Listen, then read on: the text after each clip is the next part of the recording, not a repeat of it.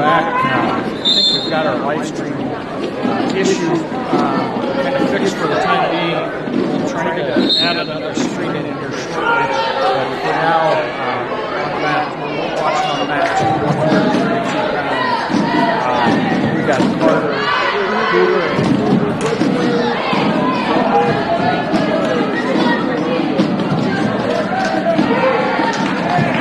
just in there for this takedown. He is going to be green on the scoreboard. You can see the scoreboard there. 56 seconds left. The score is 2-0. So we're going to continue to try to improve on the quality of the broadcast here. But I'm going to turn this over to Justin Locke here for a couple minutes while I do some work on the technical side and see if we can add some additional stuff in here and keep the quality of the live stream going. So I apologize for the issues so far, but we'll get this straightened out and give you a great live stream the rest of the day.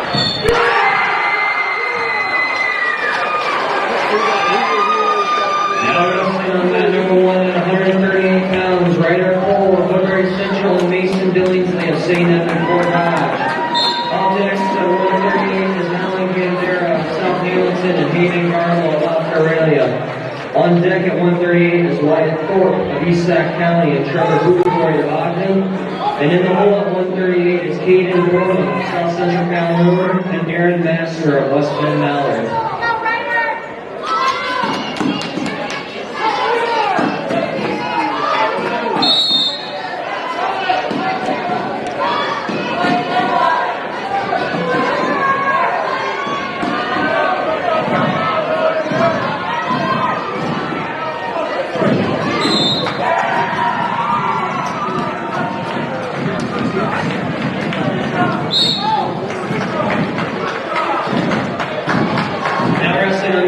At 138 pounds, Alan Gandera of South Hamilton and Hayden Garlow of Aurelia. Up next at 138 is Wyatt Thorpe of East Sac County and Trevor Boothroyd of Ogden. On deck at 138 is Caden Dorman of South Central Calhoun and Aaron Master of West Bend Mallard. And in the hole at 145 is Caleb Munson of Ogden and Tate Blair of East Sac County.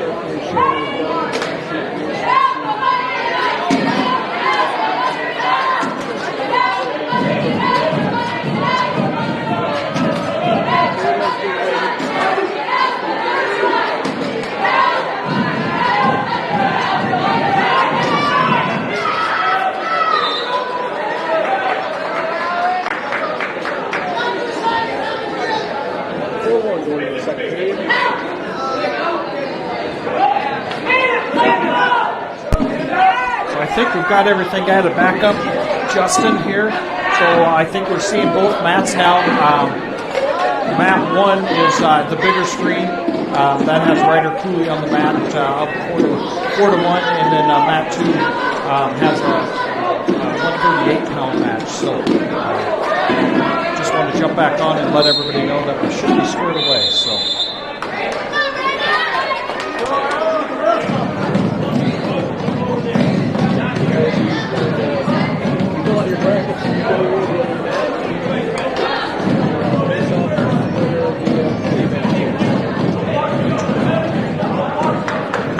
follow the screen, it's Alan Gandara and Hayden Garlow on that mat.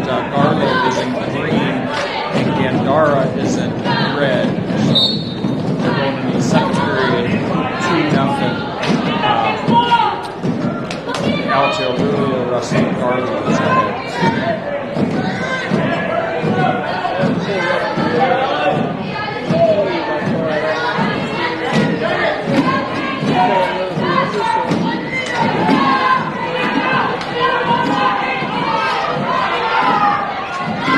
On your control in the center of the mat. Really want to see the rider really working in motion here. He's got to create some action. He's getting closer. Last week he wrestled Vinny Parkinson, and he let Vinny stay in space, and he needs to get right where he's at right now and get into his hooks. Keep moving. So.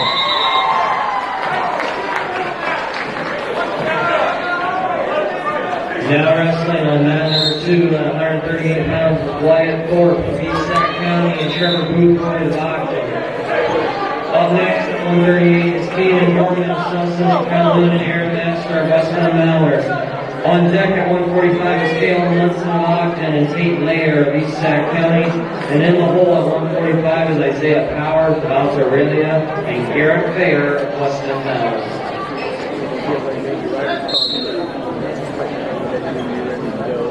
There you go, partner!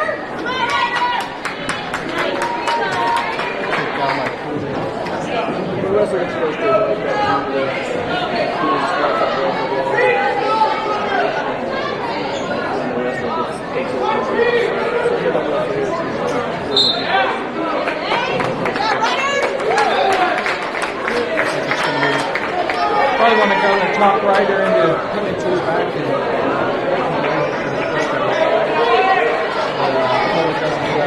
a little bit too angry. So.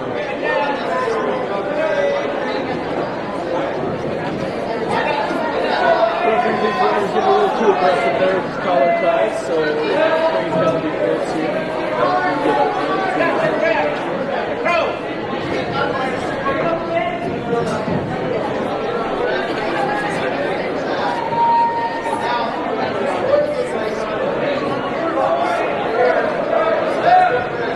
another one's good.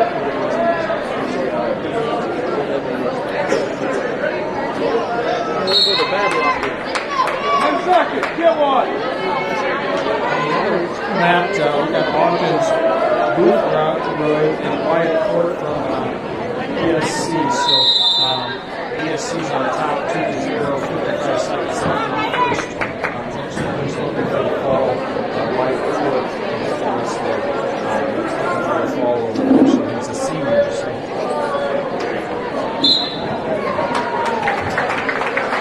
Now wrestling on mat number 2 at 138 pounds is Caden Norman of South Central Calhoun and Aaron Master of Westman Mallard. Up next at 145 is Kalen Munson of Ogden and Tate Layer of East Sac County. On deck at 145 is Isaiah Powers of Alta Aurelia and Garrett Fair of Westman Mallard. And in the hole from South Central Calhoun, Tristan Jensen Aaron of Woodbury Massman and at Michael 138 Schrock from of South Westman Central Mallard. Calhoun.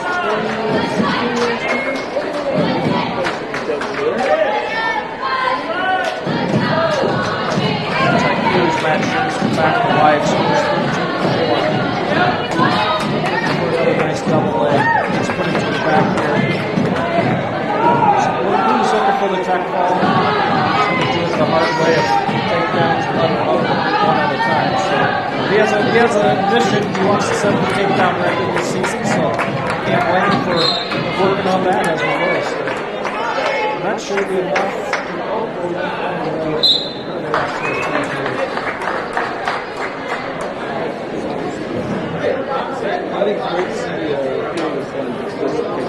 Now wrestling on mat number 2 at 145 pounds, Caleb Munson of Ogden and Tate Layer of East Sac County.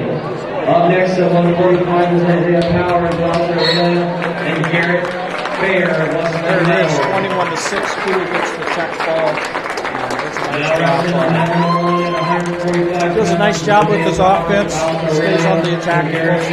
So he's got to got a good day ahead of him, so it's going to be fun to watch Ryder all day today.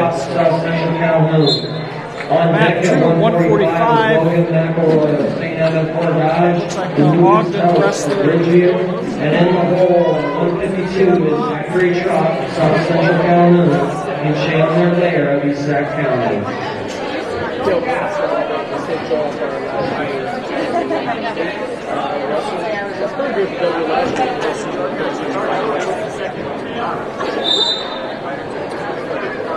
Matt 1 is Isaiah Powers from Elton Road and Garrett Fair from Western. Just a reminder that the wrestlers from the pigtail matches at the beginning of the meet will be wrestling throughout this round as time allows.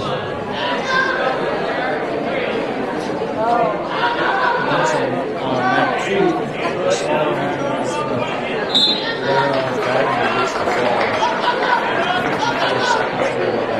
Now wrestling on mat number 2 at 145 pounds is Tristan Justin of Woodbury Central and Michael Trot of South Central Calhoun. Up next at 145 is Logan McElroy of St. Anna Garage and Lucas Hells of Bridgeview. On deck at 152 is Zachary Trot of South Central Calhoun and Chandler Lair of East Sac County. And in the hole at 152 I'm a little gun shy to change much around, so we're going to watch it on the small screen, but it's Tristan Jessen taking the mat against Michael Trot. Now wrestling on mat number 1 at 145 pounds, Logan McElroy of St. Edmund Fort Dodge and Lucas Hells of Bridgeview. Up next at 152 is Zachary Trot of South Central Calhoun and Chandler Lair of East Sac County. On deck at 152, Austin Pyle of Bridgeview and John Lyndon Seaver of Ogden. And in the hole at 152 is Colton Hoover of Weston Mallard and Carter Stoll of South Carolina. We've got Logan McElroy.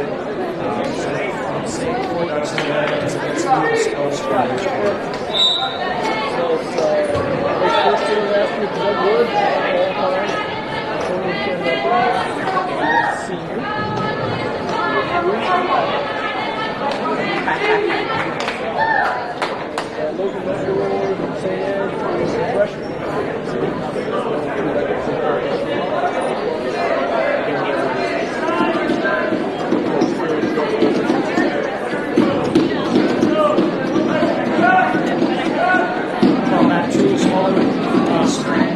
Justin's 38 pounds, high attention to run up, stakes. Makes his score way down at the period, 40 seconds left. Really good on his offense. That's a little keyhole here. He's looking for a cradle. He's going to lock it very well. Scoop it up and probably look Trot to his back here. Just nice and easy. Hopefully we'll get the fall there.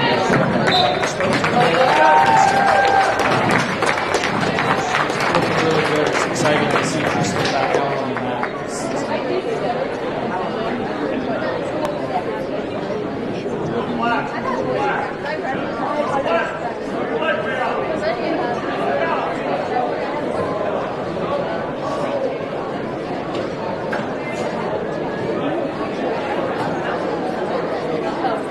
I'm not sure what they're looking at over there on mat 2 with Tristan.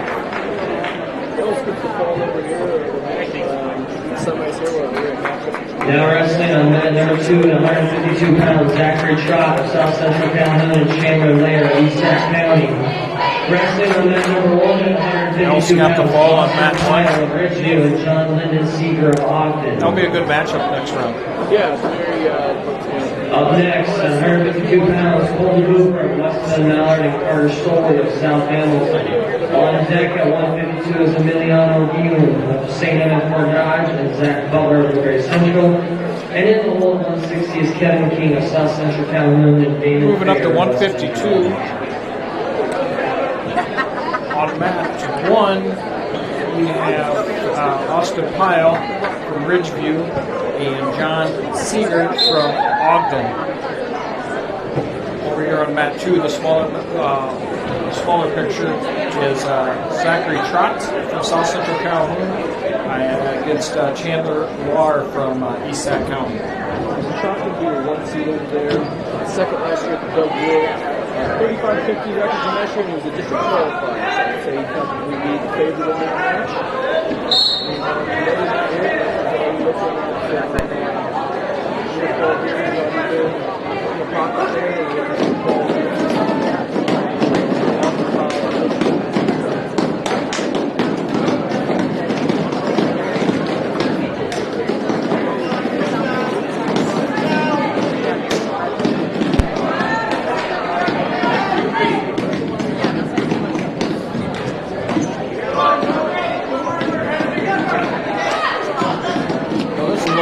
Pace for the Wildcats. We, used to be that Sergeant Bluff tournament.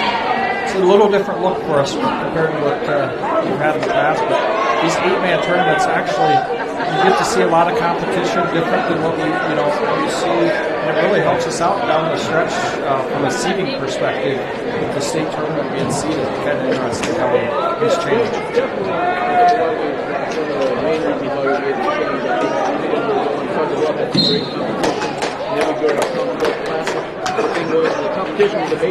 Now resting on mat number 2 at 152 pounds, Colton Hoover, Weston Mallard, and Carter Stoley, Scott Harrelson. On next at 152, Emiliano Hewin, St. Edmund Fort Dodge, and Zach Butler of Woodbury Central. Smaller mat, mat 2, I guess I should refer to. It's Colton Hoover against Carter Stooley from South Hamilton. Hoover's from West Bend Mallard. Coming up on the main mat, the big screen, is our own Zach Butler, freshman WC, sitting at 3-0 right now against Goulian from Fort Dodge St. Edmunds. Max McGill of Woodbury Central.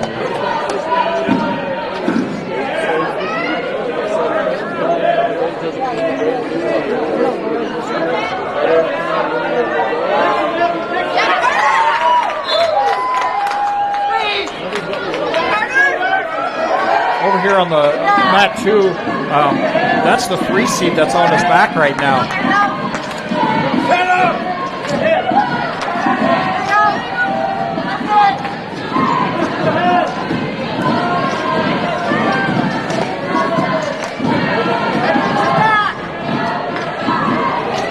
Nice elbow control, pass by there on that elbow to a little sweep single.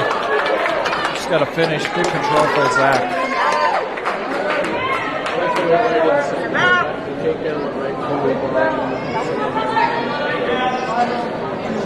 He really can get to this bar arm. He did that a nice job on Tuesday night. Just needs to kind of elevate what he's doing with it. He's getting to it, and then we're not really sure what we want to do with it. That's kind of where we're at with Zach right now on that.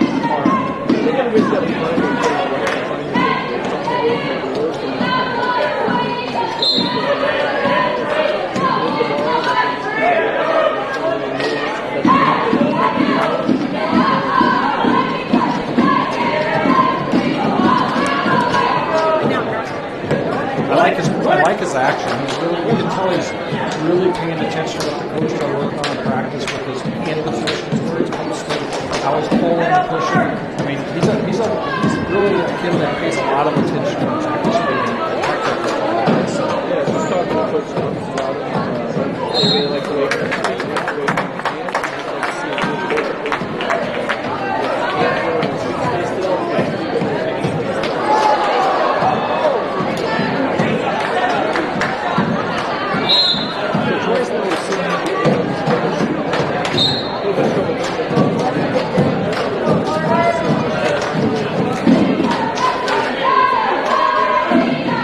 I would agree with that.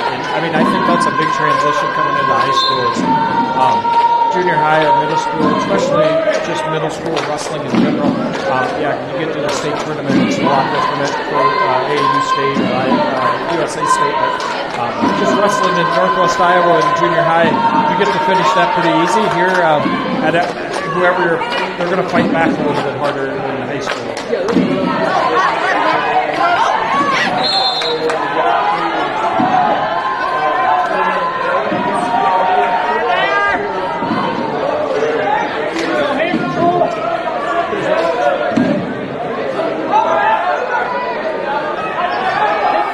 Going in the second, we're looking 4-2. Butler's Butler's leading. He's going to be on top.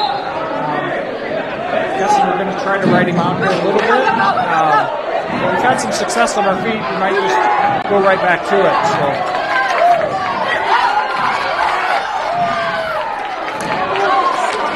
A lot of action over here on mat 2 between West Bend Mallard and South Hamilton. It's going to be kind of all over the board. Scores 5-2. South Hamilton wrestler was on his back for a period of time there, but he got out. He's in a competitive match now.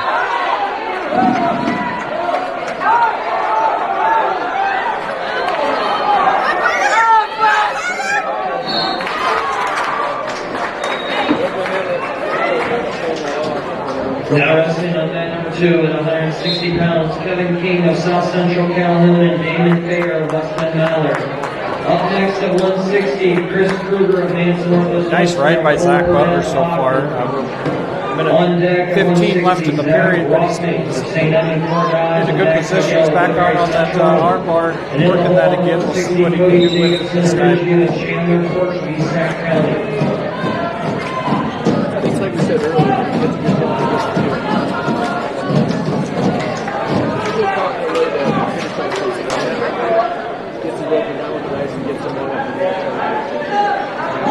The in the hole 160 Jacobson or Bridgeview. I mean, right there, he had looked like he had a little chicken wing in there.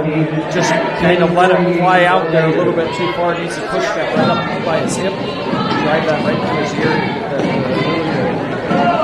to work for him. He's up an escape there, but Houston's with his offense. Zach's a very athletic kid. We had him on the football field this year. Coach Locke, and you got to be kind of excited about him for the next 3 years. Yeah, obviously a lot of changes.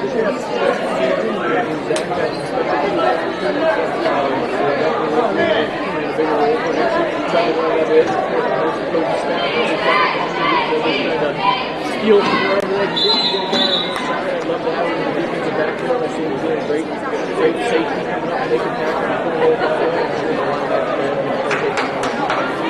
Running back wise, Braden's running back. He's got a lot of guys. Yeah. Other receiver, see what he can do with the slot. He's definitely good. Exactly right. But we'll use our athletes.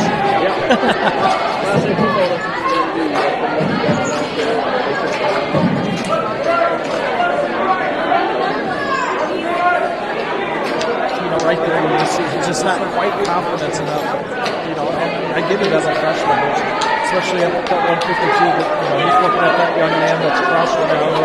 He's a junior or senior, but he's a well-built kid, and he's kind of questioning, like, ooh, if I should take that shot, am I strong enough to finish? We've got to get him past that hurdle.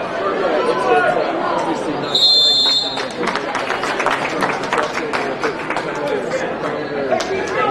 we're dealing with guys, obviously, that are a little bit, at that lighter weight level to deal with.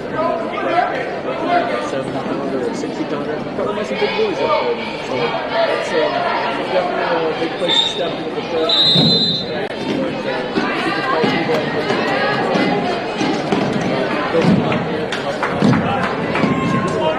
Butler's going to call for stalling there. I can't fault the official for the call there, but I truly believe the first warning in that position should go to the bottom man, unless he's really making a lot of initiative to get out.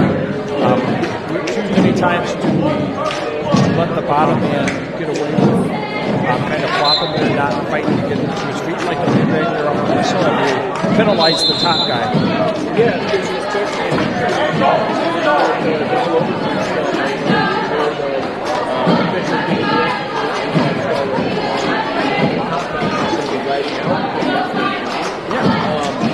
I can see that perspective, but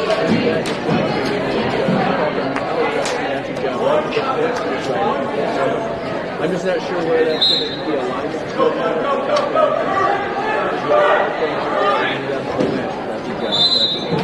Yeah, I would. They got the lead right now, and all they have to do is just show you. They can do so. We penalized the top guy there. the bottom guy wasn't doing what he just did the last 2 times off the whistle. But he's capable, right, to get to his feet. Watch him, he's athletic kid.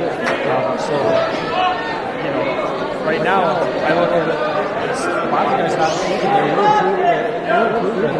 So, you know, it's a really tough decision. I'm glad I'm not an official. But, it's easy to play cheap seats up here in the stands. For sure. I guess when I was looking at the score, I see it's 7-4. It could be true. We've done some work to build up the balance here. Or anybody else. Just saying that the built this lead up and how we're going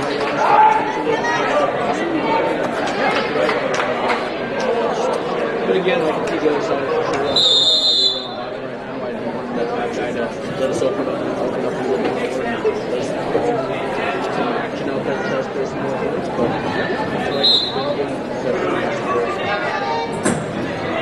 I like Webster is pretty nice.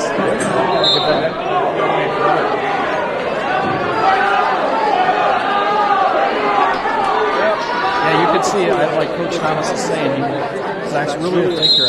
You know, you can see he wants to do both at once. He just hasn't got it working yet. So good win for Zach, 7-4. Goes to 4-0, moves to the semifinals. So great job. Up next at 160. Here on the mat too, it's Kevin King, a senior, against Damon from Lisbon Ballard. Kevin King's been around for quite some time. The King family's been around South Central California for a long time. And Derek Baker of Alpha Aurelia. Russell got first year last year in Wood, so I would assume that number 1 team means that they have a favorite, but he definitely got a couple of really good wrestlers. Over on this bigger mat, bigger screen, Christopher Kruger from Manson, Northwest Webster, Cole Burdett. I did have to play Coach Lockton out on Sundays. From Ogden, so Kruger's been around for a long time. Real good wrestler. Watched him for a few years now. We saw him up at that Gretna Church 2 or 3 years ago, I think. So it's been a really. I'm not sure what you probably have more stats about. No, yeah, I mean last year he got second there last year. He wasn't a district qualifier, which I think he was in a tough section up there, right? Definitely high quality wrestler.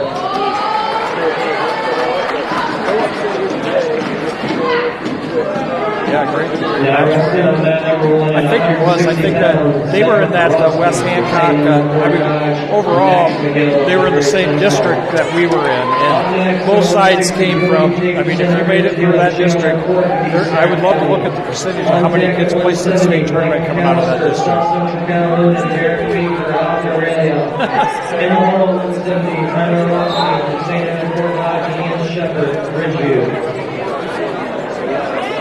Coming up now is Max McGill against Zach Ross Manna, I would guess, Fort Dodge St. Edmunds. Max's initial day has the face mask off, protecting that nose that we just had a little mishap with last week in practice. St. Edmunds, Fort Dodge, and Ian Shepard of Ridgeview. And in the low 170 is Kyan Schultzman of Woodbury Central, and Ben Webster of Weston.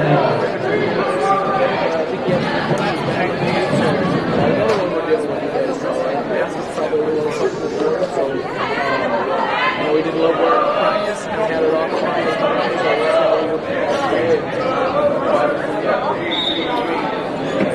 Mat 2 is Cody Jacobson from Ridgeview against Work from Eastside County. That's 160 pounds. Jacobson got 6 here last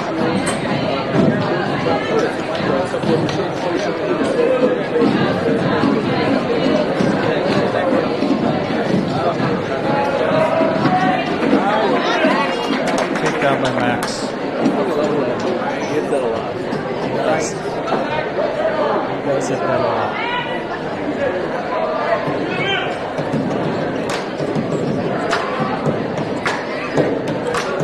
You know, with Max, just like in football, there's one gear for Max. Yeah. He goes hard. Yeah. Sure, he goes hard. He doesn't have it all, but he's a power wrestler. He's not going to do anything to catch you over. He's going to help you over. Stretch out.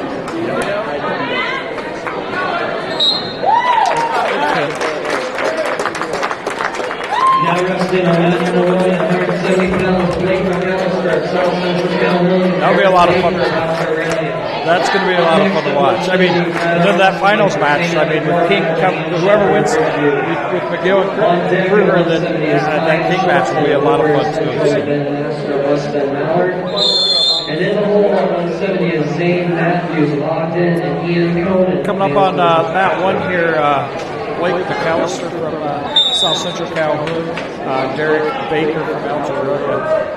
I'm sure you got some good stats on McAllister. He's been a good kid for his whole high school career. That family's had a lot of success. Yeah, he's last year, earlier, maybe mid-season, he had some conditioning things that looked like, but last year,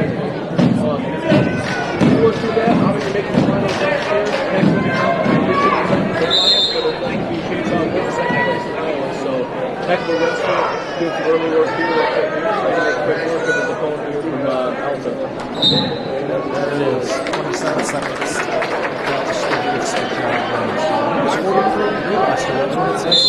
Now resting on that number 170 pounds is Tyler Rothstein from St. Edmund Courtage and Ian Shepard of Ridgeway. Up next at 170 is Kyan Schultz of Woodbury Central and Ben Dexter of Weston Mallard.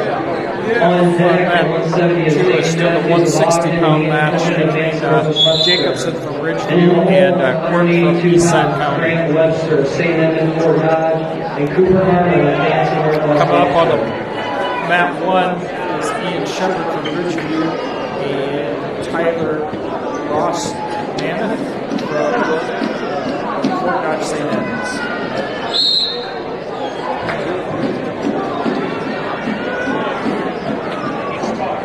Rosman was 1915 last year. Shepard was 2015. So pretty similar records from last year. Trying to take that next step this year. Good battle to put in there.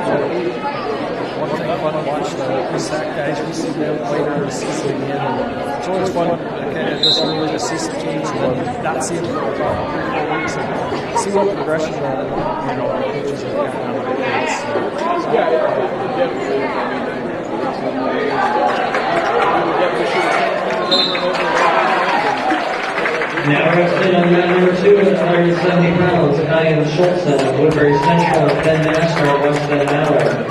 Up next at 170 is Zane Matthews locked and Ian Conan of Manson Northwest Webster. Kyan Schultz coming up on mat 2. 182 is Grant Webster. Kyan's wrestling Ben Master from Weston Mallard. And in the hole at 182 pounds is Tyler Kaufman of Ogden and Cortland Schupak of West Bend Mallard. Playing here, I think, as far as we're situations,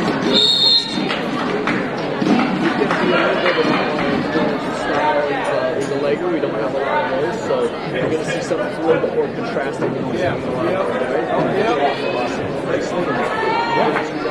Almost here, so we did a good finish here. I think we'll probably see the late spot.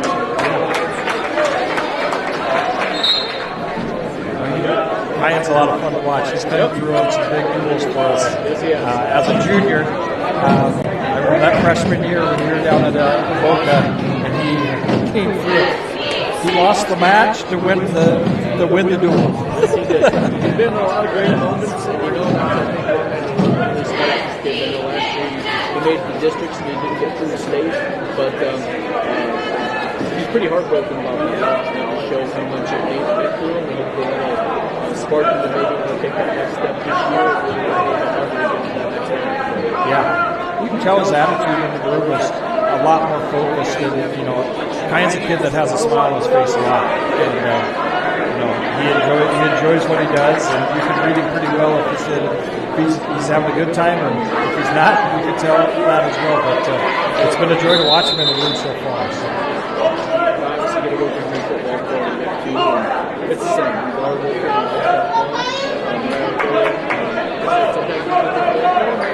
a little high on some of that stuff, but it's all about his aggressiveness. That he just get work done. He's got some good legs. Yeah.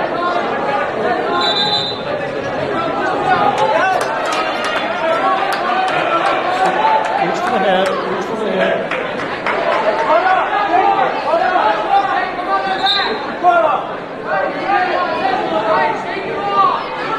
We're pretty fortunate to have Coach Meehan in the room. Coach Meehan spent 3 years over at UNI, spent a couple years at Iowa Central.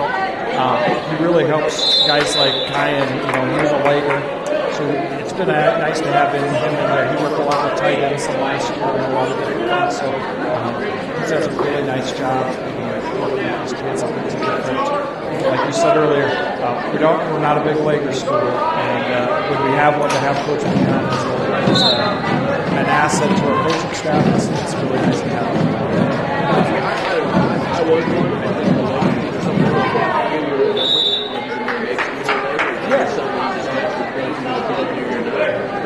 Something feels good to you, I take that away from you. I just got to learn to master the skill. That can be a heck of an equalizer against the guys. A little more technique for you to get slow down the match. Yeah, you think about a couple of years ago when Adam Allen was going for his first time, Noonan rode him out. Noonan's a legger. He's not a tall kid. He doesn't look like one, but so they can be very effective. And I know that both, I was reading this, both teams, he gets some of those matches and he would take legs and he'd take care of business. And it was a big match and he would kind of like he would go through the new defense and something to get to his pace and he should go to that some of those matches. It can be effective for you. The best thing about working with Coach Thomas is he doesn't try to make everybody fit in a little box. He's very wide open. He likes to evaluate, kind of see what they like to do, and hey, let's get them with the right coach in the room so they can expand on that. Fortunate enough that there's 10 coaches walking around the room. Typically, there's one of them that's pretty good at what one of the kids wants to do. So. For sure. Probably would come to my practice and double. Oh, nice. Nice tie-in. Sit back, chest back, just the hair, lift that head. Yeah. Great job by Kyan.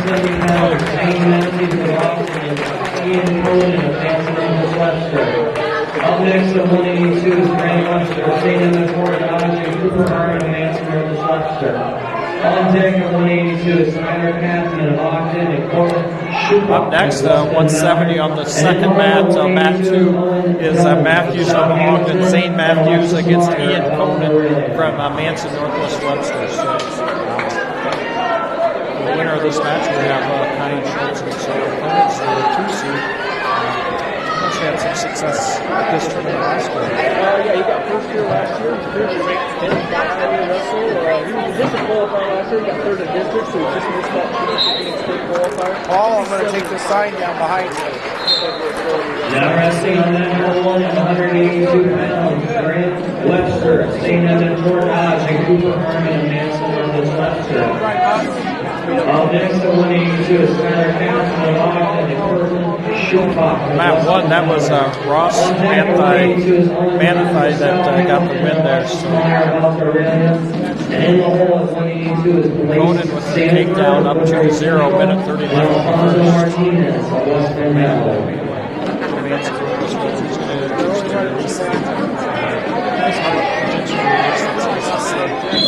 Good, nice. That's how you go after some of that lazy. It's kind of lazy coming back to the mat. I like this. Over here on mat 1, 182, we got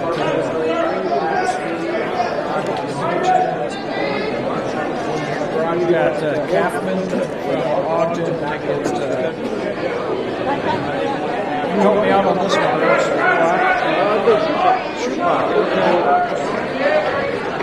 Coach Locke's he's the educator. I'm not, so he gets to do this. Lots of crazy names, I guess. I do my best,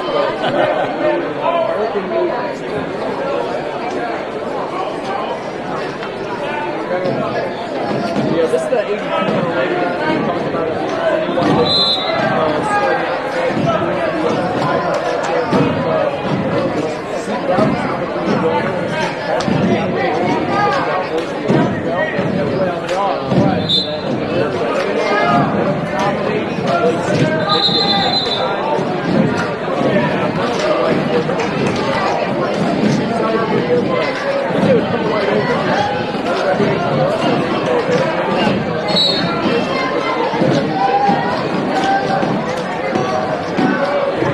Plato hit here on mat 2.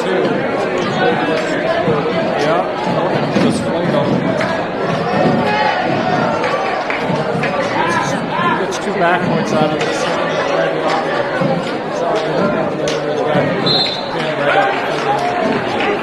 Now rested on number 2, 182 pounds, Tyler Kaufman of Ogden and Portland. You know, they look a lot alike. That should be a fun match. Next, 182 Nolan Guns of South Hamilton and Alexis Meyer of Australia.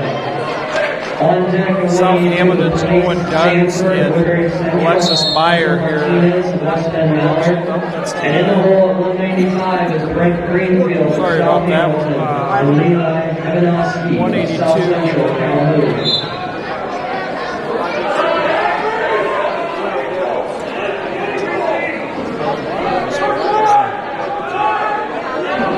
We've got Harmon over there on 182 against Webster, South St. Edmunds on mat 1. That's Harmon from Manson plus Webster against Webster from South Edmunds. Then on mat 2 we have Kaufman from Ogden and Shebeck from West Edmonton. Yeah, so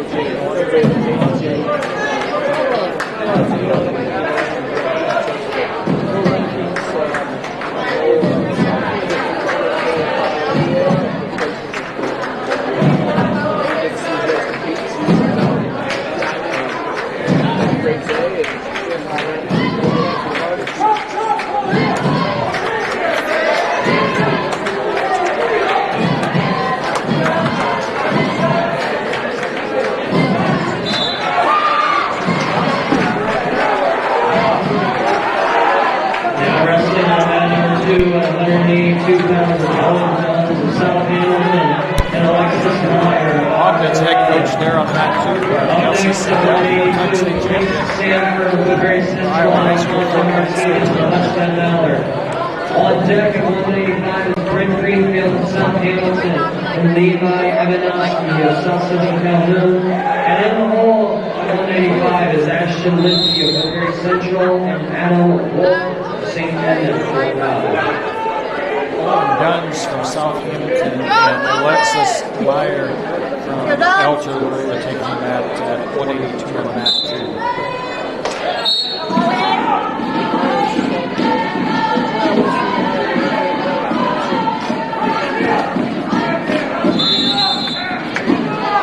Over on mat 1 we still have Cooper Harmon from Manson Northwest Webster. He's ahead 2-0 over his opponent Webster from Fort Dodge St. Edmunds.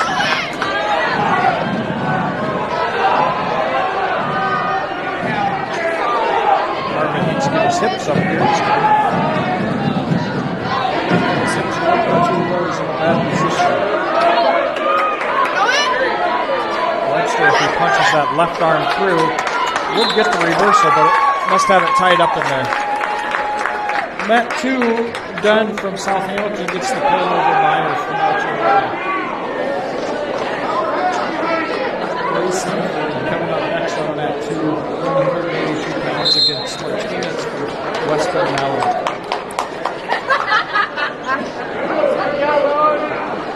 It'd be nice to see Blaze out.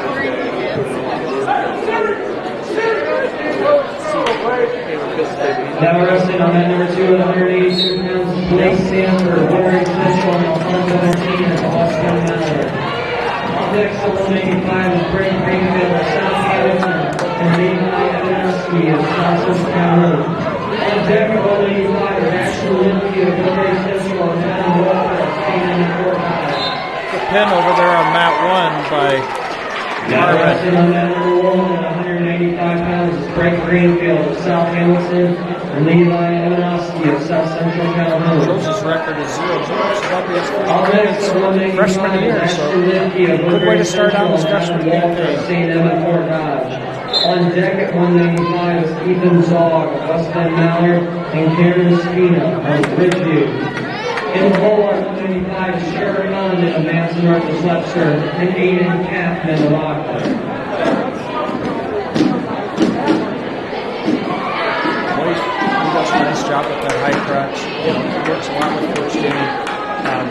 Coach Denny kind of perfected that his senior year in high school and got him down to the state tournament. So it's nice to have him in the room working with guys. Plays like you said, has gotten a lot stronger. His offense. Got to get him a couple different things that he can do that's effective on his feet. He really likes the high crotch, so putting with Coach Denny and let him work all year. Hopefully from A to Z we see a huge improvement.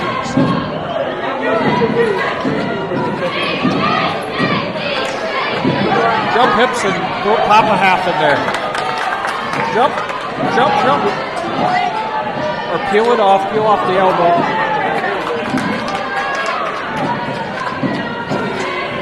Got 195 on the mat 1. That's Greenfield from Greenfield from South Hamilton, and Levi Oski from South Central Calhoun. Yeah, so Greenfield set here last year. He wrestled great. They qualified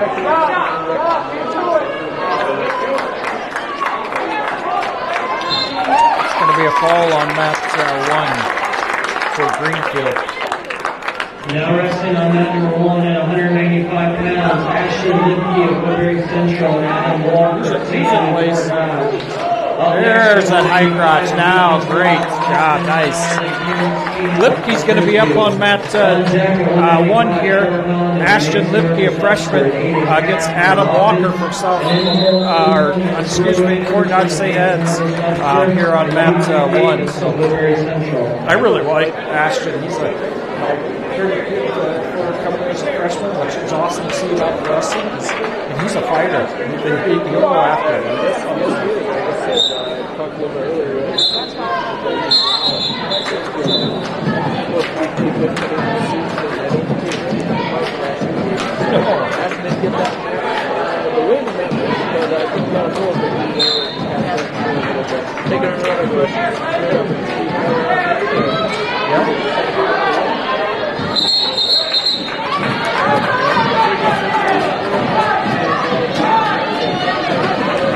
Yeah. Just knee slide right up in that. That knee slide looks so easy when you see guys do it. When Coach Brainer shows that on the mat, it looks like he's slicing through butter, but you go try that. And it's a lot more difficult than what it looks like when Coach is showing it. That wasn't anything we were showing. I mean, my assistant professor last year used that a lot. Yeah. Something I never saw. It's definitely all position. Yeah, it does. It's truly amazing that, you would think the sport of wrestling, it's like, how in the heck are there advancements, but every year. As old as the sport is, as old as the sport, you think that it would be something kind of like this, what it is. Somebody's always finding something, Yeah. Keeps coming back. Yeah, it's a lot of fun to watch. Oh, nice. Nice plays. Keep the punch that half. That's the 1-2 step. We've got to be thinking a couple steps ahead. But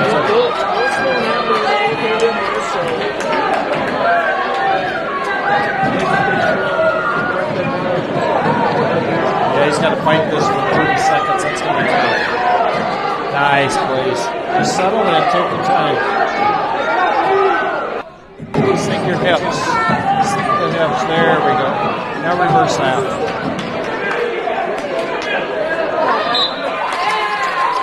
Good pin for Blaze. Lipke still 0-0 down here on map 1. Now wrestling the men End up 0-0. 195 pounds, Ethan Zog of Weston Mallard and Cameron Spina of Ridgeview. Up next at 185 is Trevor Conlon of Manson of Webster and Aiden Catherine of Ogden. On deck at 220 is Brody Anderson of Manson of Webster. Finishing up the first round. Of Woodbury Central. A little over an And in the hole at 220 moving along is pretty well. Gaudy of Ogden and Adley Peters of South Hamilton. This is Does not show in that too.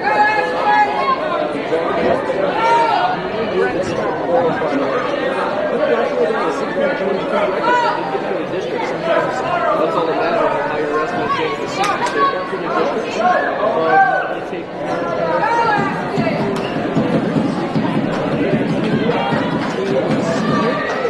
he's 60 last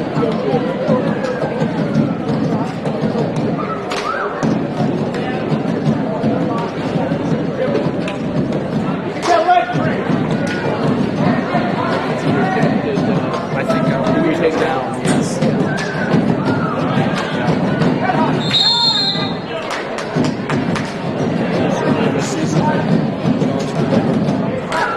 Not a lot of strategy going. We don't really know how good he's on top, but we need to learn how to get out from the bottom, no matter what. Yeah,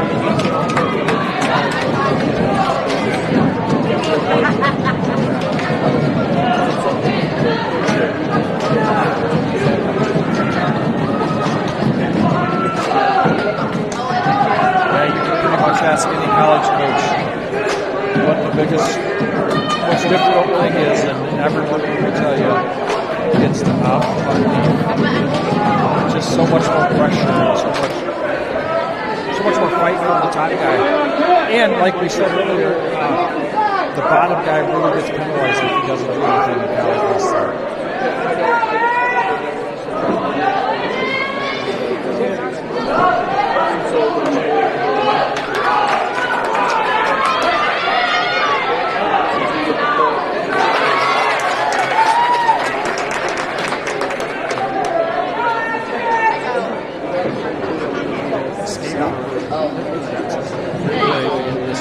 Second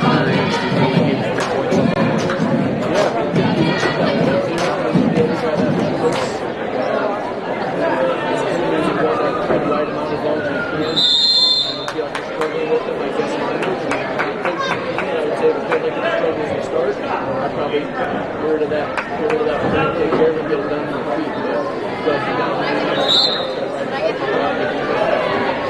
Yeah, the hardest thing, when you're on top, just a slip of the hands, and now it's 1-1. You'll get a locked hands call on you, So sometimes it's like, oh shoot, we just let him up and try to fight for 2. Or we're going to get back points here. There's points. Yep, great job, Ashton.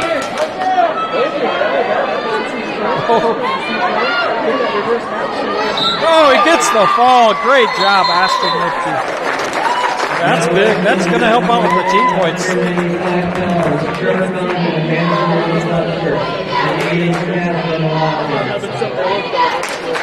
Yeah. It's always great to see a young man like him. He comes in every day, works hard, and gets a couple W's today would be awesome. And in the hole, 220 Trinity Allen of Weston Mallard and Ellen Brenner. Up next on map 1 is Trevor Condon from Manson Webster against Aiden Kathman from Walker.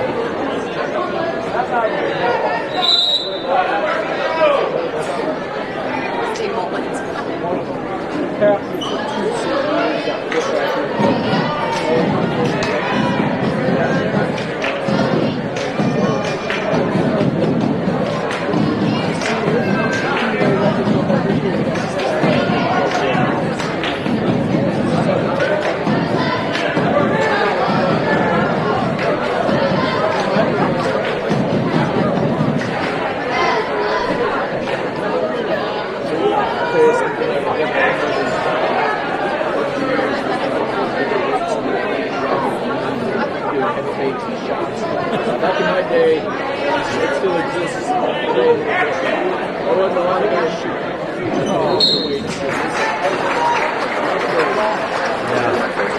Now wrestling at number 2 at 420 pounds. You know, in general, it's just amazing every year. Kids just become more and more athletic. And, you know, who knows what the reason is, but it's like every year it's never surprising me. And all of a sudden you're like, holy cow, where'd that come from? Weston Mallard and Alan Brenner of Australia.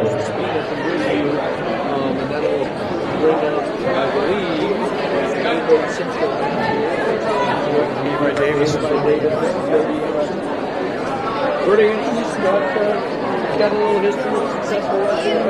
He's got the number 1 seed here. District qualifier in 7 years. He also had a super tough sectional district there. That was a really rough one. But he's getting credit for this. He stayed at that weight class. There was a couple of guys that could have gone up or down to try to get their way and make it easier tackle in the state. All those dudes just stuck it out. They said, "Oh, let's see if we got the work to get through the game."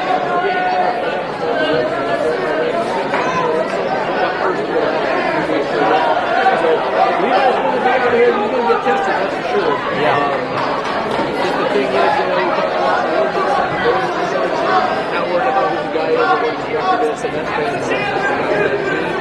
you got to go out, you got to know what your plan is, what your game plan is, and follow through with it. It doesn't matter if that guy's record is or You know, you got to look at the little victories. You know, facing Hill Battle and St. Anderson. He's very qualified. He got third last year districts, but then Tristan Noble came out of that. He won the state championship. That match that I watched through the rest of that match. I think one of the matches was one of the matches. And I know the Taylor family really well. They have a lot of respect for Anderson. And, you know, there was a lot of discussions on if Tristan was going to move around as well, too. But, you know, I got to give credit to all 3 of those guys. It's been a long time since we've had 3 really tough guys just say, no, we're going to see the best out of this, and I'm going to say no. So I give Anderson a ton of credit for doing that last year. You know, nothing to be ashamed about being through the districts.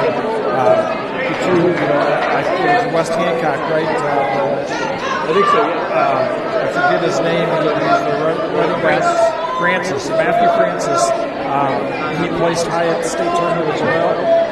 But I remember watching that first round of districts. I mean, whoever lost that match, you know, and unfortunately, Andy Brody was the guy, but I have a ton of respect for him.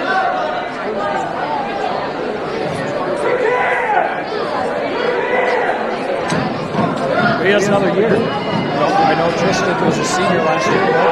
Francis has another year. I believe Manson comes over to art section. Will they come over to us this year? I think they do. I think it's, you know, the map that we have. A couple teams kind of stuck over by us from this area. So I think Manson actually comes to our section. I might be wrong. Yeah. I know you have that map on. Yeah, so Manson is with us. Yeah. I really like what we said from a sectional district standpoint. I mean, yeah, Logan's going to be in our district. I think our kids, what we face all year and kind of where it all lines up, I feel really good where our kids are going to be at the end of the year. And I think it's a great opportunity for them. You look at the map, I mean,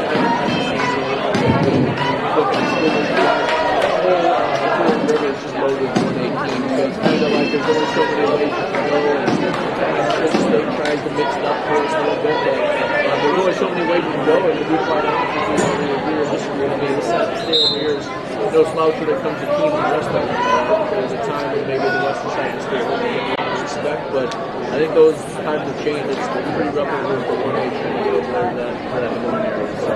I mean, you know, West Houston's got a really good team this year. West Hancock's got a really good team.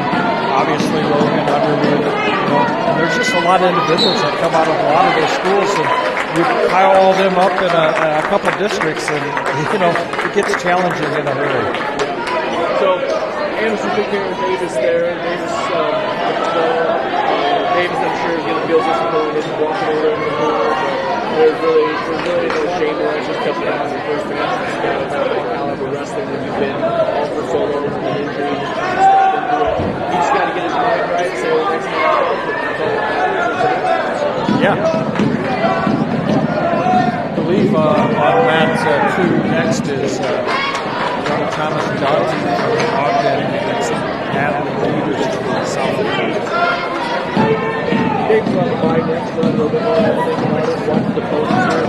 And now at 2:20 on mat number 2 is Thomas Doddy of Ogden and Natalie Peters for South Hamilton.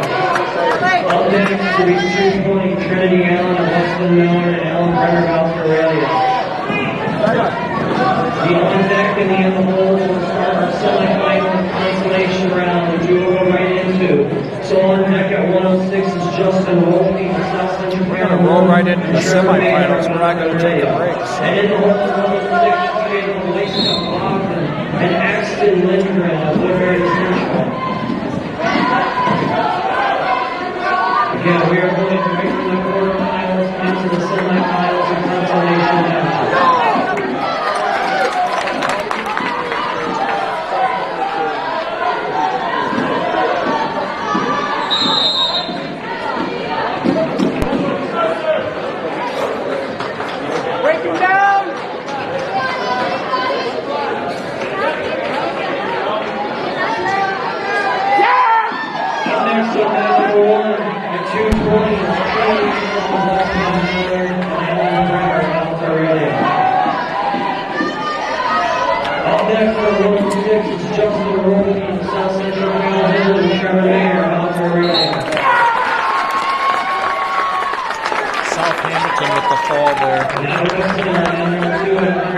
Natalie Peters at 220 with the fall.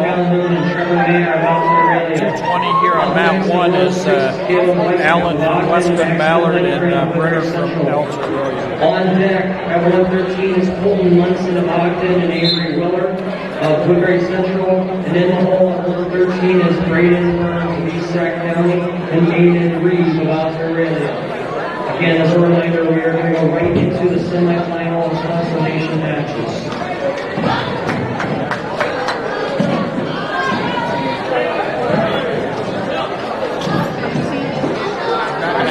Here we're going to go to the semifinal matches. On map 2, it looks like it's going to be Justin Rothling from South Central Calhoun against Trevor Meyer from Algeria.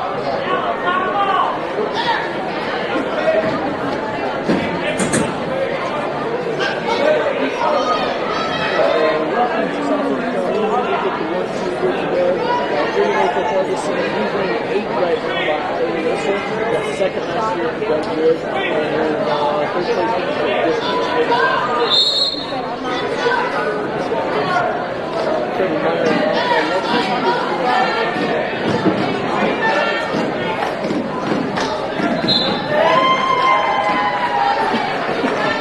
Now wrestling on mat number 1 at 106 pounds is Caleb Weiskup of Ogden and Axton Lindgren of Woodbury Central. Axton Lindgren coming up here on map 1 from Woodbury Central, facing Caleb Weiskup from On Ogden. deck at 113 is Braden Burns of East Sac County and Aiden Reed of Australia.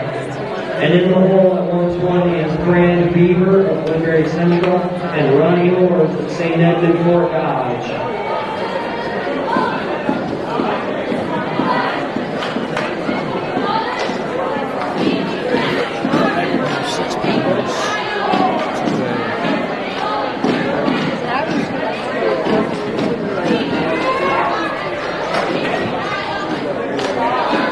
Ice Cup from Ogden. sophomore team recognition this year. A couple of young kids.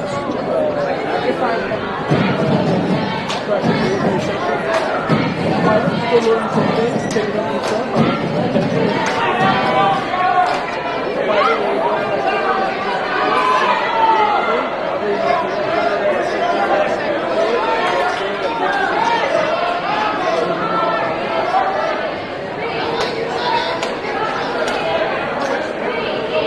Axton has a real good attitude in the room. He's a lot of fun to watch. He's a competitor. willing to stay after practice and work on some extra stuff. 113 pounds is Colton Munson of Ogden and Avery Willer of Woodbury Central. Up next at 113 is Braden Burns of Esac County and Aiden Reed of Australia. Avery Willer will be taking the mat on mat 2. He'll have Colton Munson, a sophomore. I believe Munson was a state qualifier last year as a freshman. Coach Locke will verify that for me. Ingrid is doing a great job here on mat 1.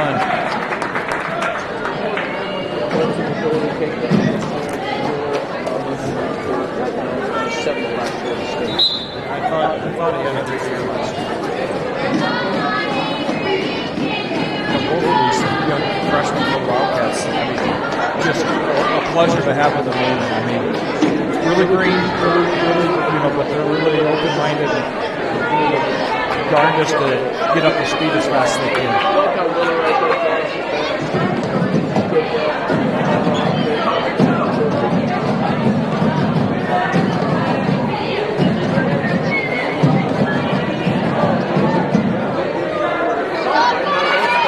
Yeah.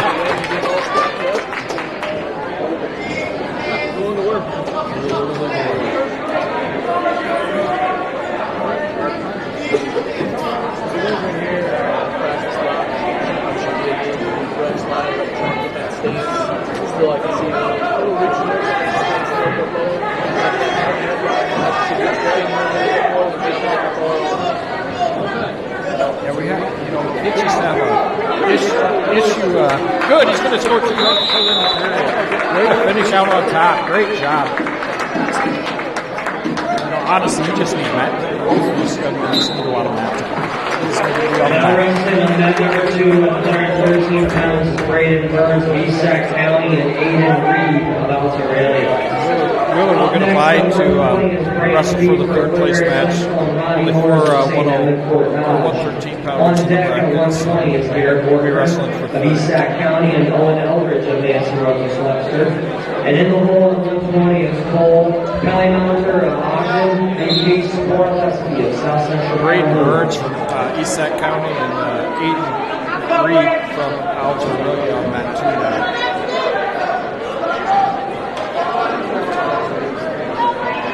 Axton Lincoln here, he's up at 42. He chose bottom to start the second period. Just going to fight to his base here. Give up a chicken.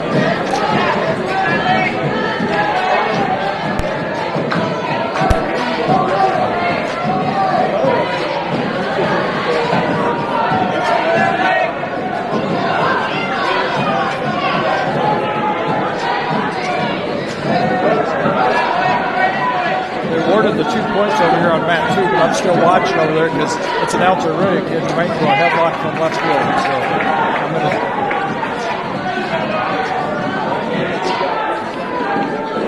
Actually gets an escape 4-2, a minute left in the second. He's wrestling a really good match. Just reaching. He comes out wide. He's got to punch that up to him with his forearm up to that.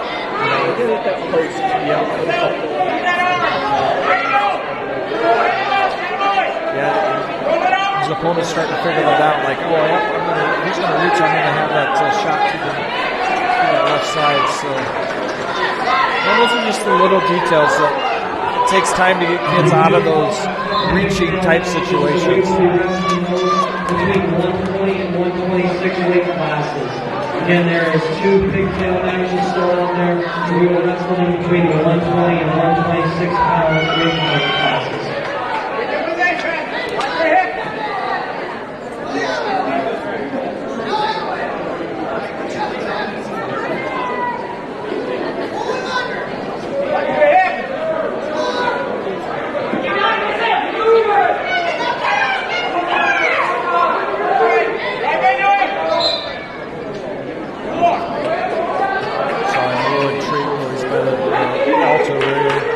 When it's in a unique position, you just never know what your coach is going to tell them to do. Sometimes it just works.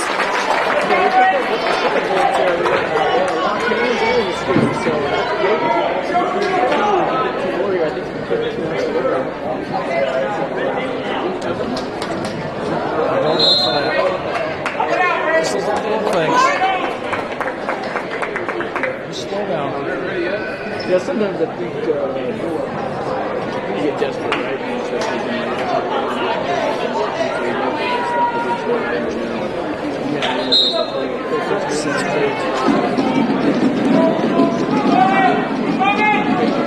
I can tell you from experience, it doesn't happen just at this in your green. It can happen at a high level too. Kids just get nervous and they want to finish it off, and they do something that they regret.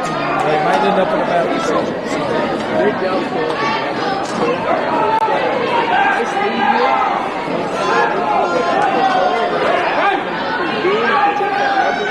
Run it. Lock on Matt too. Can you believe that Elcher really has a guy in a headlock over here?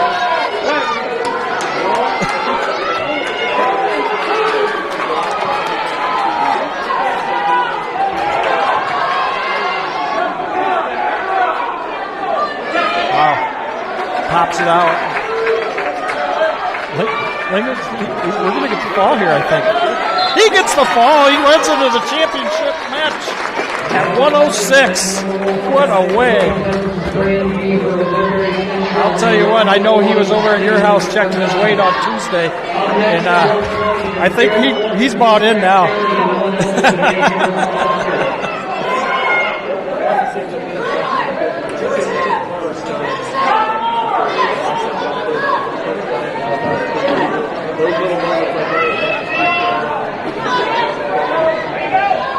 Yeah, it's a big deal. It's a big deal to wear the white singlet on. I don't care what tournament it is. Or some kids wait a long time for that opportunity. Some kids never get it. So.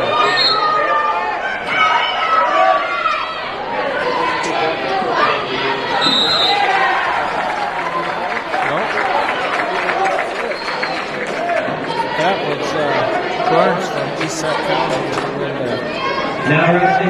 Brand Beaver here up on Mat 1, wrestling Ronnie Moores from Fort Dodge St. Ed's. Next at 120 is Cole Cunningham for Bogdan and Cleese Korleski of South Central Calhoun. On Mat 2 at 120, we'll have Pellermon from Bogdan and Korleski from South Central.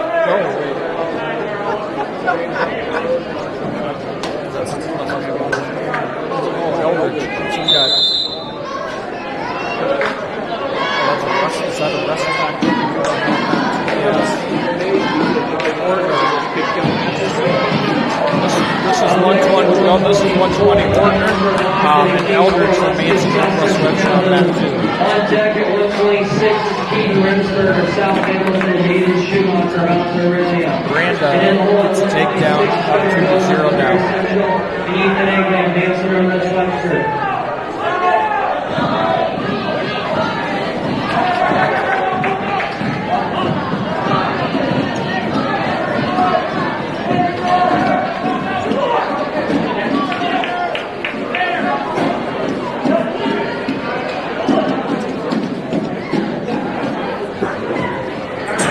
Stay active.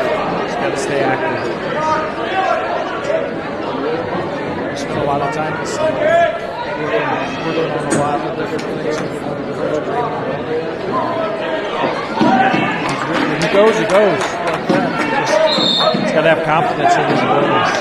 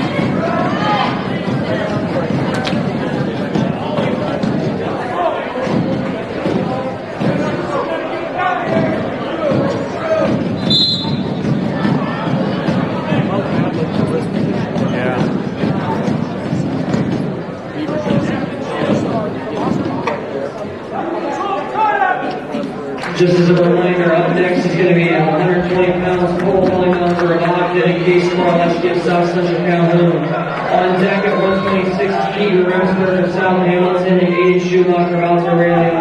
And in the hole of the water on pigtail matches at 160, it is going to be Sights of Australia and Burnett of Ogden in the hole at 160.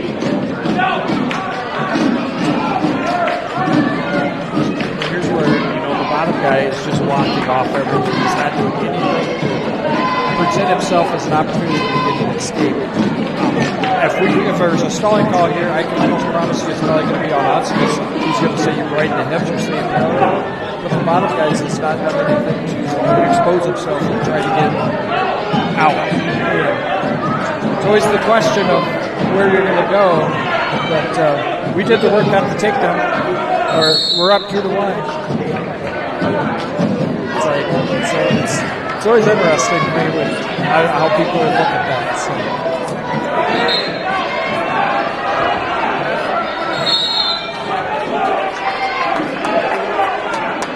They head into the third 2-1.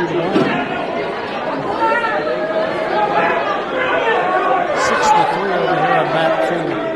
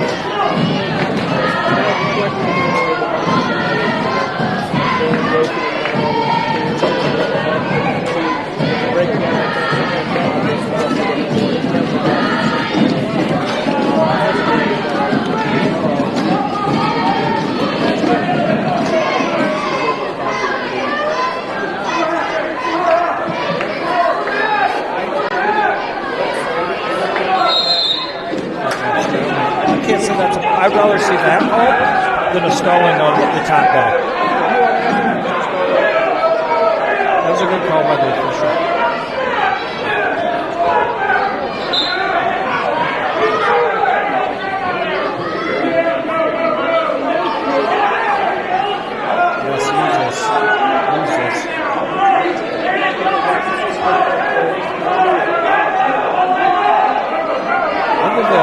Saying that's what I was saying. Does a good job fighting for bottom. Yes.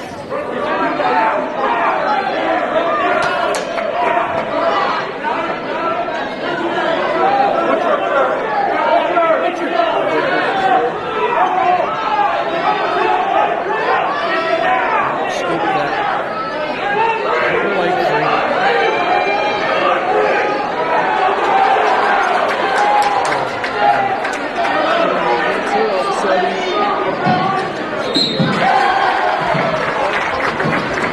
Now wrestling on that 120 pounds is Cole pulling out for Ogden and Case Korleski of South Central Calhoun.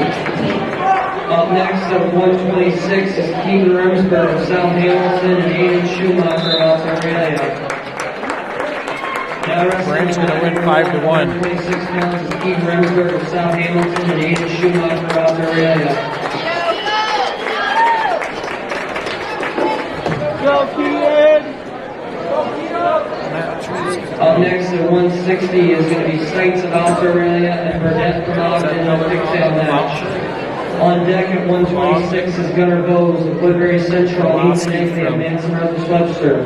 And in the hole at 126 is Travis Boothroyd of Ogden and Lucas Fair of West End Mallard. On mat number 1 at 126 pounds is Keaton Remsburg of South Hamilton and Aiden Schumacher of Australia.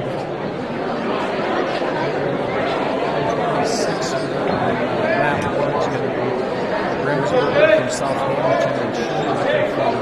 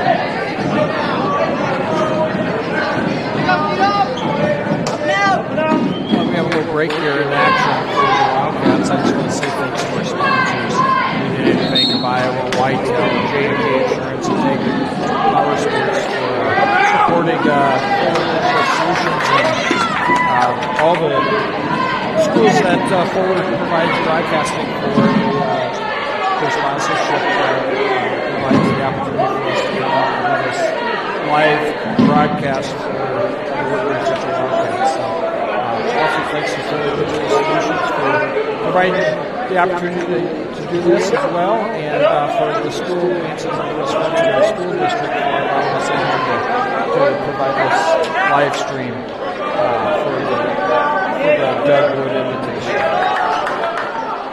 There you go.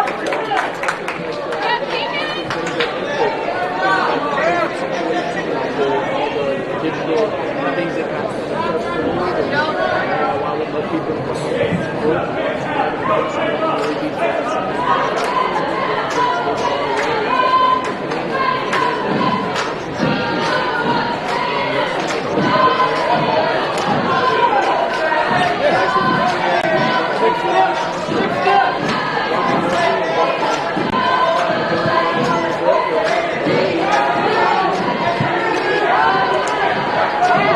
it's a lot of fun, but, especially for alumni and people that aren't from the area. I know my brother lives down in Tennessee, my nephew lives down in Florida. They jump on for the football broadcast, they would jump it on. And there's a lot of people that do jump on that wouldn't be at the game for sure. So we're not losing any admission, but they're still getting the support and watching. When they were back for Thanksgiving, having the conversations and we're just reminiscing about the success like during the football season. It was a lot of fun to talk to them about it.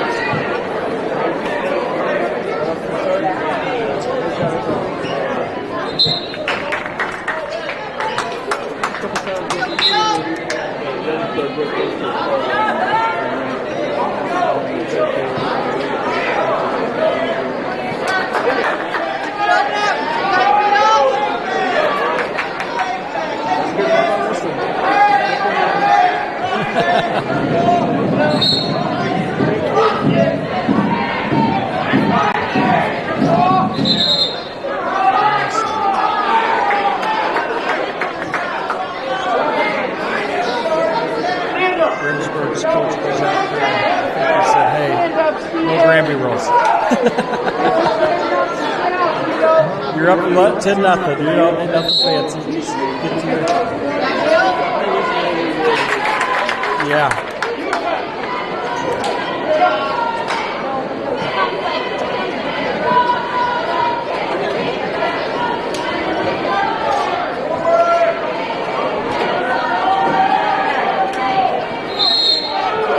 Mat 2 is Ogden is ahead 6-0. The winner of that match is in the finals. Webster just trying to get a defensive foul. He's trying to get a reversal for sure. He's going to get 2, so it's going to be 6-2.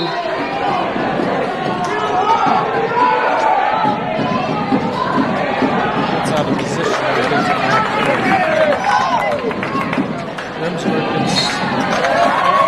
Gets the fall, so he gets the win there. He'll be in the finals. And he's going to have the winner between Voss and Egley from Manson, Northwest Webster. So. Up next at 126 is Gunnar Hill with Woodbury Central and Ethan Egley of Manson, Northwest Webster. On deck at 126 is Travis Woodbury with Ogden and Lucas Fair of Westman Mallard. And on deck is one of our pigtail matches at 182. Gulbertson from South Central Calhoun and Meyer from Alta Aurelia.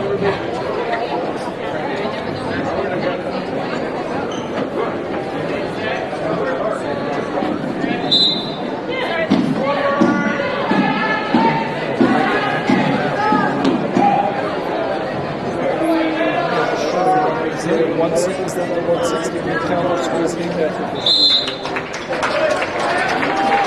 look a lot bigger than the 26 or 50. Now wrestling on net number 2 at 126 pounds is Gunnar Bowes of Woodbury Central and Ethan Egley of Manson, Northwest Webster. Up next at 126 is Travis Woodbury of Ogden and Lucas Fair of Westman. Gunnar's going to be on the mat on the Matt to the smaller screen here. He's going to have Igley from Manson Northwest Webster. So it'll be a good match here. 32 is Wyatt Sprecher of Ogden and Carter Black of Woodbury Central.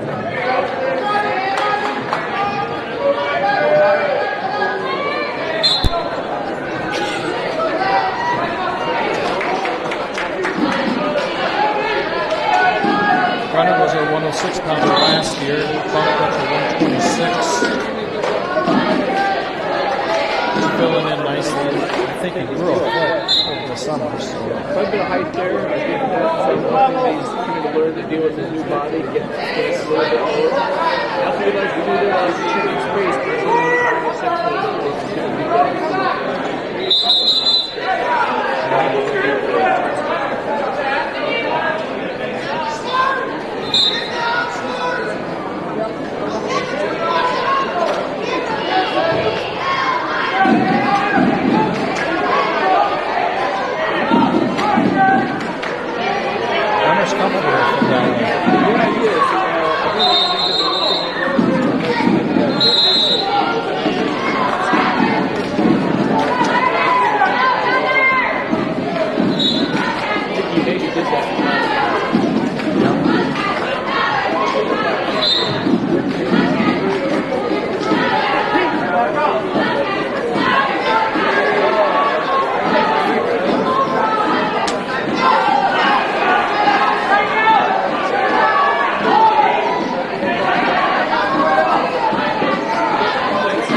Tries a twister. Egley tries a twister.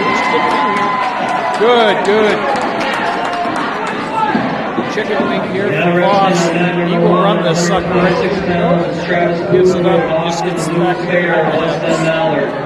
Up next at 182 in the pigtail match is Goldbergson of South Central County. There's the butcher. On deck at 132 likes is this. Sprecher of Ogden and Carter Black at Woodbury Central. And in the hole at 132 is Carter Hoover of Manson Northwest Webster and Sam Meyer of St. End of Fort Dodge.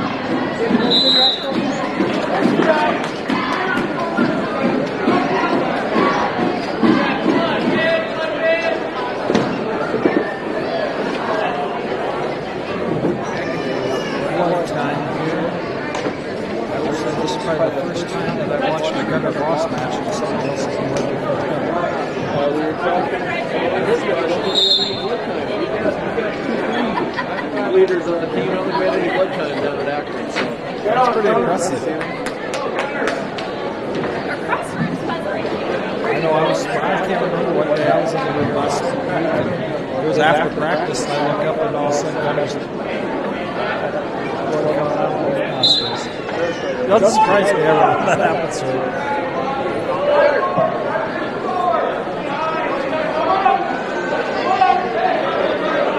Hips up, hips up, hips up.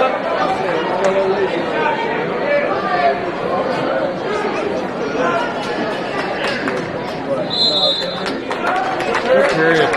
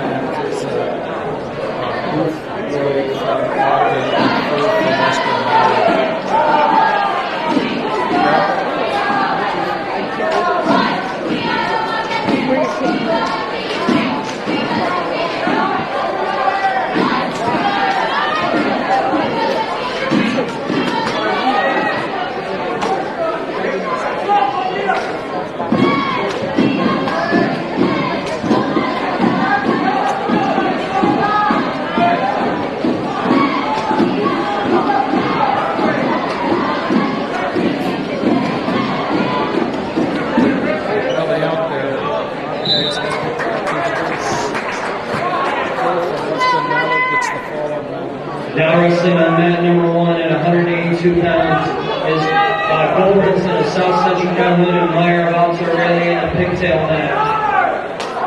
Up next is 132 is Wyatt Sprecher of Ogden and Carter Black of Woodbury Central. On deck at 132 is Carter Hoover of Manson Northwest Webster and Sam Meyer of St. Louis Fort Dodge. And in the hole at 132 is Andrew Chavez of Alta Aurelia and Brock Nash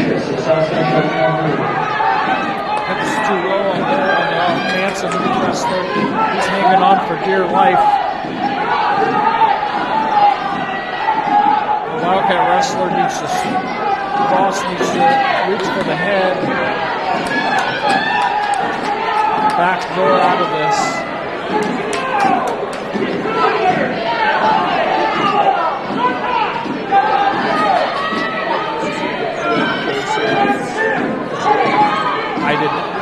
I believe Manson had choice, and they got a reverse.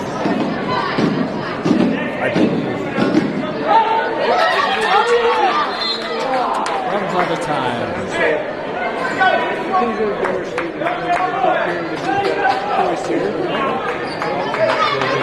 We must. Wildcats must take a neutral. It's going to be a heck of a ride, but we're going to have to make a decision. I don't know. It was a hard test. It's probably happened in my head. It said that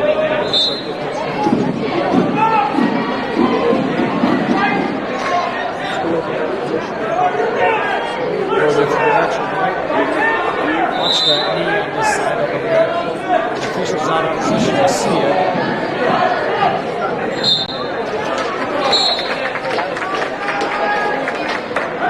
Now wrestling on mat number 1 at 132 pounds is Wyatt Scripter of Ogden and Carter Black of Woodbury Central. On next at 132 is Carter Hooper of Manson, Webster, and Sam Meyer of St. Edmund Fort Dodge. On deck at 132 is Andrew Chavez of Alto Raleigh and Rock Natras of South Central Calhoun. And in the hole at 138 Black's is got Ryan special Cole in of one Woodbury seat. Central and Hayden Carlo of Alto Raleigh. Let's work up here. 2-2 left in the third. For sure, we can only give up one for loss.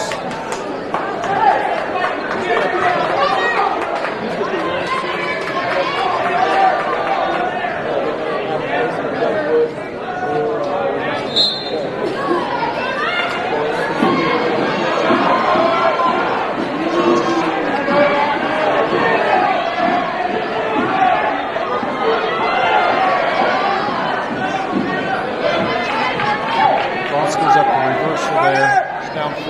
Carter Black coming up here on that one.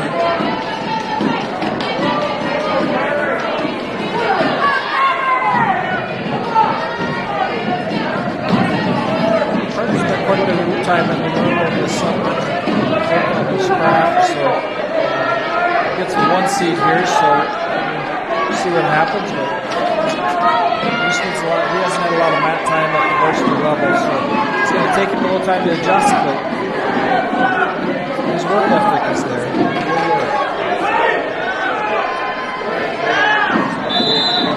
He's just got to punch. That was a gift.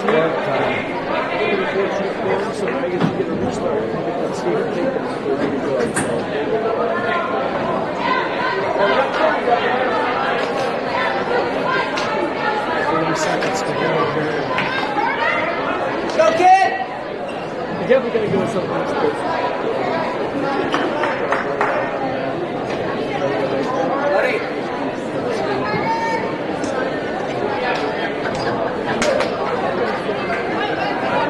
Fight, buddy! Carter Black's down 2-0 here.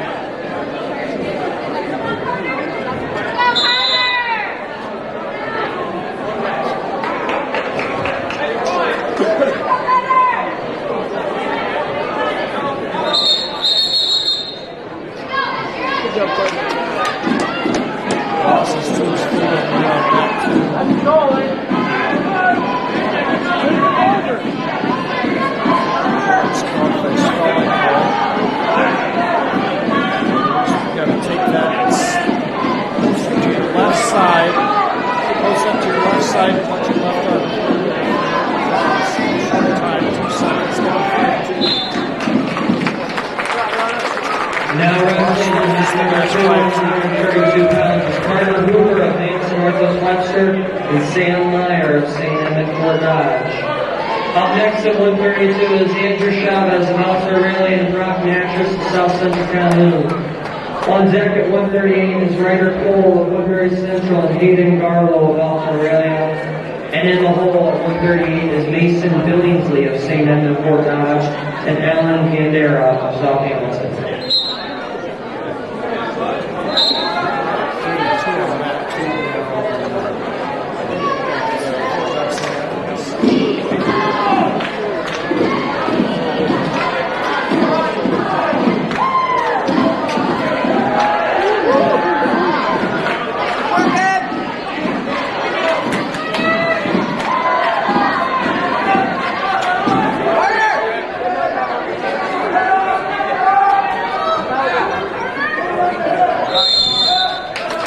Nice period for Carter, down 2-1. This is his first match of the season.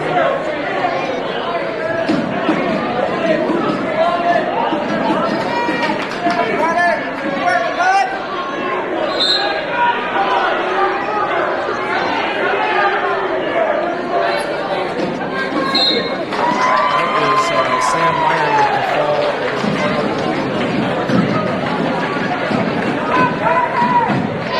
Now wrestling on mat number 2 at 132 pounds is Andrew Chavez of Alta Aurelia and Brock Natras of South Central Calhoun. Up next at 138 is Ryder Cole of Woodbury Central and Hayden Garner of Alta Aurelia. On deck at 138 is Mason Billingsley of St. Edmund Fort Dodge and Dylan Gandera of South Hamilton. And in the middle of 138 is Wyatt Thorpe of Esac County and Aaron Massner of West Bend Valley.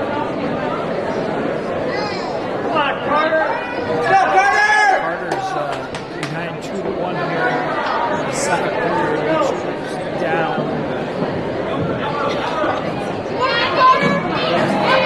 Setting up to his feet here. Breaks back.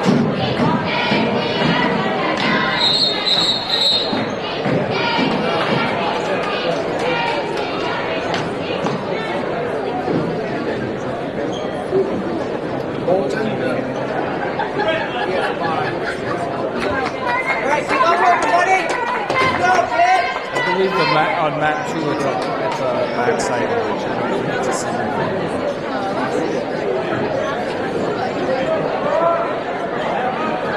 I believe the semifinal match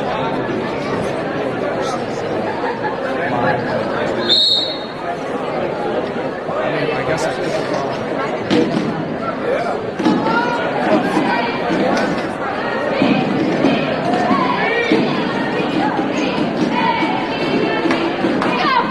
I might be wrong.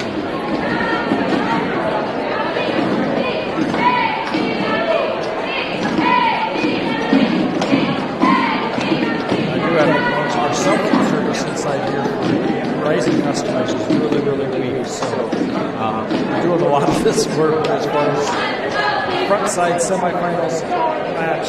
I'm doing it off of memory because I'm actually scared to change anything on my computer as well because we have good connection, we have good audio and visual right now, so I'm not opening up everything on the computer side, just so we can keep the stream going as well as it's been going here for the past hour and 42 minutes.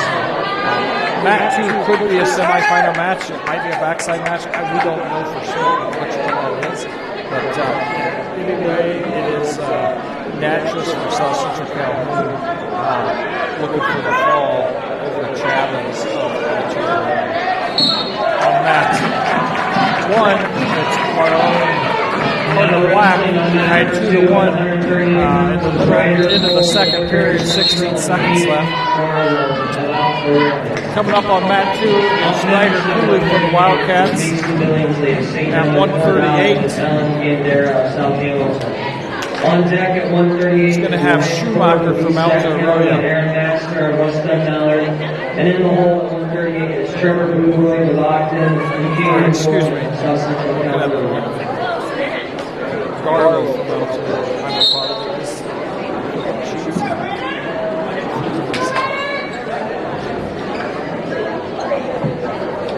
Carlo just confessed to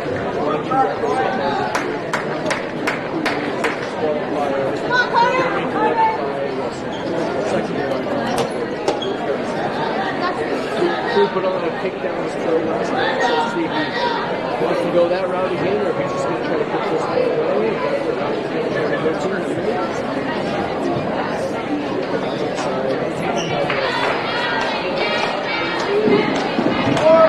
This position drives me crazy.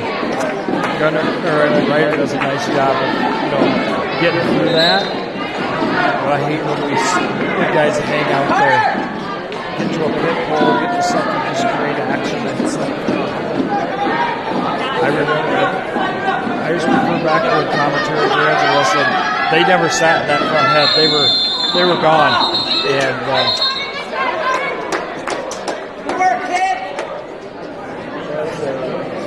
Get over that shit. You do like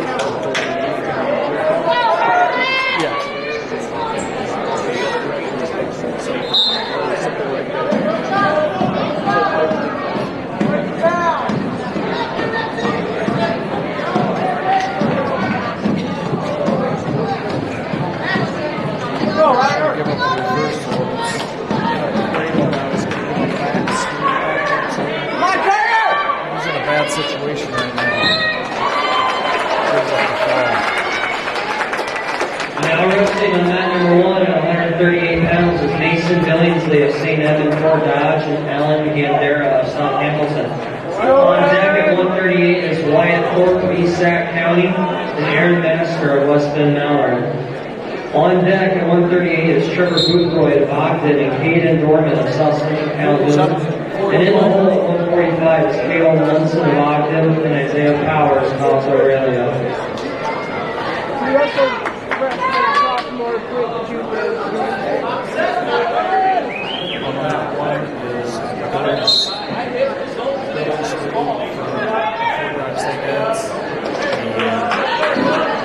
And Dara from Southampton. Goes down to the second. Goes up 6-1.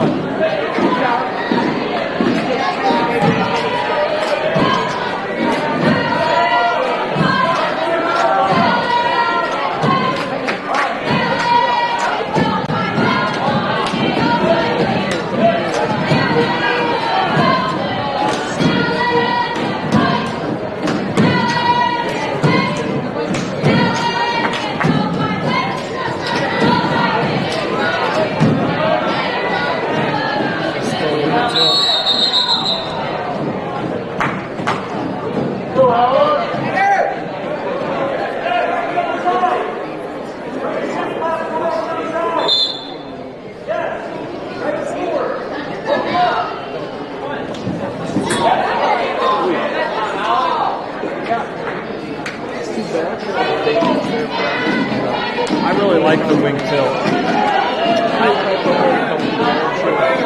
It looks worse up here. This thing. I always laugh because they're real comfortable there, but up here it looks like, oh, what the heck is going on?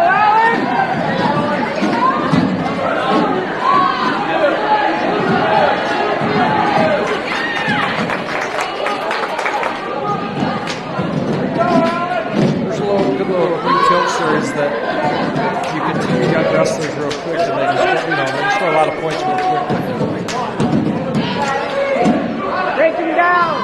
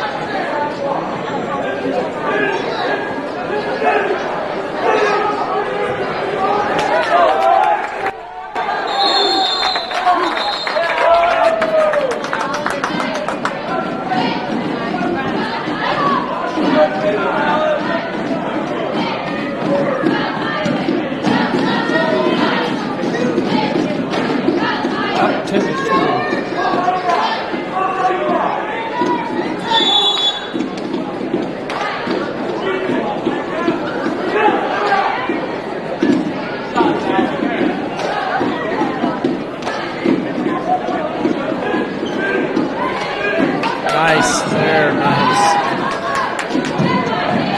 Tuck that head in a bit.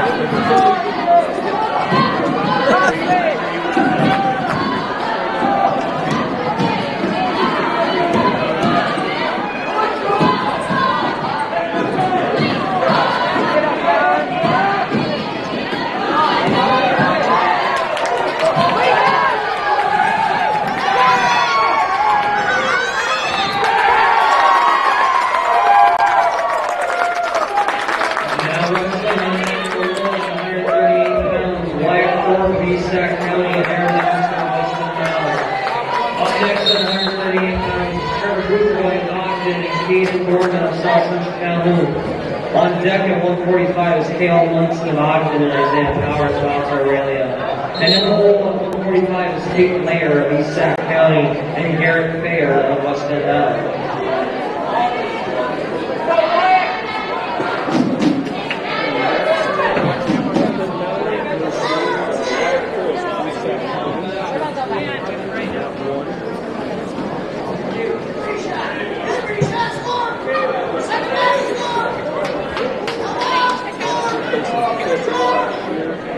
Clearly with the win, I coached him before. This is a major decision. Now wrestling on mat number 2 at 138 pounds, Trevor Boothroyd of Ogden and Caden Dorman of South Central Calhoun. Up next at 145 is Cale Munson of Ogden and Isaiah Powers of Alta Aurelia. On deck at 145 is Tate Mayer of East Sac County and Garrett Fair of Westwood Mallard. And in the hole at 145 is Tristan Jessen of Woodbury Central and Lucas Elsey of Ridgeview.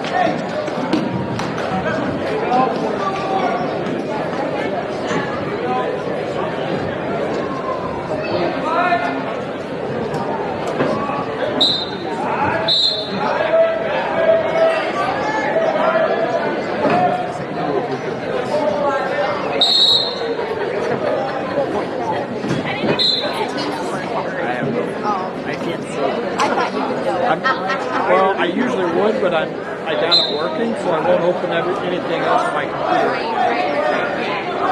I'm not a big tech guy, and I feel like it's working. I'm not doing it. You should text Candy, like somebody that's not here. Yeah, she would be able to pull it up.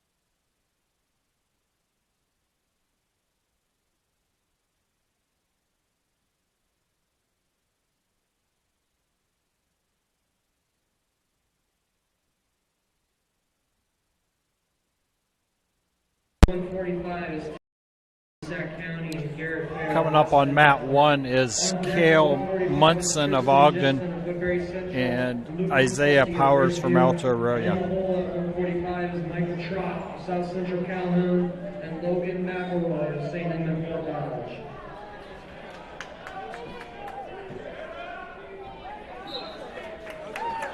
On mat 2, that was at 138. That was South Central Calhoun's Dorman, Caden Dorman with the fall. Up next at 145 is Tristan Jessen of Woodbury Central and Lucas Elsey of Ridgeview. On deck at 145 is Michael Trott of South Central Calhoun and Logan McElroy of St. Edmund Fort Dodge. And in the hole at 152 is Zachary Trott of South Central Calhoun and Austin Kyle of Ridgeview. On mat 2, taking a mat right now, looks like it's Tate Lars from East Sac County and Garrett First from Westwood Mallard. That's on the consolation side of the mat 2. Mat 1, Munson from Ogden. Cale Munson.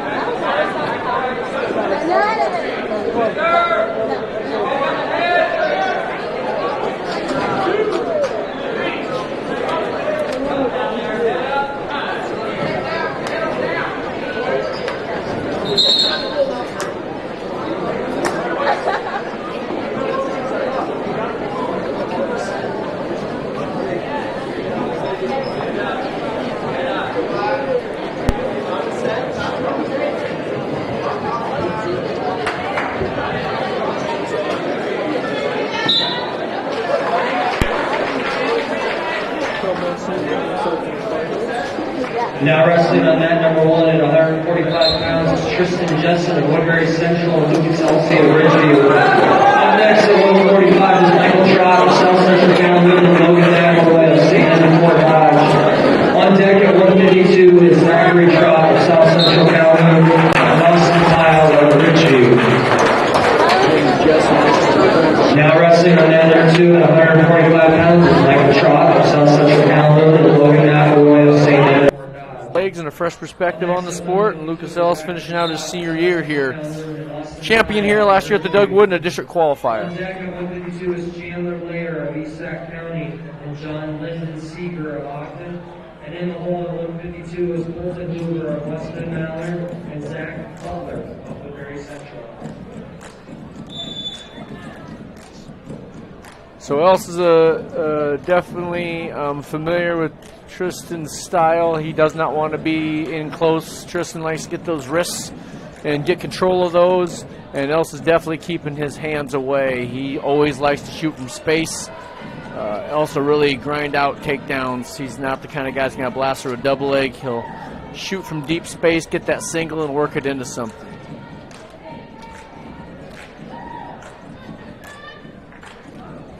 Ellis gets the first takedown of the match.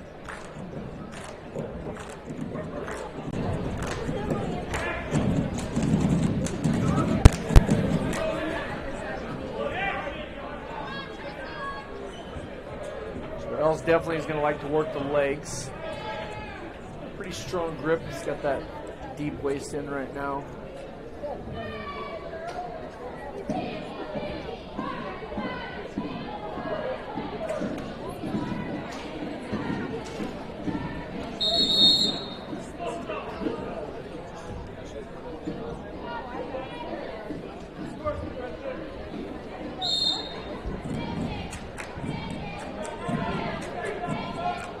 Get up to your feet there.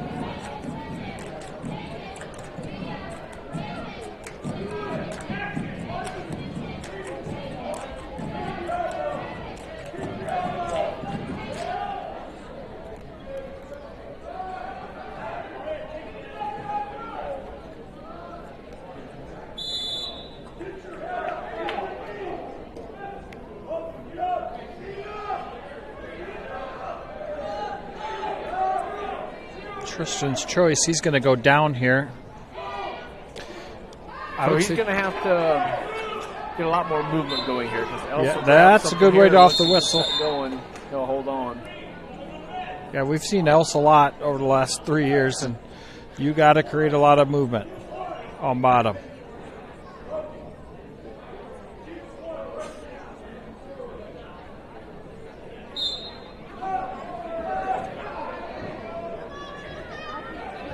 Yep, keep running, keep going, keep running.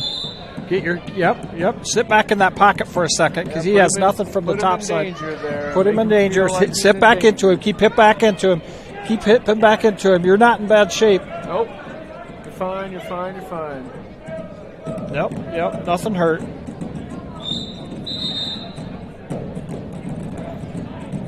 So he really likes to work this guillotine. This works for him a lot. I'm not sure at what caliber of wrestler that quits working, but that's what he works a lot here out of that.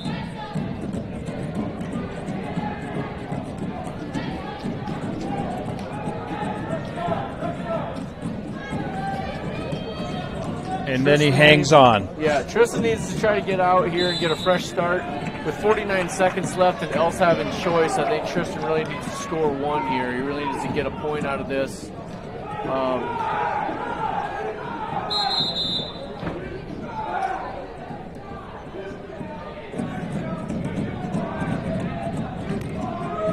Ellis feels comfortable enough with mat wrestling that he'll be fine with just staying down there on the mat and getting his 2-0 victory. So there's some good movement by Tristan.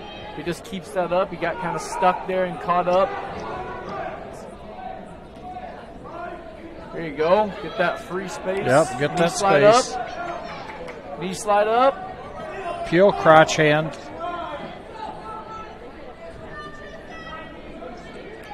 So it's always tough. You create that movement, and then you kind of get that burst of energy, and then you see those kids, and they just stop. and they kind of take a couple moments to regather themselves. Just pushing through that and getting a couple extra moves is sometimes all it takes. Nice. Get one. Get one. Tristan. He's working. Two. That's points two. Would be huge here. That's humongous. That is Now really, they get really one. big. That's big points right there for Tristan. Because now Else has to wrestle the third period. He does not like to wrestle the whole He match. does not want to have to get action. He wants to be able to ride it out. So let's see what Tristan can do here from the top. Now wrestling on mat number 2 at 152 pounds, Zachary Trott of South Central Calhoun and Austin Pyle of Ridgeview. Up next at 152 is Chandler Lair of East Sac County and John Lyndon Seeger of Ogden. On deck at 152 is Colton Hoover of West Bend Mallard and Zach Butler of Woodbury Central. And in the hole at 152 pounds is Carter Stoley of Moving up to 152 on mat 2, South Central Calhoun's Zachary Trott against Austin Pyle from Ridgeview. Yeah, so Trott, district qualifier, second here last year at the Doug Wood. Ridgeview's, we got Austin Pyle. So Austin Pyle from Ridgeview is senior. No back information on Tristan there. gives up the reversal with 1:10 left on the clock. He's just got to get back to creating action again like he did there at the end of that Exactly. second period.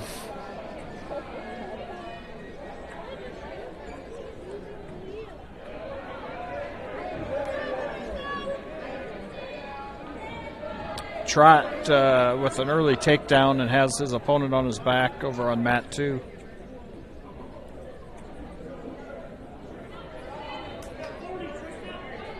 So Tristan's going to really have to go here. Justin's got to start really moving. Oh, watch that 30 seconds shoulder. left.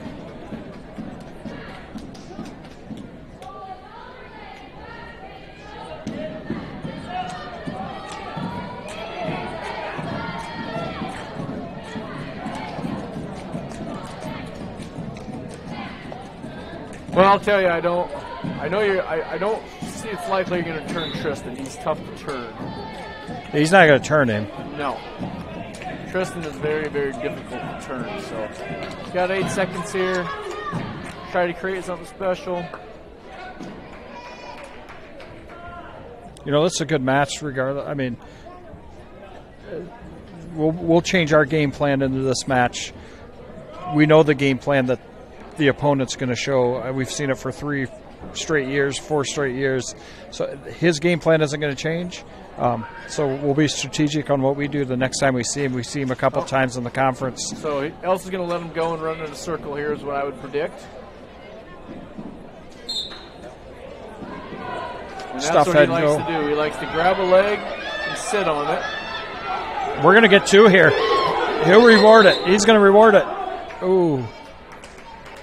I thought we might get sneak one there. I thought we might too. I'm not sure what the game plan was there. I'm not sure that they felt like they were going to get reversed with 8 seconds left. I'm not quite sure what they thought there, but that was very close to being a bad game plan there. But it's a good match for Tristan to come back. He's going to see him a couple more times, depending on whether they move weights around or not. But on deck at 152 is Carter Stoley of South Hamilton and Emiliano. That was a good match for Tristan. I mean, it was a really good match. Of South Central Calhoun and Chandler Court of East Sac County.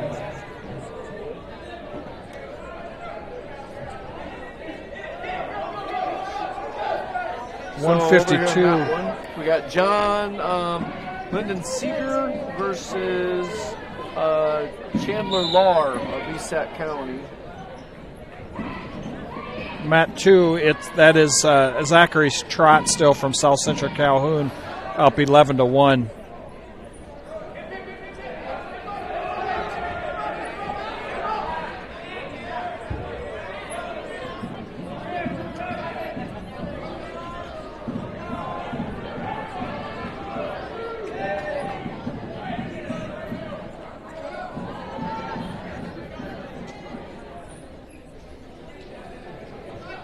No, I really, Butler's got to wrestle this match at 152 here in the semifinals, but I really am looking forward to it if we can get through that opponent to watch him wrestle that Trott. I think that will be a good matchup for him. We got some business to take care of, but if we can get to that point, I think that's a great matchup for him. Yeah, so now Butler is going to be taking on Hoover from West Bend Mallard. Colton Hoover, 0-2, 4-21 from last year. Not a place winner from here last year, so he is a junior. 60 is Damon Fair, West Bend Mallard, and Cody Jacobson of Ridgeview. Movement by Butler early. He did a good job of that his last match too, coming out. Good elbow pass. Got a little bit. Good. I like his confidence here. Yeah, it's nice to see a freshman come out and say, I got the takedown, I'm going to just let you up and go again. Pin's the ultimate win in the record books, but a takedown and let it up, there's really less that's more demoralizing than you just keep getting kind of beat on your feet there over and over and over again. They say you get 3 takedowns in the first period, you ice them. So, Butler's on his way there, yep. Up next at 160 is Kevin King of South Central. Yeah, he's going to be exciting. He's only a freshman, so that's always fun when you got a guy that comes in ready to go right off the bat. You got 3 more years ahead of you. Looks like he maybe found his pin combination he was looking for, maybe. There it is. Now wrestling on mat number 2. Great win for Zach. Looking for Jeff in the finals, so that'll be a good one for him.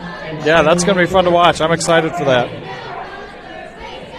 Up next at 160 is Damon Fair of West Bend Mallard and Cody. Kevin King on the mat here. Deck at 160 is Chris. His opponent is going to be Quirk from Esac County. In the hole at 170 is Blake McAllister of South Central Calhoun. Yeah, so King, we talked about him. Obviously, state qualifier, got first here last year, ranked 9th. His opponent from Esac County, Chandler Quirk, did get 3rd last year for Doug Wood, 25-20 record from last year. King getting after him early here with takedown and back points. On mat 1, we have Carter Stoley of South Hamilton, and we have Emiliano Guillen from St. Edmund. Butler faced him in the first round there, so they're on the consolation side of things, trying to keep their day going.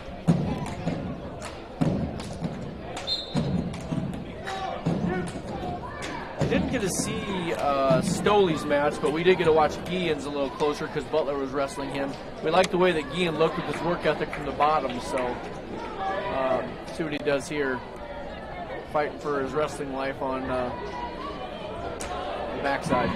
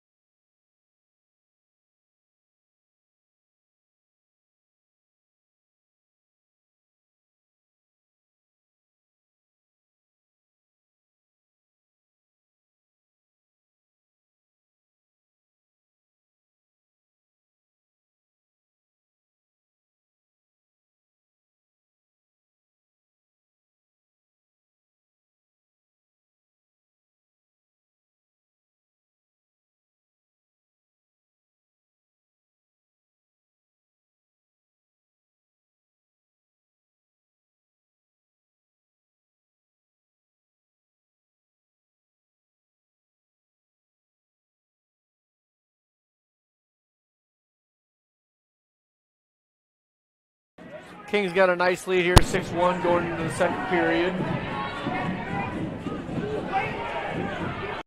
And over here on mat 1, we just took a tie match here from 0-0 to 1-0. King, Favor of South Hamilton. King goes up 8-1 now on mat 2.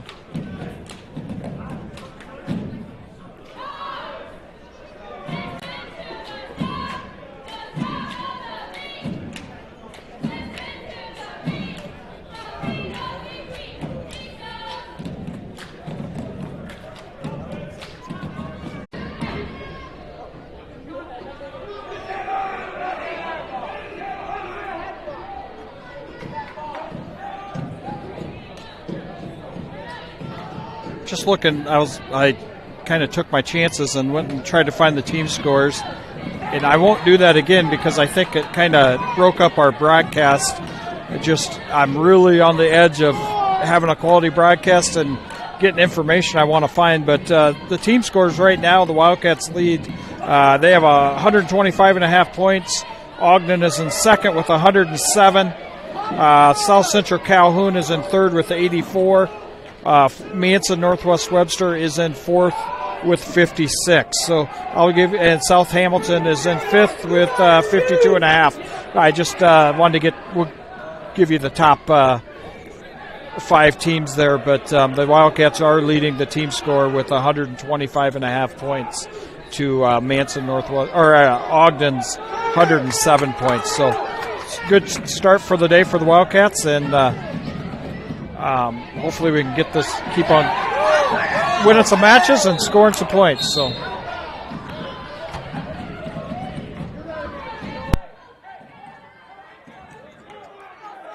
got a close one over here on the backside at 152. There is a stall call on St. Edmund. Now there's the second, so it takes it 3-2. So a takedown wins it here. And Stoley from South Hamilton was real close a couple of moments ago, and they went out of bounds. Went for broke there and didn't pay off. Ends up in a fall. So Stoley's day will end. 160 pounds for Damon Fair, Weston Mallard, and Cody Jacobson of Ridgeview. Up next at 160 is Chris Kruger of Manson Northwest Webster and Max McGill of Woodbury Central. On deck at 170 is Blake McAllister of South Central Calhoun and Tyler Rossman from St. Edmund Fort Dodge. And in the hole at 170 is Derek Baker of Alta Aurelia and Ian Shepard. coming up on mat 1 will be Fur from Westman Mallard and Jacobson from Ridgeview at 160 pounds. That's a consolation match. So Fur is a senior, West Bend Mallard, 17-22 record last year. Did not place here last year at the Doug Wood. Jacobson, Ridgeview, did place 6th here at the Doug Wood in 2020. Mat 2, Max McGill's going to be taking the mat against Christopher Kruger from Manson Northwest Webster. So this should be a really good match here. Definitely going to be our feature match right here that we're going to be looking at for these two. It should be a heck of a matchup between a couple of good wrestlers. Kruger is a senior. McGill from Woodbury Central is a junior. McGill was a state qualifier. Kruger, we talked about, was not, but very quality wrestler, 28-7 record last year.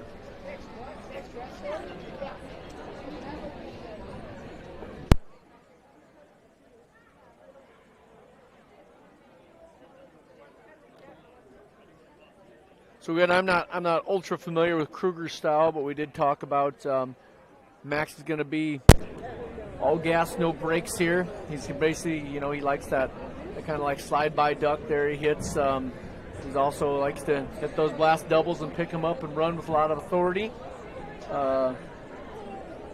See what Kruger does to kind of counteract that game plan of McGill's. Yeah, I don't recall his style at all, to be honest with you. Up next at 170 is Blake McAllister of South Central Calhoun and Tyler Rossman of St. Edmund Fort Dodge. On deck at 170 is Derek Baker of Alta Aurelia and Ian Shepard of Ridgeview. And in the hole at 170 is Kyan Schultzen of Woodbury Central and Ian Conan of Manson Northwest Webster.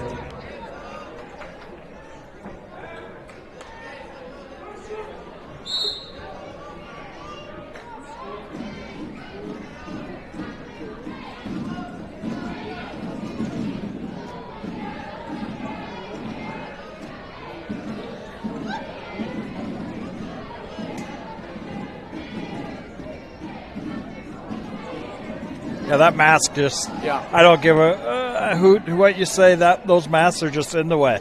So Max has already made a couple of adjustments to it. That's the third one.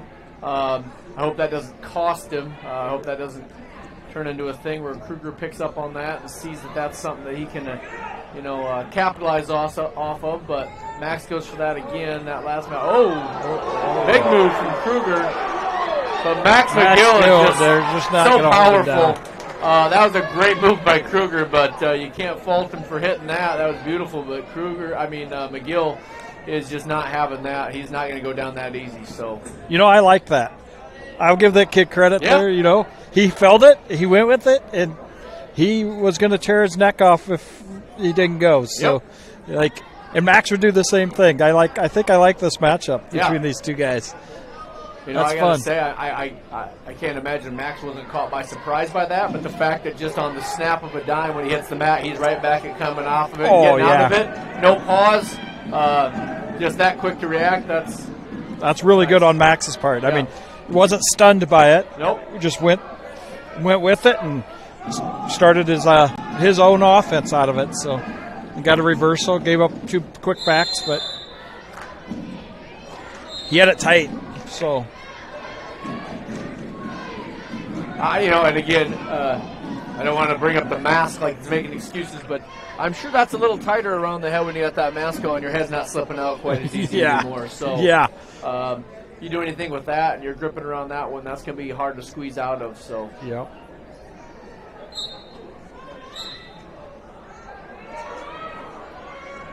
Nice mat return. And unfortunately, they don't make the triangle headgears, the plastic headgears that actually the masks actually fit a little better than the Cliff Keen headgear that they wear now. Can't believe we don't have an extra set back in that storage room to slap on. We're 1-2 over here on mat 1. I mean, we remember when we were watching the Wildcats as kids, Mike Weaver to go out there on purpose with that thing. Oh, yeah. We were real little at that point in time. There's a lot of pictures of that stuff.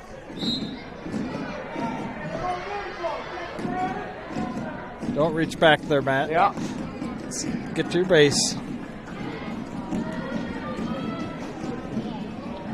So both have been working for this cross arm. He's going to try to whip him over here. With a butcher. Butch him over with this. He does have it tight. I will give him credit there. Uh-oh. So it looks like it's going to be pretty difficult to pin Max, but he is scoring some back on him, so Max going to have to get to work there on the bottom. Yeah, see, that's going to be tough when you get your head stuck in there like that with that mask on. That's going to be tough to deal with. I'm not sure how long he's going to have to wear that, but I'm sure he's ready to get it off.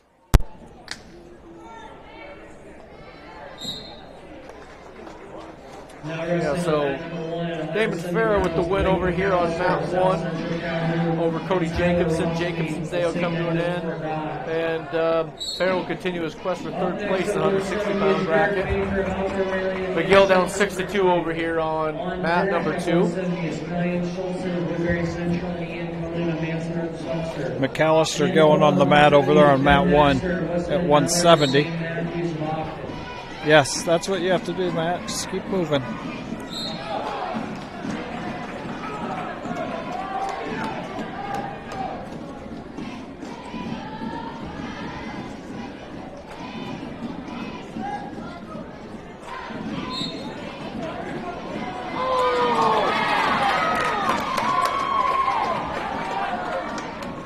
That was a good move by Max off the whistle. Kind of caught him off guard. Yeah, he's got to attack here in his last 30 seconds now. He's got to try to really put some more points on the board, or at least really wear this guy down a little bit and get physical with him.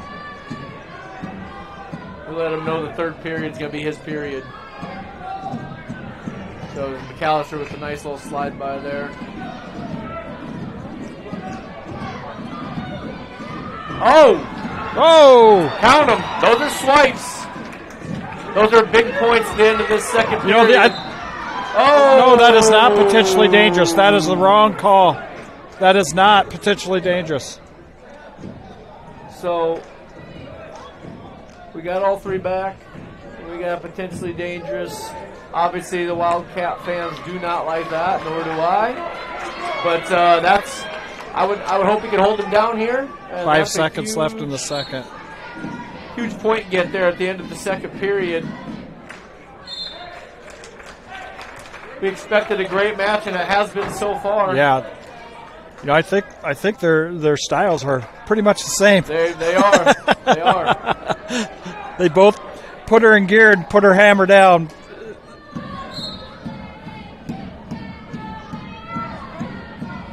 I'm surprised I've seen Max, it looks like, go for that cradle a couple times. I guess I didn't really remember seeing that out of the match last year, but he's tried that a couple times here. Yeah, he likes being in this position more. He's going to bulldog this. Uh-oh. Well, that's a good scramble there. Yeah. Good. Boy, he he ended needs up to with use a great position with that arm, too. Oh, let it slip. Don't let that lose slip. It. Don't lose it. So McAllister gets the win over here. He'll go to the finals. He looks really good at 170. McAllister does. That's a good weight for him. I'm excited to see. I think he'll have a good season. On deck at 170 is Ben Master of Westman Mallard and Zane Matthews of Ogden. And in the hole at 182 is Portland. We got a little over a minute left here in the McGill Kruger match. McGill holds a 1-point lead. Over here on mat number 1, we have Baker of Altarillo. Nope, sorry about that. I think you're right. I think you're right, Coach. Shepard from yep, you're Ridgeview. Right. Baker of Altarillo and Shepard of Ridgeview. That was, you know, that this official made the call that we talked about a lot. He did. He called the bottom guy for stalling there, and I'm sure some people are looking at going, "What are you talking about?" It's the right call. I mean, it's a hard one to make for an official, but it is the right call. He's bellied out. Really, Max has had him in some different type of positions, and he hasn't worked to improve. So, yeah. Come on now. This guy's really taking the physicality of this. I'm not sure what he was doing too wrong there either, but.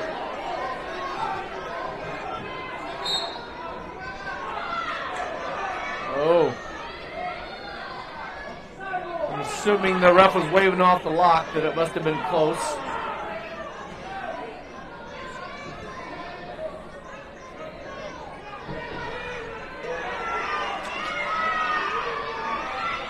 So Max really needs to hang something tight, nothing crazy here. He's got something locked up. Now wrestling on mat number 1 at 170 pounds is Ben Master of Westman Mallard. welcome back here. I apologize. For some reason, we're running into a little technical difficulties. We haven't changed anything on our end, but on the small mat here is Kyan Schultzen. I'm actually going to swap this over and put it on the big mat. So there you go. You can see Kyan's match on the big mat. I'm not going to put the other mat on there right now. Since it's Westman Mallard and Ogden on mat 1. We're just going to leave this how it is right now, with the main mat being the Wildcat wrestler against Manson Northwest Webster wrestler as well. So back to back, we're going to see Woodbury Central and Manson Northwest Webster meet up here in the semifinals. So Ian Conan, ranked 10th by IA Wrestle right now, got first here last year at the Dougwood, and he's a district qualifier. Kyan Schultzen, also a district qualifier. He got third last year at the Dougwood here. So these two could have been at districts. I don't know if they're the same weight or not, but I don't know if they were or not either. But yeah, we talked about their bodies looking very similar. We talked about Kyan being a leg guy. I'm not sure what Conan is. Looks right now like he likes a little bit of a tilt, so see how Kyan deals with that. You know, I talked earlier about the take him down, release, takedown, release. That can be real demoralizing. Tilts can be very frustrating. Yeah, same way. Racking up points on guys, and it can be real tough. So.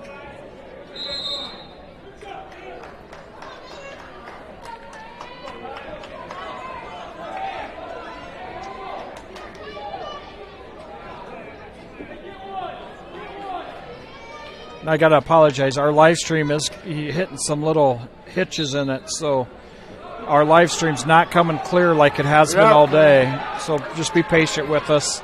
We'll keep working through these issues, but this is Kyan Schultzen on the mat right now, down 2-0 at the end of the first period. And I have both of the screens, the picture-in-picture screen and the main screen with this mat on it, while both Manson, Northwest Webster, and Woodbury Central Wrestler are on the mat. So.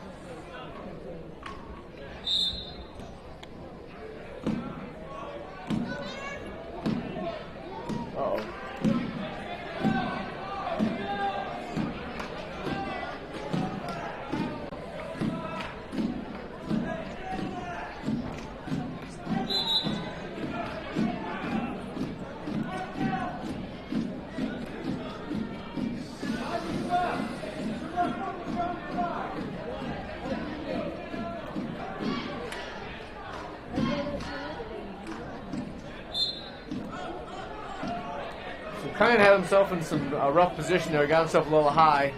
Got back into a better spot with the legs there.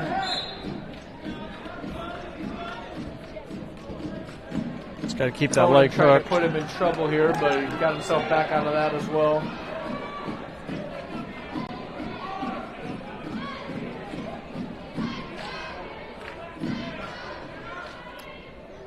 Yeah, you know, the tough part about for me about the legs and using the legs is like you're down 2-0 right now, so you got to really be able to put those back points on the board in some kind of way.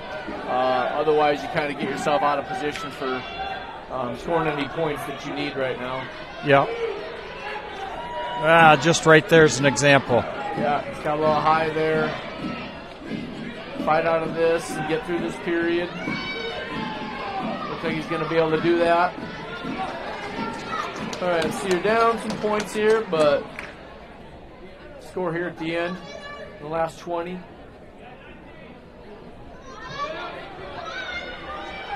Come on, kind of working. You're out here, my man.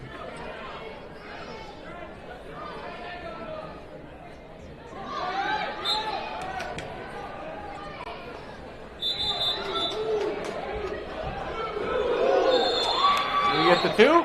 He gave him the 2, so that's a great score at the end of the period. Way to start in the period. Now it just comes down to some conditioning maybe. So let's see who's better conditioned and who wants to get after it a little bit more. Find out who wins this match. You know, I would give Kyan Russell 6 minutes. Yep. Every time he's on the mat, so.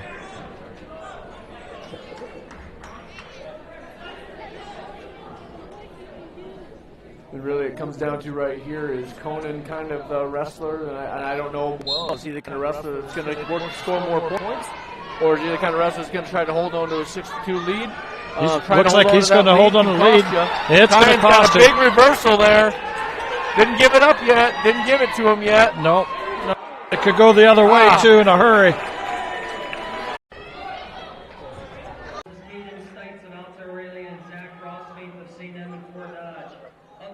Apologize there, folks. We lost the end of Kyan's match. I've got to go down to one camera. For some reason, we're just not getting very good connection here. So we're going to stick with one camera. We're getting to the end of the semifinals. So we're up to 182 pounds is where we're at on the semifinals. So we've got a couple more weights on the semifinals, and we'll kind of fight through this with one camera. So what we'll end up doing is shifting the finals just to mat 1. And then if there's a Woodbury Central wrestler wrestling in the consies or in the for 3rd and 4th, when we get to that part, we'll put that out there as well. So I apologize, but just had some issues here with our connection, and for some reason we can't get her all brought together today. But I'll go back to the drawing board over the next couple weeks before we head to our next tournament to do a live stream, so we can try to improve on it. So.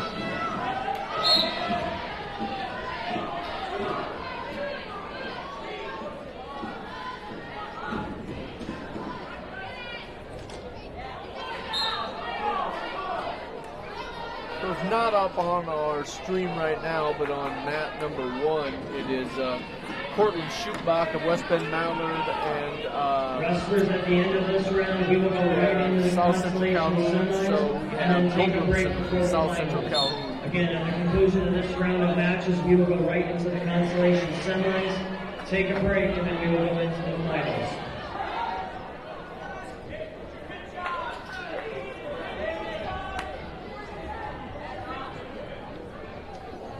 On the mat, on mat 2, Alta, that's a 160-pound match based on the pigtail that we had. So they're catching those guys up here as the 45-minute wait period kind of gives them some time. So that's Stites from Alta Aurelia against Ross Maneth from Fort Dodge St. Edmunds. Now wrestling on mat number 1 at 182 pounds is Tyler Kaplan of Ogden and Owen Tuns of South Hamilton. Up next So at 182, West Bend Mallard, Schutbach, Sanford of Woodbury Central. On deck at 195 is Brent Greenfield of South Hamilton and Ashton Lipke of Woodbury Central.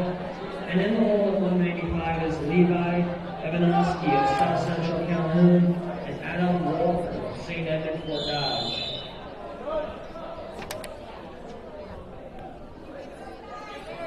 Next up for the Wildcats is Blaze Sanford. I believe he's in the hole or on deck on one of the 2 mats. So we'll switch our camera view over to that mat when he takes the mat. So till then, we're going to leave it just on mat 2 for right now. On mat 1 is an Ogden wrestler versus a South Hamilton wrestler. So we'll wait until we get back on the mat here and then get you the live broadcast of Blaze Sanford coming up at 182 pounds.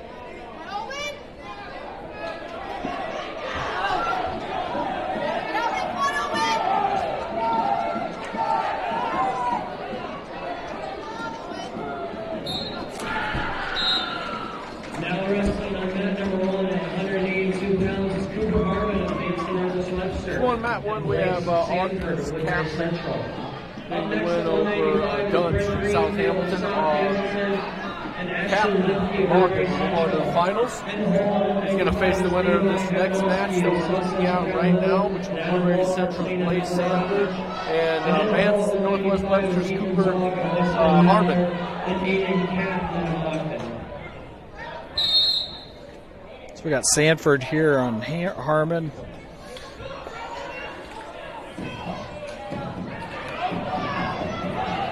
No single from Harmon there. Oh, good way to pass that by, Blaze. Stay on the mat.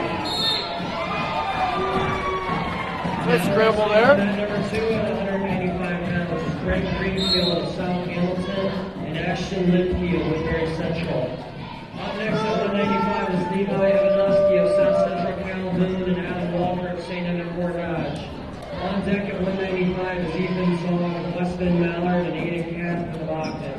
And in the hole at 185 is Cameron Spina of Ridgeview and Trevor Condon of Manson Northwest Webster.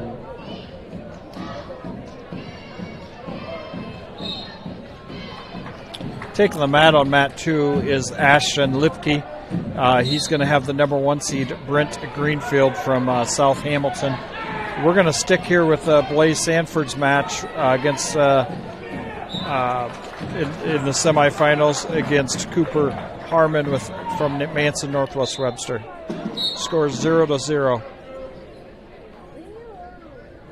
So Brent Greenfield from South Hamilton, ranked 9th right now, state qualifier from last year, taking on the freshman from Woodbury Central.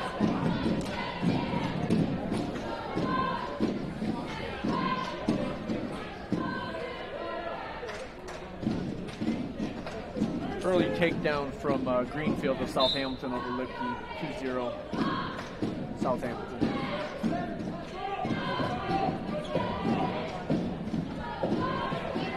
Finish on that, Sanford. Greenfield has a cradle locked up on Lipke.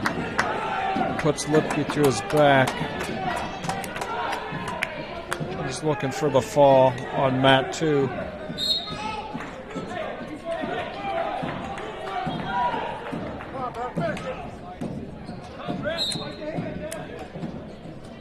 fight out of Lipke over there on that mat. Not giving it up too easy. But Heineken comes to the fall there. Greenfield to move on to the finals. Levi Ivanovsky of South Central Calhoun and Adam Wolfer of St. Edmund Fort Dodge. Up next at 195. End of the first period, Blaze Sanford and Cooper Harmon are 0-0. No action in the first, heading into the second. Sanford's decision, he's going to pick down. Brody Anderson of Manson Northwest Webster and Dominic Kistler of South Central Calhoun. Up next on mat 2 is South Central Calhoun Ivanoski and St. Edmunds Adam Walker.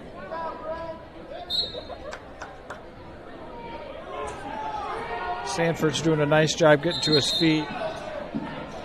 Didn't get an escape there for loss of control, so they'll start back in the center.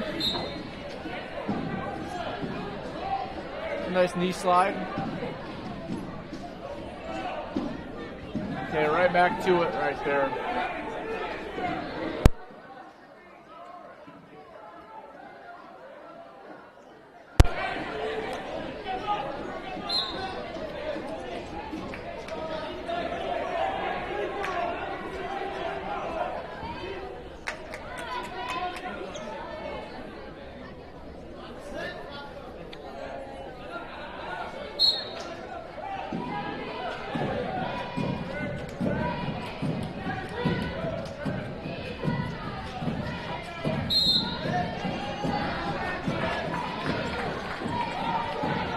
Harmon's going to get called for stalling there for not returning Sanford back to the mat.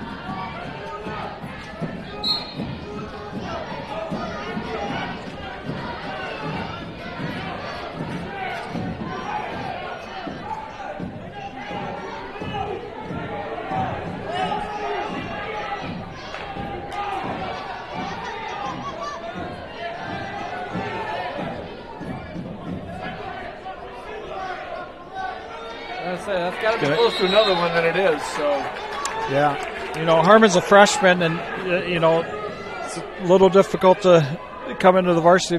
Some of those calls don't get made in the middle school and in the lower levels. So he'll just make some adjustments, and he'll be fine. He's wrestling a good match. Just those little things that you just have to change, making the jump up into high school. Yeah, Sanford doing a nice job with the knee slides from the bottom there to get himself in space, and he's just got to finish his way out of there.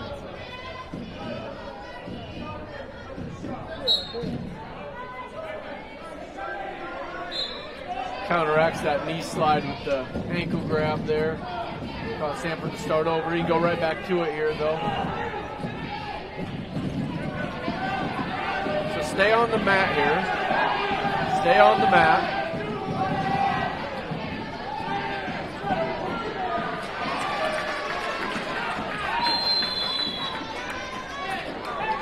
That's going to cost another point, so Sanford's got a 2-0 lead right now, and you just got to keep going after it. He apparently is having problems with taking you back to the mat, so he's either going to have to release you or figure something else out. You got right back to that, getting to your feet immediately.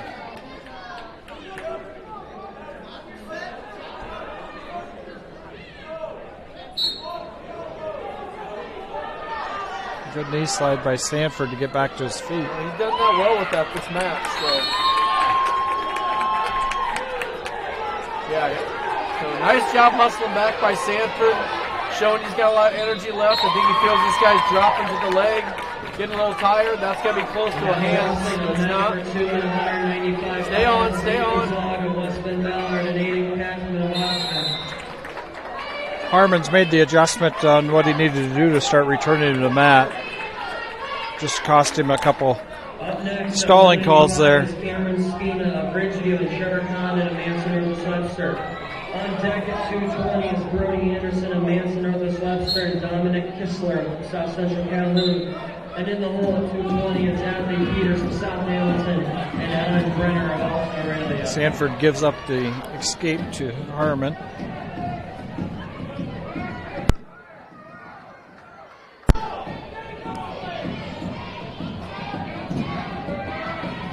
Mat 2 right now is 195-pound match. Ethan Zog from West Bend Mallard against Aiden Kathman from Ogden. Sanford in on a nice shot. Drove it all the way across the mat. Yeah, so on the other mat there, Zog is a district qualifier. Kathman a junior from Ogden.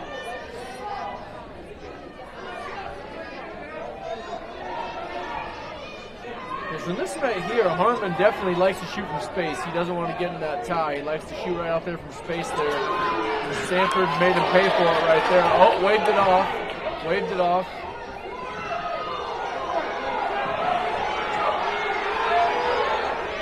Sanford needs to know where he's at right here. Uh-oh.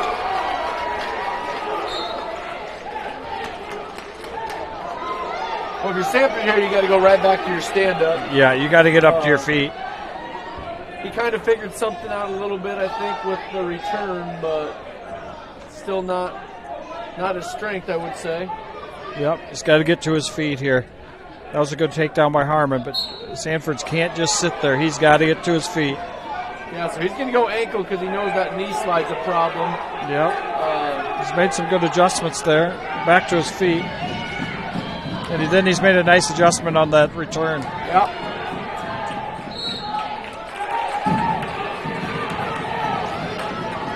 So Blaze has to do something to create action after he gets up to his feet because obviously Harmon's made some adjustments as well. Yes, he was getting by before. That was a nice to get rid of that ankle, to clear that ankle by Sanford. But yeah, I would agree. He can't just battle with those hands. This guy's got that figured out. He's going to have to get those hands a lot quicker.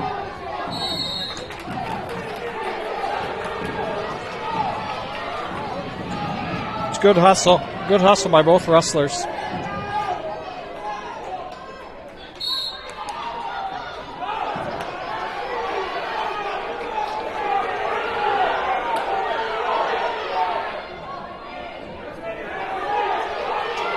The Woodbury Central fans wanted to come up off that ankle there, but that's real close to loss of control. So I would guess he's going to go ankle here, so Sanford's going to want to hit something that clears that immediately and then scramble. It's a good decision by him.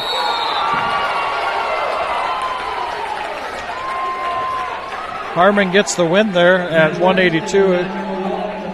Head into the finals. He will face Tyler Kathman in the finals there at 182 pounds. On deck at 220 is Adley Peters of South Hamilton and Alan Brenner of Alton Aurelia. And in the hole at 220 is Thomas Doughty of Ogden and Trinity Allen of West Bend Mallard.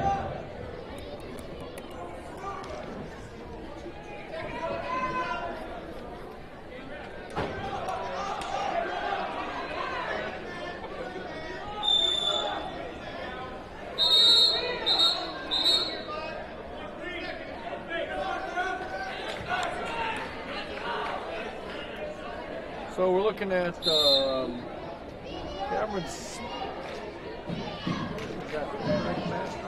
Yep. So we got Cameron Spina from Ridgeview and Trevor Conn of Manson with Webster. This is the consolation match over here at 195. We'll switch it over to the semifinal match here against Ogden and West Bend Mallard at 195.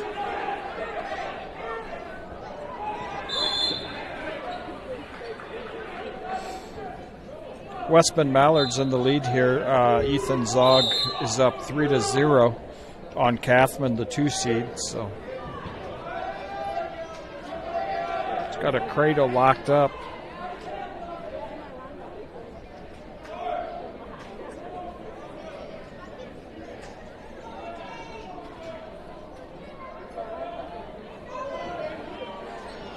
He's going to get back points here. Zog is. Ethan. He's going to get 2 back points from the official.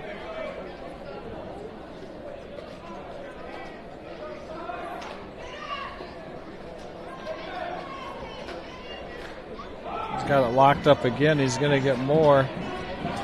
He's in bad position, really. He's going down that arm trap, so it's going to be tough to get the fall, but he's going to rack up a few more points. Oh, he might get the fall. Get it here, yeah. He might get the fall.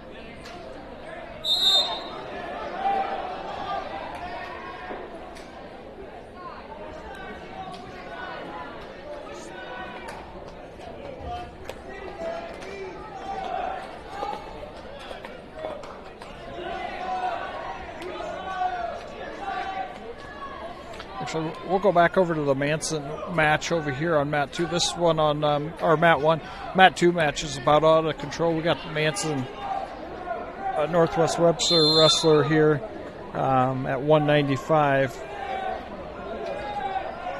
Trevor Condon on the mat.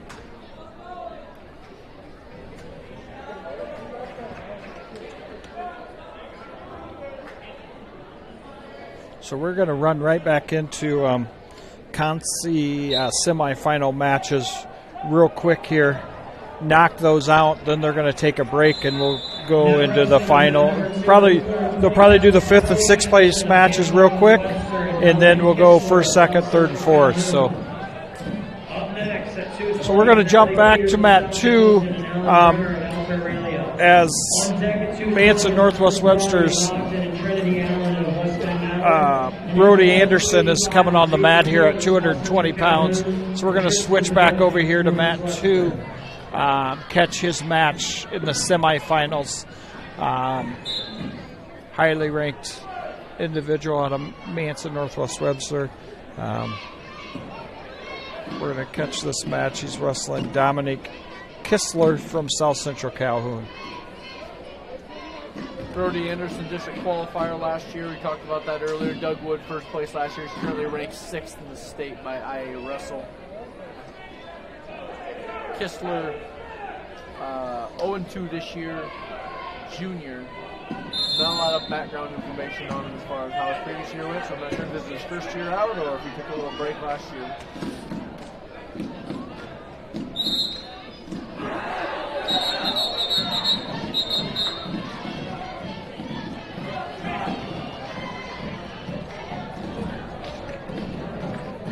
Got an injury over here on mat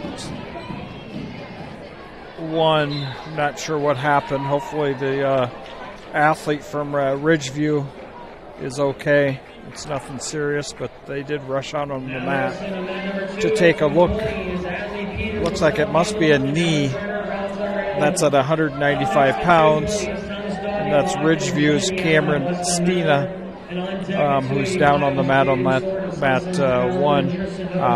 Anderson with a pin there on mat 2 that we were watching. Next up on mat 2 is at 220 pounds.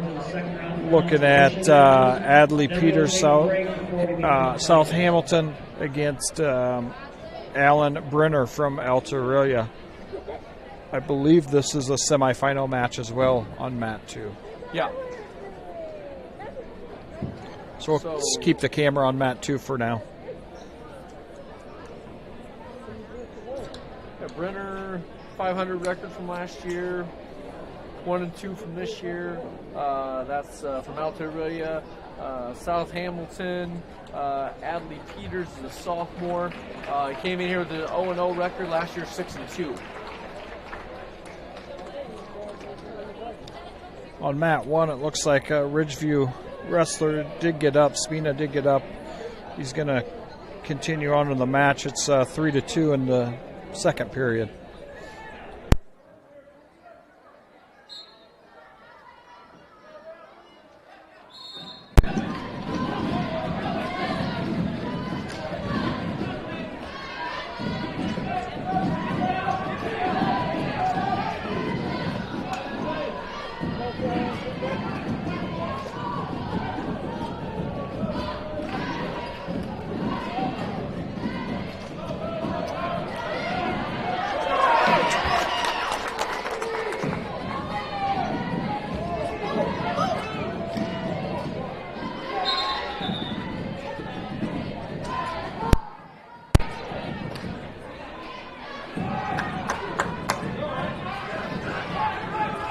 like they stopped that there. I felt like they stopped that for the locked hands, but didn't let it progress for him getting a chance to get another escape on that. Yeah, you would have thought.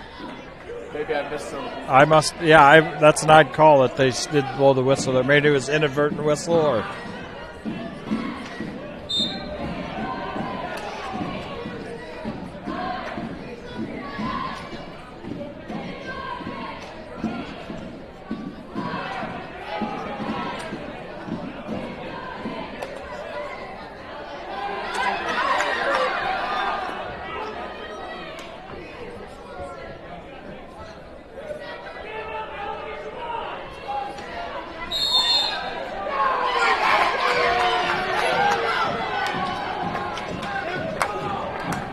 Oh.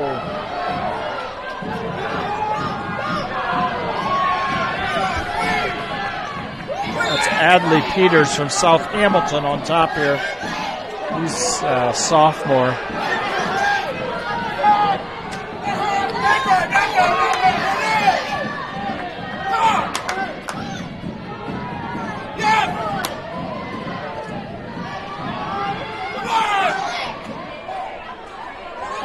It's got to be close. He gets the fall.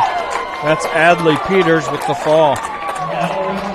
Number 2 at 220, Thomas Doherty of Ogden and Trinity Allen of West Bend.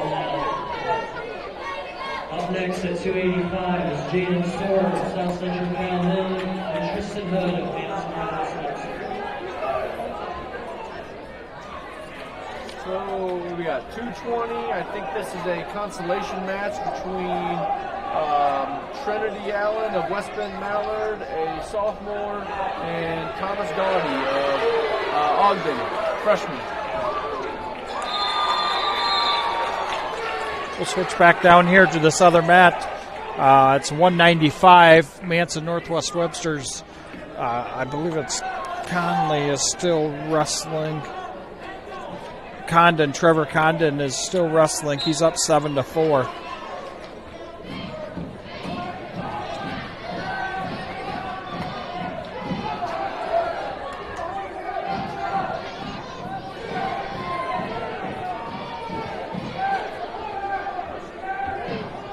"15 seconds left in the match. Condon's leading 7-4.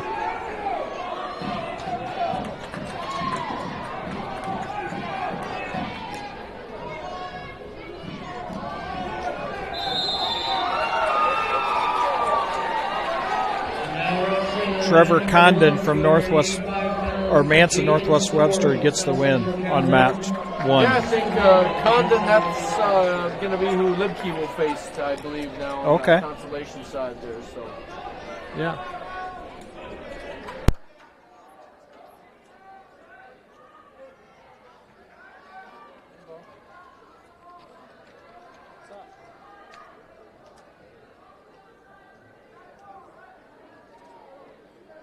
So on mat 1, not on the stream right now, but we're getting our first look at the heavyweights today.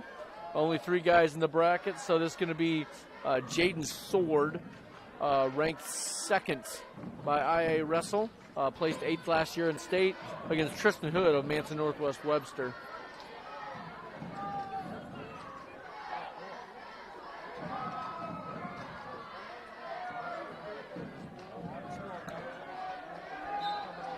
Looks like Ogden, Doughty of Ogden's going to get the fall over Trinity Allen of West Bend Mallard. You just saw that happen. That's going to keep Doughty's day alive and keep it going, and that will be Trinity Allen's final match of the day as he loses on the consolation side there.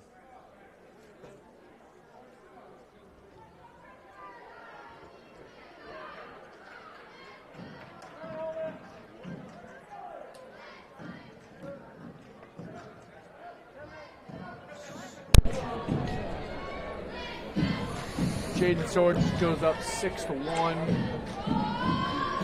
Wrestling at 285, he has weighed in at 220 this year. So I'm not sure if he's just still making a decision there or if he's just seeing how he feels about each weight class, but he's going 285 today. Yeah, he's up. What was he last year? He was was 220. 220. Yeah, he weighed in at 220 once this year, so it's obviously in the realm of possibility. I'm sure he's just feeling out what weight class feels best for him. You know, a lot of times those heavyweight weight classes, I feel like you don't have to weigh 285 to be successful there. You just got to be able to move and be physical. So. And with this win on mat number 1, that is Jaden Sword's 100th win. Ladies and gentlemen, let's give him a round of applause.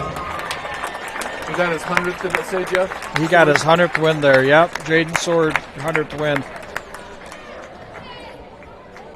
Looked like he got 53 of them last year. Yeah, so Jaden Sword's record last year, according to my records, 50 plus. So, so he really stepped it up last year and got a lot of victories towards that 100. So, congratulations to Jaden Sword on that. All right, we are going right into the consolation semis. On mat number 1 at 106 pounds, we have Trevor Meyer of Alta Aurelia and holding. I don't know what match is going on over here, if it's an exhibition match or with Alta Aurelia.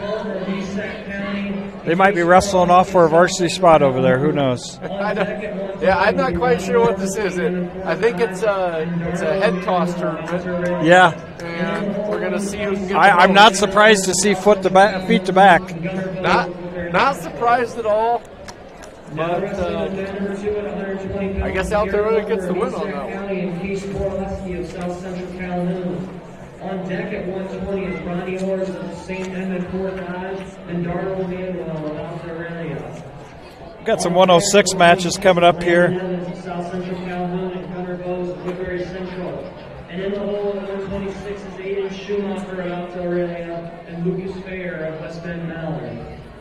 So we'll adjust the camera around based on when the Wildcat Wrestler comes up. And we'll play that for sure. This will go pretty quick here through these consolation semifinal matches. Here you have South Hamilton wrestling Holden Klein, and he is wrestling against Trevor Meyer from Alta Aurelia. On the other mat, I believe it's a 120-pound match. I believe it's a 120-pound match. Coach Locke and I will have to look it up. South Central Calhoun. Case Korlowski is wrestling against East Sac County's Garrett Ortner.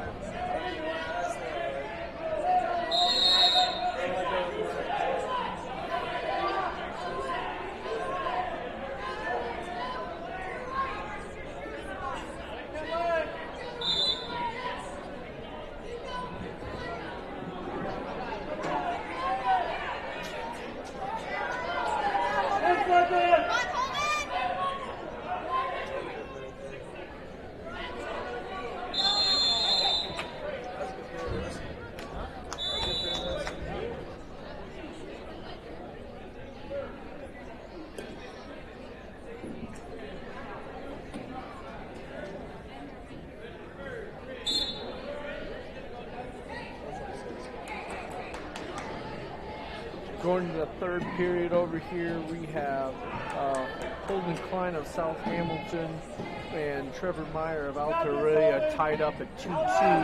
Holden Klein was a place winner last year at the Dugwood, so he's trying to keep that going for him and stay alive here. And for that third place position, if he would, the loser of this will be going for fifth.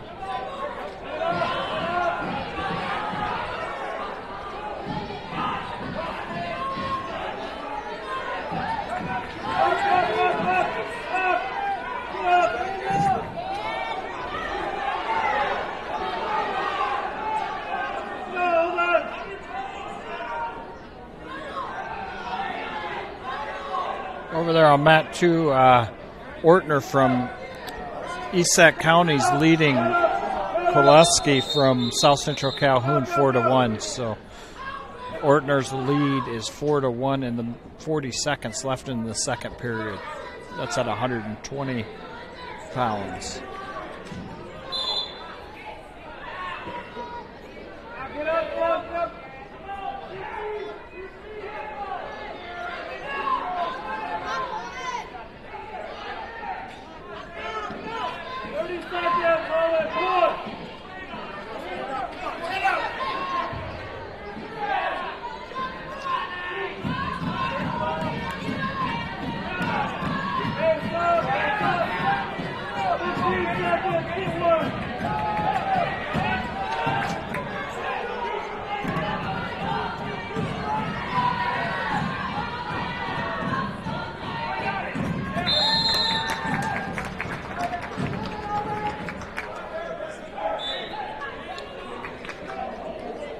Kowalski scores a late takedown there over Ortner and goes into the third period 4-3. Now Ortner's back on a shot.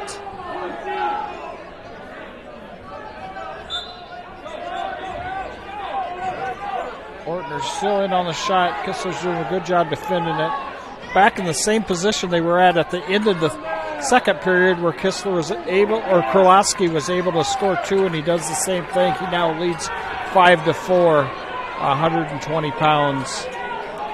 Case Kowalski leads Garrett Ortner of East Sac County.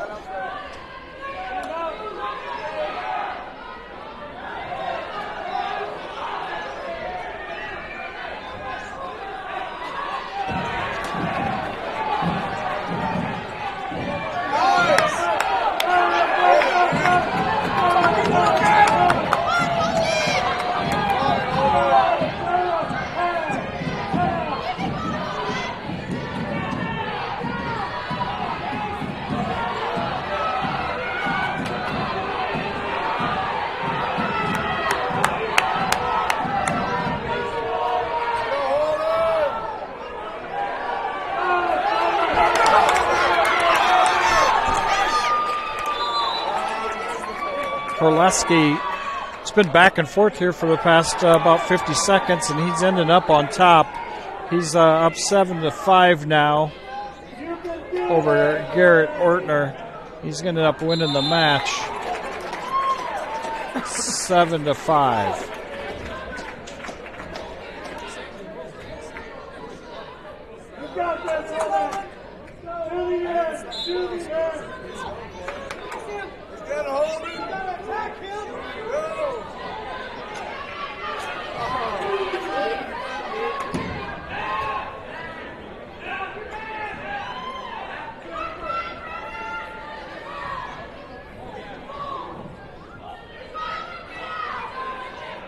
We're having a little discussion at the head table. Now wrestling on mat number 1 at 120 pounds is Ronnie Orrs of St. Edmund Fort Dodge and Darnell Manuel of Alta Aurelia.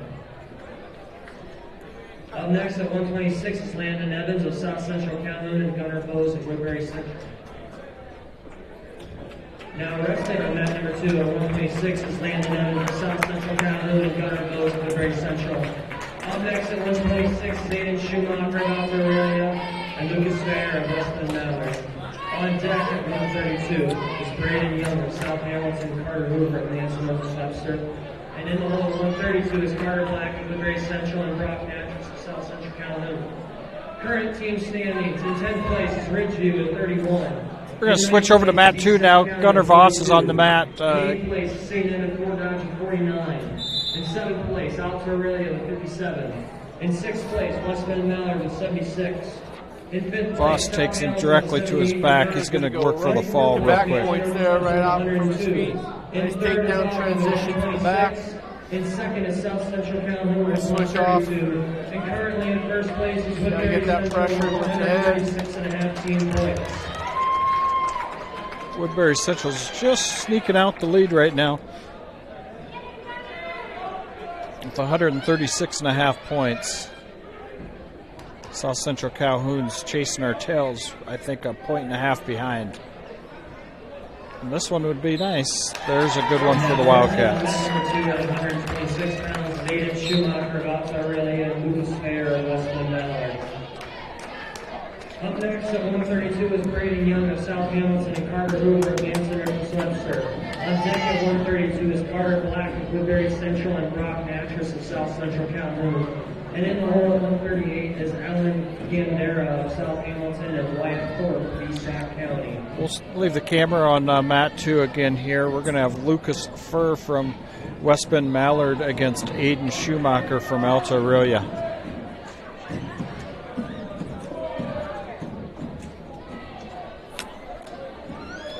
On mat 1, we have Ronnie Orrs from Fort Dodge St. Edmunds and Darnold Manuel from Alta Aurelia.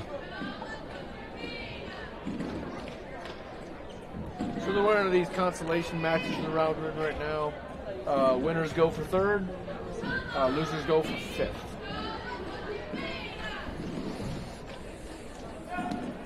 From a team's point perspective, it's really important for the Wildcats to get the win direct when we're especially on a head-to-head. We just had one there with Gunnar Voss, and we're going to have another one here with Carter Black. That they've awarded you. You know, you already have your 6th place points; those are already there. I don't know if they're giving points to here, but if I'm assuming if they're giving places to 6th, they already awarded your 6th place points there. So as soon as you get that win, you're going for third. You jump from 6th place points to your free 4th place points, and then you can even score more from there. So a loss doesn't really gain you any points because you can still get as low as 6th. So it's a big jump here if you can get to that 3rd place match as far as team points go. Now wrestling on mat number 1 at 132 pounds is Braden Young of South Hamilton and Carter Hoover of Manson of Webster. Up next at 132 is Carter Black of Woodbury Central and Brock Natras of South Central Calhoun. so we're going to switch over to mat 1 here. Carter Black's going to be coming up here on mat 1. He's in the hole.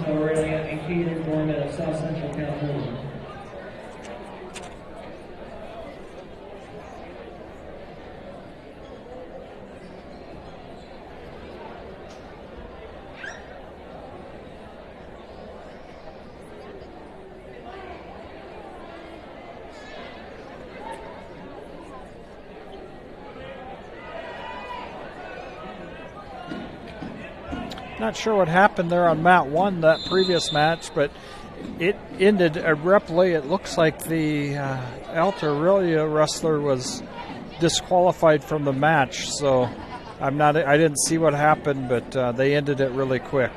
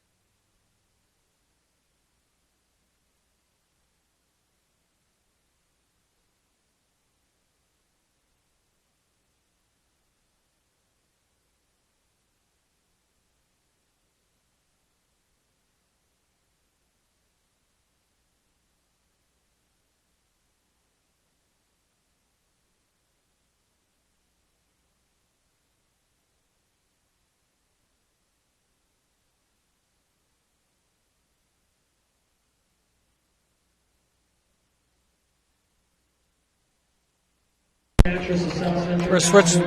Sorry, we're going to switch back to mat 2. Carter Black's up right now against an opponent from South Central Calhoun. This is going to play a big game into our team tournament championship match. It's a head-to-head competition with South Central Calhoun. So Cats really need a W here. Yeah, so looks like Natchez was upset earlier in the day here, so he's then finding himself on the backside here. I'm sure he's a little miffed about that and miffed about his performance, so I'm sure he's going to be trying to be ultra aggressive here, and Carter Black just needs to wrestle his match and stay in it.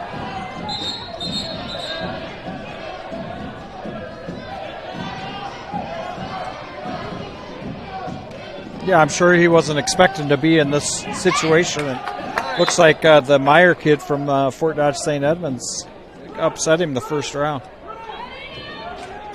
Yeah, maybe it's not too much of an upset. The Meyer kid's a freshman. He ends up finding himself in the finals. So yeah, it probably wasn't an upset as much as he didn't think it was an upset. Nope. He's where he expected to be.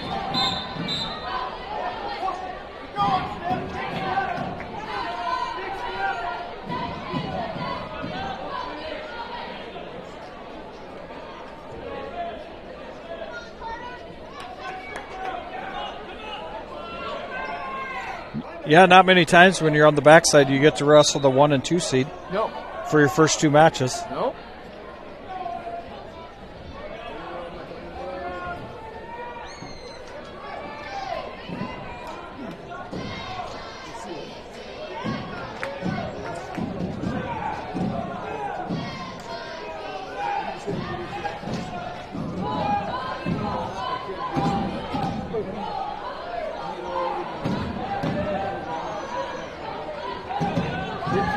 Carter. Feet.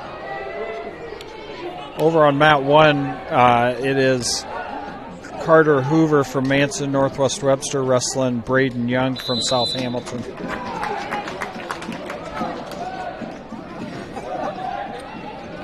Braden Young is in the lead, 2-0 at the end of the second period. Oh, into the first period it looks like.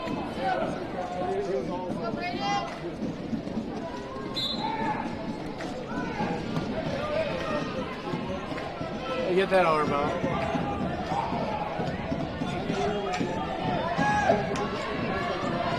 Attaboy, Carter Black. Come on, buddy. Make this happen. Squeeze it. Going to go 2 and 2 there, so it's going to be 4-2 at the end of the. We got reversal. Yeah. Way to fight there by Carter.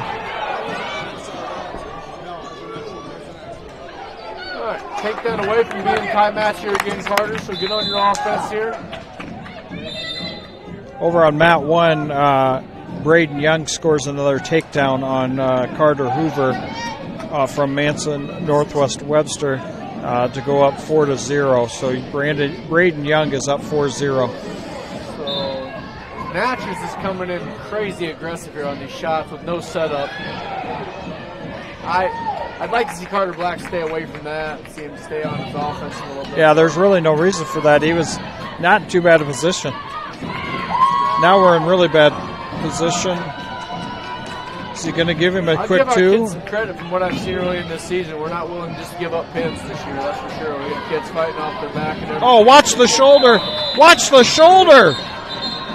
Oh, my goodness. Holy cow. Yeah. That was a rough spot there. We're a long ways away when we could see the white of it.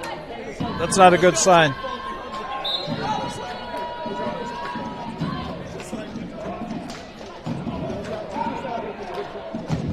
So, yeah, something I can see Carter can work on here. We get next week in practice. Getting those arms free. He's got in the last 2 matches, and mind you, he's facing guys that are supposed to be seeded a little higher, a little more experienced, but really getting his arms tied up behind him. Yeah, quite a bit here. So getting those arms cleared out and getting your body moving, something to work on. However, this match turns out for him.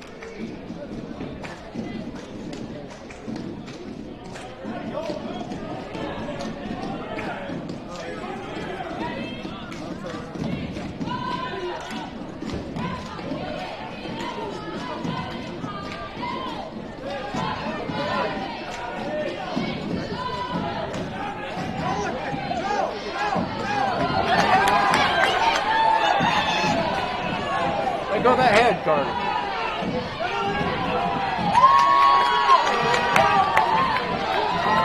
He's done it again, and he's reversed him again. Right at the end of the period again. Is he going to get some back? Right at the end of the period here. He's going to give him 2 back. This Brock Natras is really getting ultra aggressive, and Carter's taking advantage of that a couple times.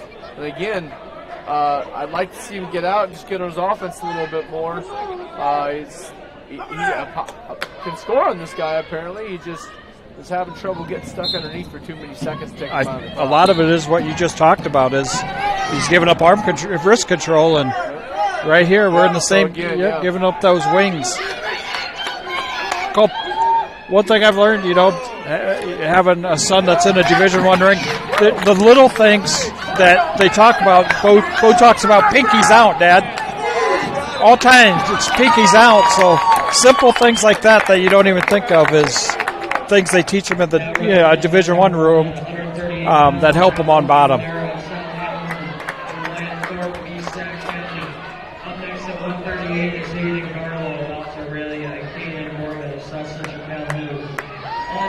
That was a little tighter than that one was a little tight.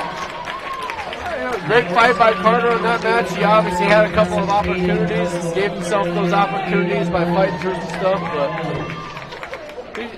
he'll keep working. I'd go back and watch those matches now to see him talk through that wrist control and move forward from there. Yep.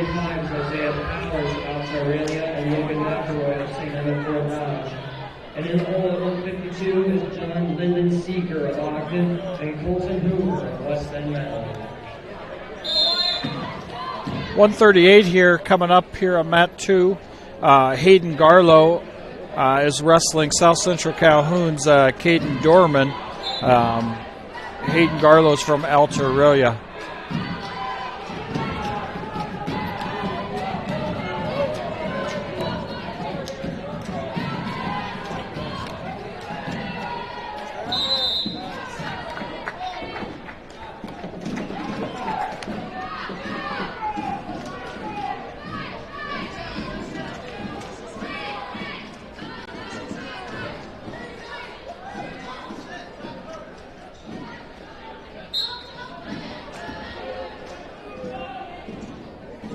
Garlow with the takedown there from Alta Aurelia.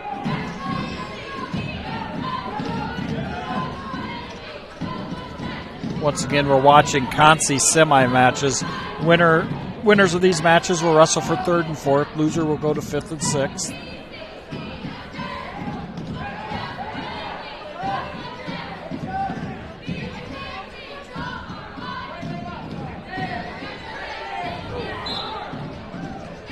Garlow gets the fall there. Now wrestling on mat number 2 at 145 pounds is Garrett Bayer of Weston Mallard and Tristan Jensen of Woodbury Central. Wildcats. Now wrestling Tristan Jensen is up next here on mat 2. Up next at 152 is John Lyndon Seeker of Ogden. He's wrestling Garrett Furr from West Bend Mallard. And Emiliano Gielan of St. Edmund Cordage. And in the hole at 160 is Damon Bayer of West End Mallard and Chris Kruger of Manson Northwest Webster.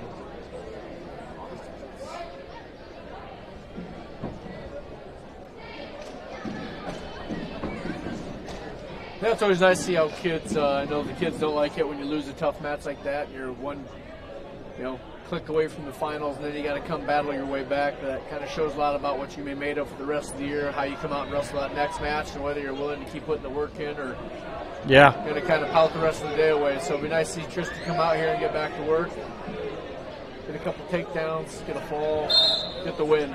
Yep. Seems to have the right attitude just watching the beginning of the match here. He's got that first takedown under his belt. He's looking for another one here.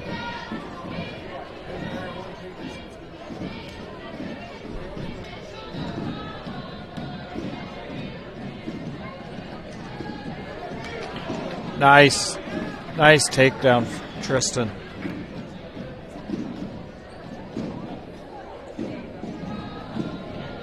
Boy, it seems like about every time I announce a West Bend Mallard wrestler, His last name is Fehr. It seems as though must be a big family. They must make up quite a few of the most. I'll have to go through later on and see how many are on the roster.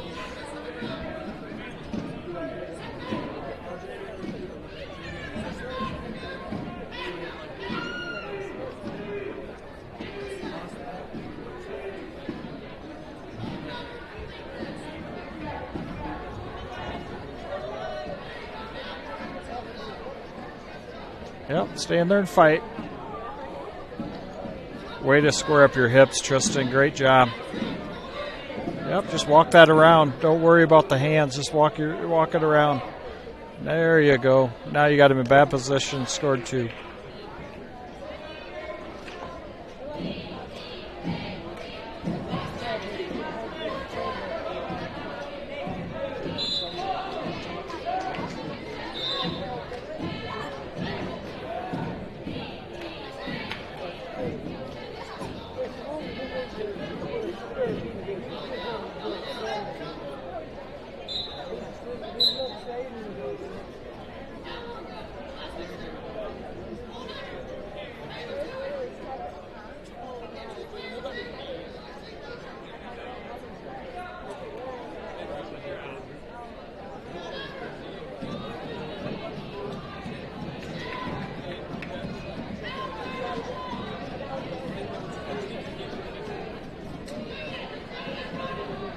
Well, I can promise you, getting 3 takedowns in the first period, more than likely you're not going to see Furt shoot this period. I mean, it's going to be action dictated by Tristan.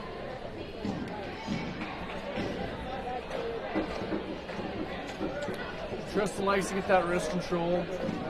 Just right there is just a perfect example of what he likes to do. I'd like to see him get he throws those out. He comes in with his arms real super wide. I think I think they catch him on that quite a bit when he comes in. So I like to see him, if he wants those wrists, get rid of that and then come a little tighter with his arms. So yeah, squeeze through there and get that in there tight on that takedown a little deeper. Shooting a little too square. Like to see him get on an angle. Yep. A little bit. Just cuts off some of that distance.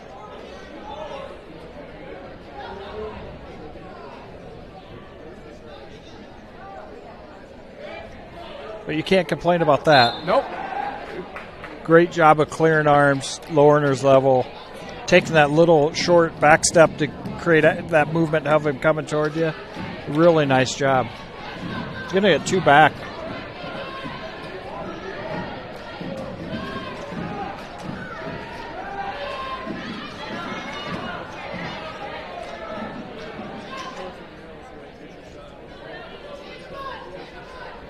Job keeping that arm. Yeah.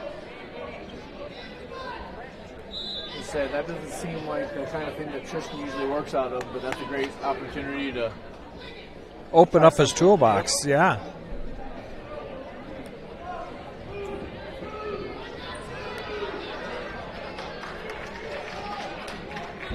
Yeah, I don't think that loss is phasing Tristan one bit. No. He seems laser focused on like, hey, I feel pretty good about where I'm at right now. Yeah, I mean, it's so early in the season. Everybody wants to get first. You know, one of the intriguing things about wrestling is all the hardware you can collect in the brackets and all the trinkets, and you know, that stuff's all fun and it's great and it makes it fun, but it really is where you are at the end of the season. So this is all about learning about yourself and find out where you need to be. Nobody's going to be right where they're supposed to be right now. And if you are, what could happen is you could be peaking already now and then be on kind of like getting burnt out by the end. So yeah, just find out where you're at right now and find out where you need to improve. That's kind of what these early things are all about, really.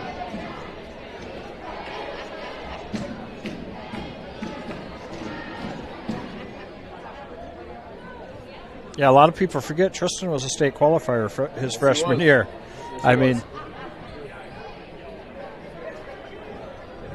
yeah, I remember his freshman year. State qualifier. I believe he got I don't know the exact place, but I know he was on the stand down from the gold bracket in the Council Bluffs Classic. He was. I mean, that's at one. that doesn't happen by accident. So I think it was. What was he at? 120, 126, or something like that. I'm not exactly sure the weight, but yeah, I remember that thinking that's a pretty big feat for any grade level, but as a freshman, that's pretty big time. So We went down there for quite a few years, and I bet you I can count on both hands how many times we had a guy on the stand. yeah, That Council Bluff Classic, while I understand why we're kind of making some adjustments on our schedule from where we want to match up with some different teams, personally, I enjoyed going to that tournament every time. I know it was frustrating for a lot of the kids because they might take that first day was really brutal at the Council Bluff Classic for a lot of kids.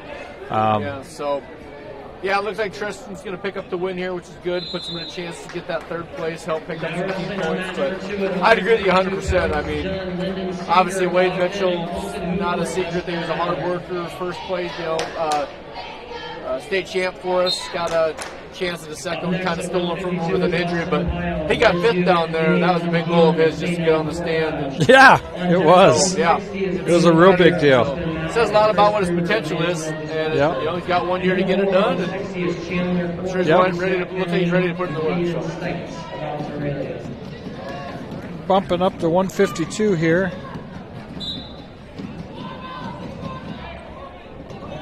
We're going to stay on this mat. This is looks like we got an Ogden wrestler, John. They have the last name kind of. I don't know if Lindy Seeger is what it is, but the program has Ogden. Yeah, John. I think it's Lyndon Seeger. Lyndon Seeger, and he's wrestling West Bend Mallard's Colton Hoover.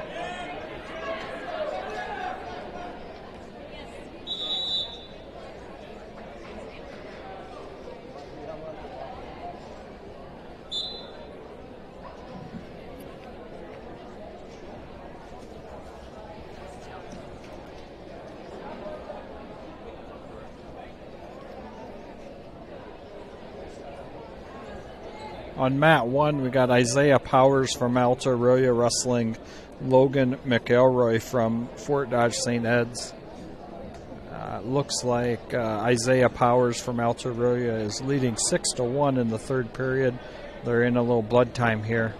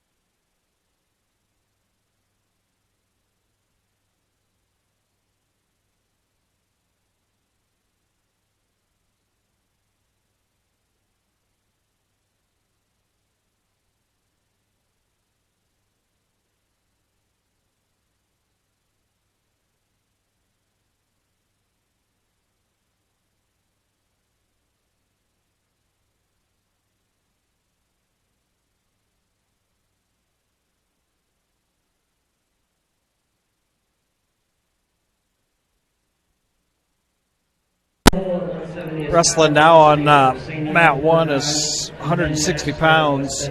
Christopher Kruger from West Bend Mallard. He's wrestling Damon Fur from, or excuse me, Christopher Kruger from Manson, Northwest Webster, wrestling Damon Fur from West Bend Mallard.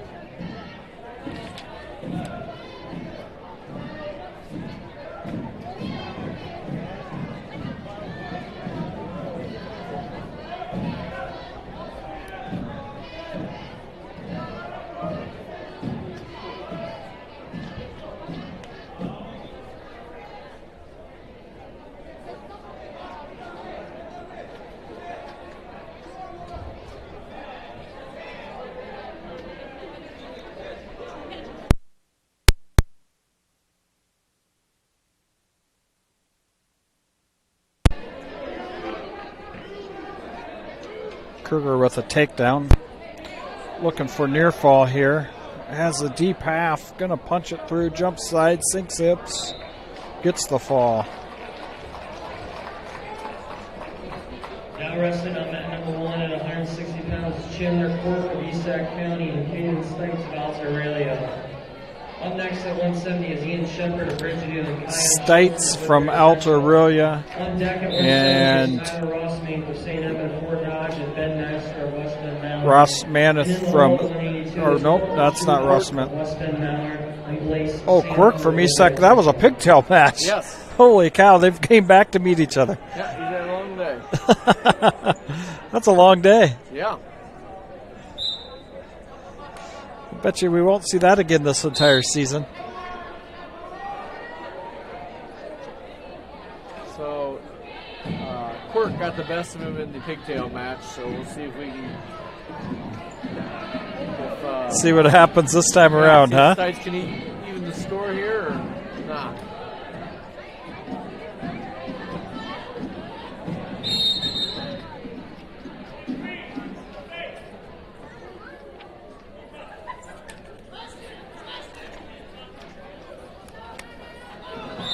On mat 2 right now we have from Ridgeview, Austin Pyle, and from Fort Dodge St. Ed's, Julian.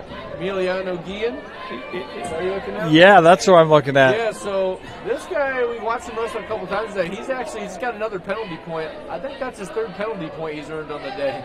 And to be Is it honest with really? you, I think people get frustrated with him because he does give a lot of motion and he does have a big motor. So I think people get frustrated. That was a hands in the face, and earlier I think the other guy got called for stalling twice on him. So now he's got a stall call, as I just say that. But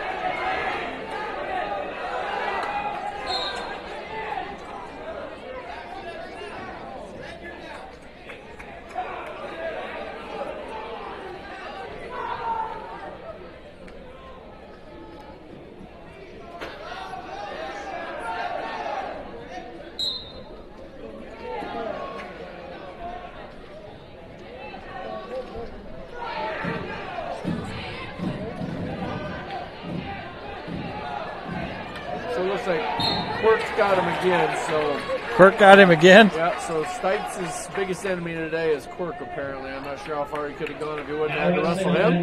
But Wow. down him twice today, so. Up next at 170 is Tyler Rossman. Got Schultzen coming up here on mat 1. We're on that mat with our cameras, so we'll get Kyan. He lost in the semifinals to a good match to Cohen from Manson, Northwest Webster. So need this win for the team points for sure, and for Kyan to get back on the winning side of the column. So he's got a conference rival, Ian Shepard, from Ridgeview. So we'll see him a couple times this season as well.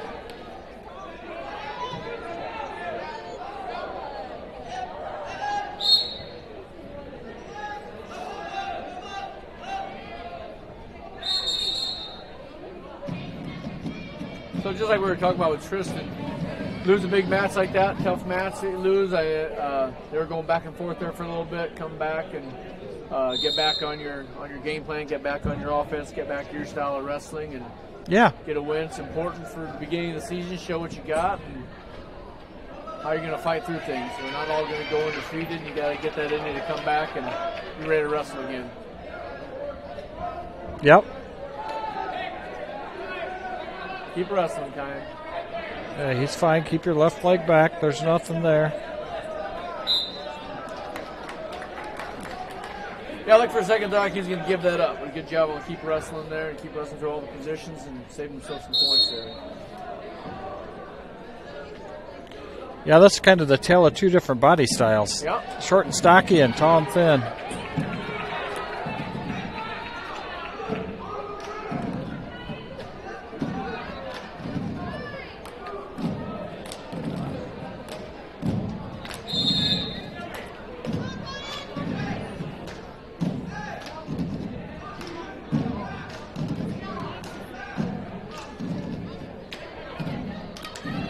Keep wrestling through this, Kyan. Hips up. Yep. Now hip pressure.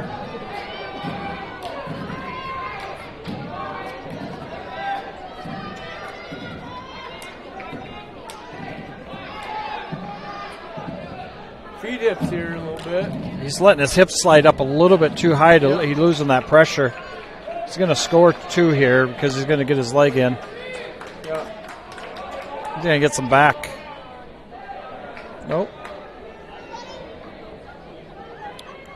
I'll tell you what, our team's really improved on that position right there in the past year. I know last year in the room we spent a ton of time on it. We kind of call it the Cobra position. And our kids have scored a lot of points from not fighting those hands around the leg to choose to just throw a lot of hip pressure at them and stretch them out, and makes a big difference. On deck at 182 is Owen Dunn's South Hamilton and Grant Webster. But I remember a number of years coaching kids through youth, it was always, fight those hands, and it's not fight those hands. It's completely different when you go get around some higher level college guys that wrestle in college, and nope, it's all hip pressure, it breaks.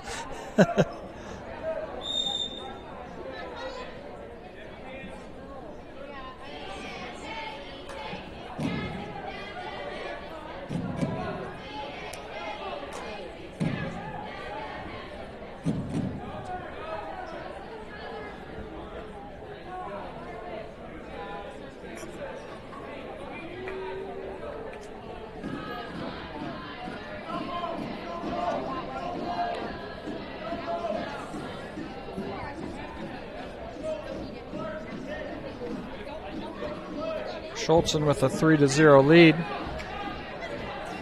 Minute left in the second period.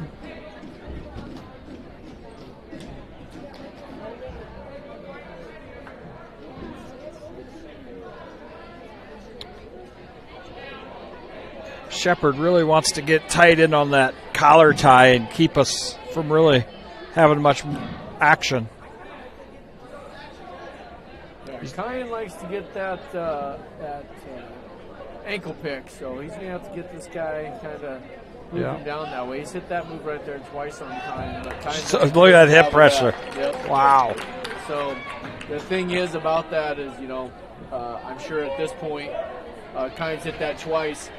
I'd like to see, that's great.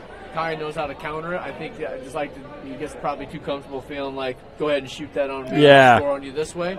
So that's there, so be a little aggressive, try something of your own, because you're definitely not scared about him shooting on you and you scoring. So yes. See, Shepard had a couple good shots. Yeah. I mean, he was pretty deep there to start. And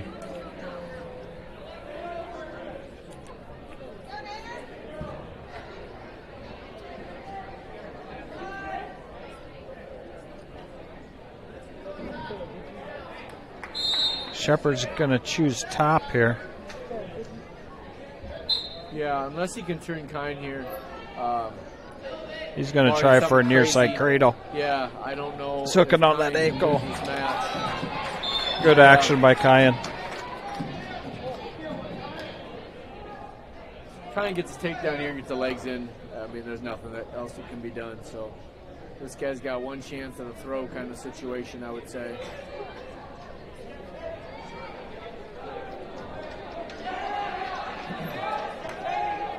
There you go. Oh, Kyan, nice. really nice. Nice. Takedown there by Kyan. Good hand motion. Good. Got him going.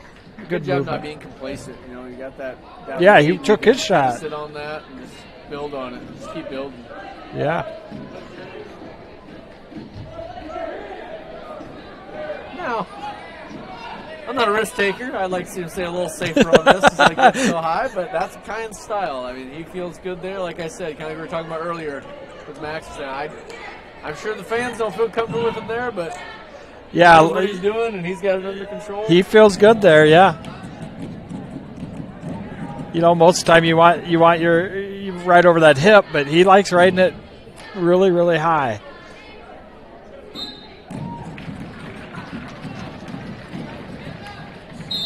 And he's so much longer than a lot of the opponents he wrestles, and to him it doesn't feel like he's probably that high, but it is. It's where it is.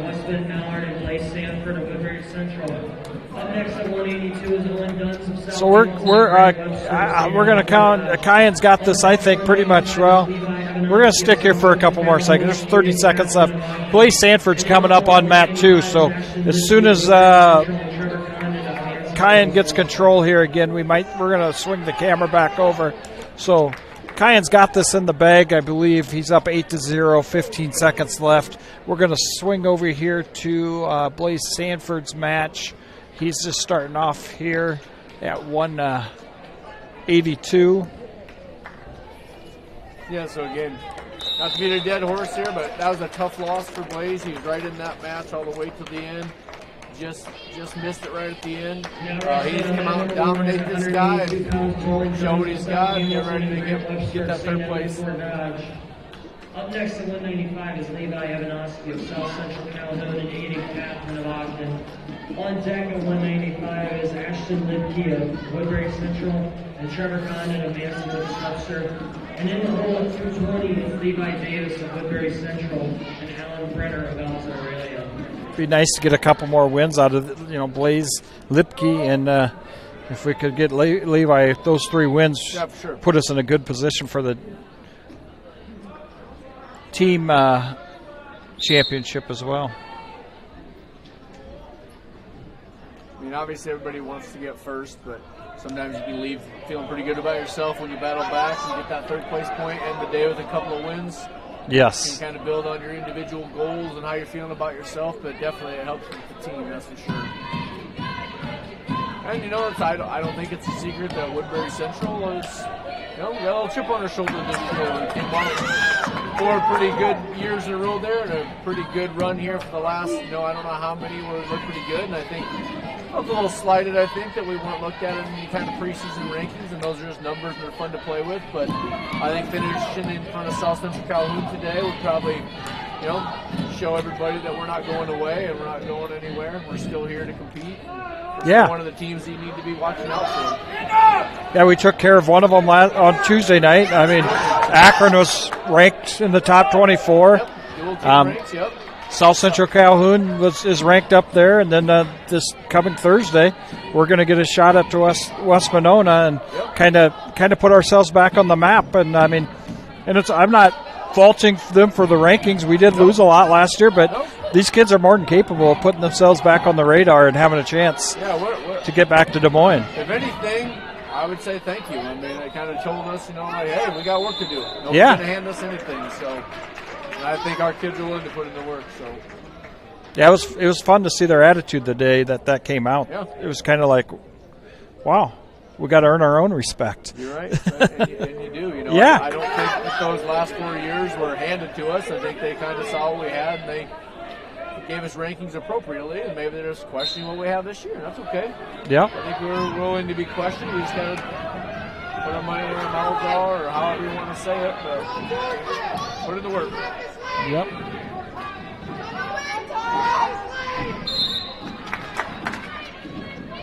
I mean, it is probably hard when you're sitting there doing those rankings and you go, well, they lost 7 seniors that were on the varsity. They don't have any juniors that were on the start. What's it look like? Yep. And that sophomore class, they're a nice class to have in the wrestling room. They work hard. And, to get Tristan back out was a huge deal, too.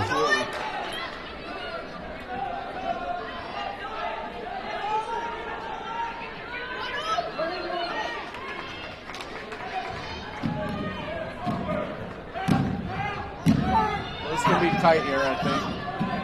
Yeah, bury it. Sink your chest right in there. You got plenty of time. To sit on that, so. We're in good position here.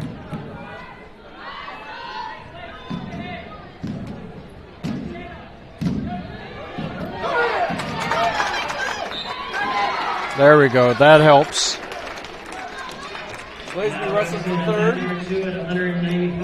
Wrestling the winner of the match over here on mat number 1. South Hamilton's Duns and St. Edmunds Webster.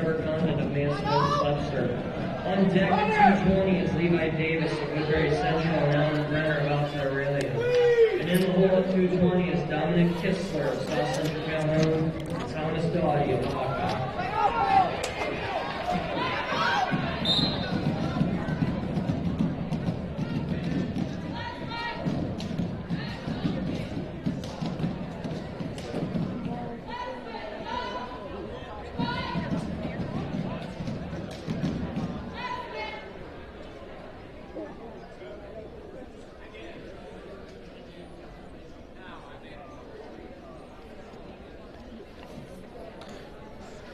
So I'm not sure if it's truly our computer that's causing issues. It seems like they're having a lot of track issues, and the guy running track is having to go to computers too. So it might just be the internet connection might not be as strong as you would think it needs to be. But yeah, I mean, I know they have their own Wi-Fi, but I have zero anything on the phone. Trying to get that as close to impossible as we can get. So I agree with you. I think it's probably a little bit to do with internet situation.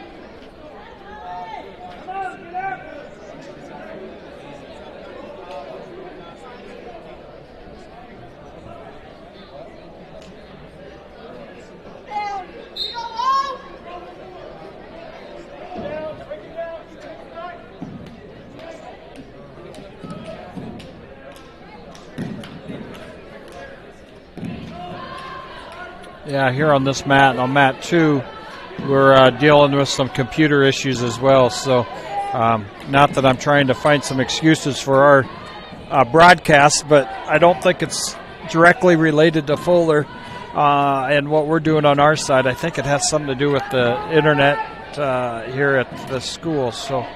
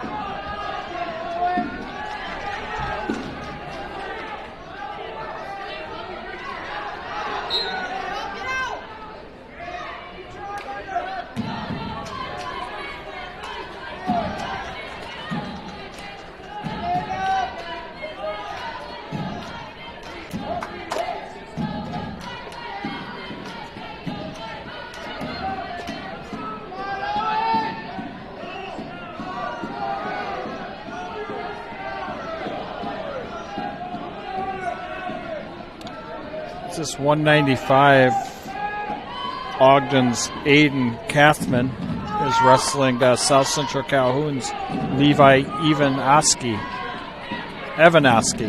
Sorry.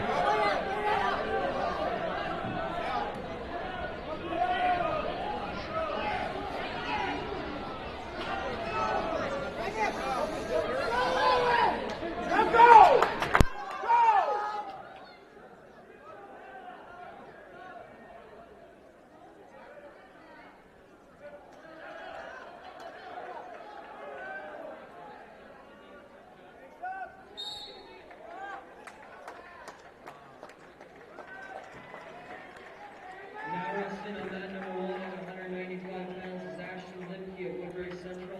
Trevor Condon of Manson. Going to move the camera over to mat 1. Davis of Woodbury Central. Lipke's going to start here. Ashton Lipke. Deck at 220 is Dominic His match is about ready to start. He's checking in at the head table. So we got Ashton here. His opponent is Trevor Condon from Manson, Northwest Webster. Mr. Condon is a senior. He got 6th last year to Doug Wood.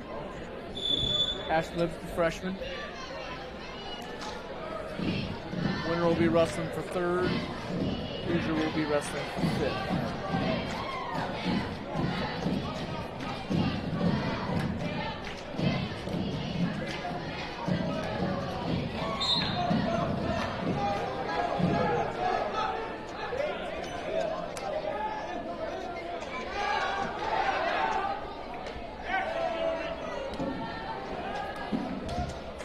Nice attempt by Ashton there.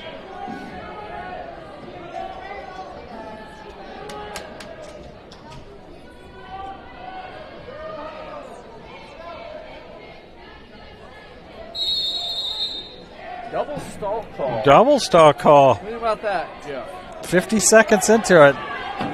They're leaving the clock running even for that call. Double stall call. All right, let's get rolling.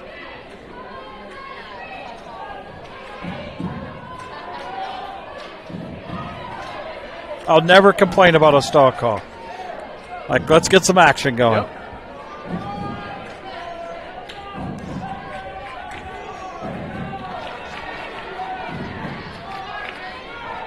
Especially early in the match, on your feet. Come on, let's get rolling. There's some action.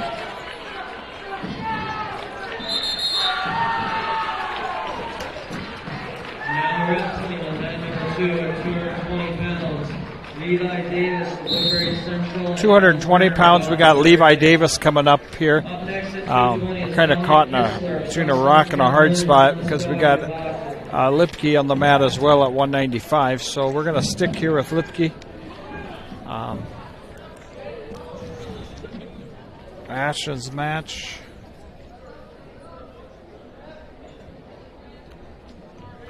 Oh my goodness, what is going on over here? Sorry about that. That was not about the match we're watching. That was No. something going on the other map. The other mat, I just cannot. Quite the situation going on over there. But so Lipke goes down. Start of the 2nd period.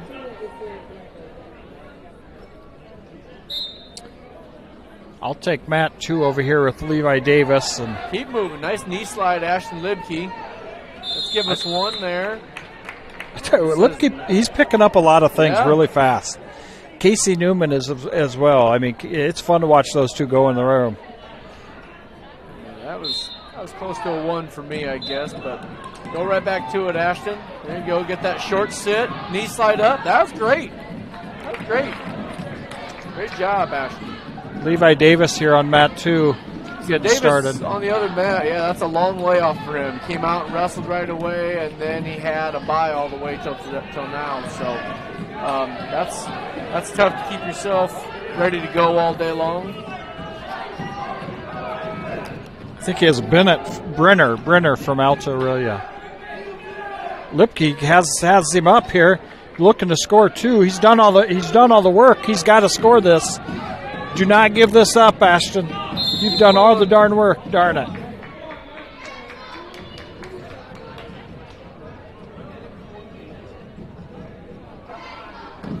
yeah, for Davis, he's had that long layoff. He started off with the number 1 seed, Brody Anderson. Now he's facing the number 2 seed, actually, who was upset in the semifinals here.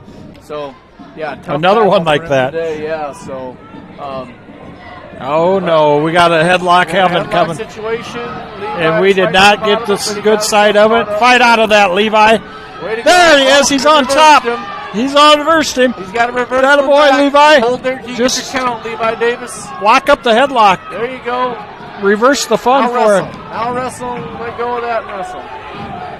Oh, shoot, Ashton Lipke, 50 seconds left in the second. Get your hips back Don't up. give up the 2. Lipke. Davis No, gave he up did. a fat man's All right, roll. let's give it up and wrestle now. Go, score.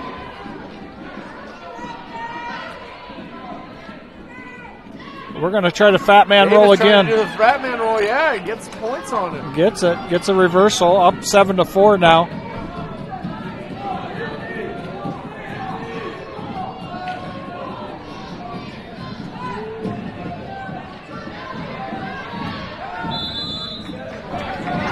Come on, Lipke. Knee slide. Knee slide. Knee slide. He's pitching that back leg there. Score here at the end. That a boy. That a boy. Way to score at the end, Lipke.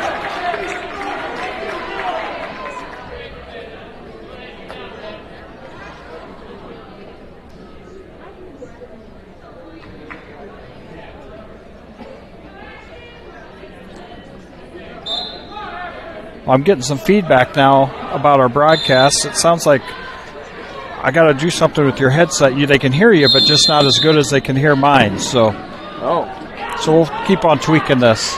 Finally getting some feedback from people to make adjustments. So.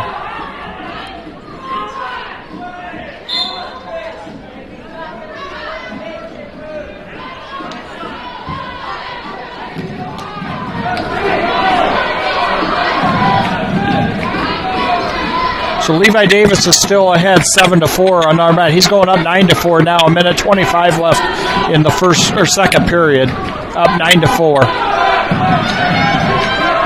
On top. Just darn it, Levi. Davis, know where you're at there. Ooh, we're gonna get another one there. We're gonna get another one there for a legal headlock.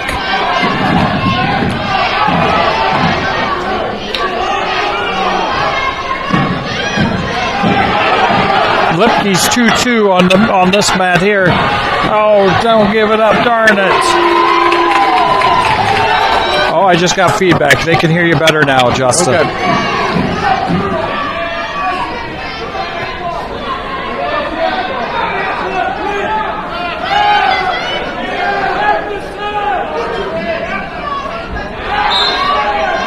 Levi Davis is up 10-4, a minute left in the second period. So he is on top.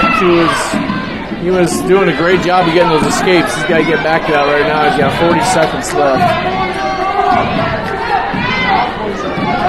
I think some fatigue's maybe setting in there a little bit.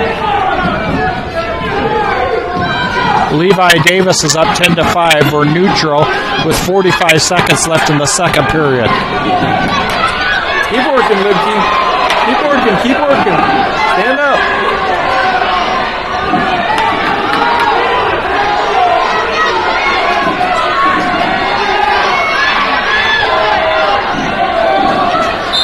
Keep wrestling. Got 7 seconds. And that guy has a stall call against him. I don't know if he'll throw one out there that fast, but if he runs around the mat, he might. Go ahead. Get on him. Yeah, you'd like to see more effort for a score there. I know both guys are tired, but heading over to Levi Davis's match. She is ahead 10-5 and into the second period. That was a great match by Lipke over there. Just a freshman. I mean, he goes out and battles. He's going to give you 6 minutes of wrestling if the match lets him do it. So, like you said, you'd like to see a little bit more effort out of the, right there at the end when you have 7 seconds. But hey, we're early in the season and that gas tank's not quite full yet. Yeah, it's always fun to come out and pin everybody. 10 seconds, 20 seconds. But a lot's going to be gained from those long, hard-fought 6-minute matches earlier in the season. That'll pay off down the road here. Yes, it will.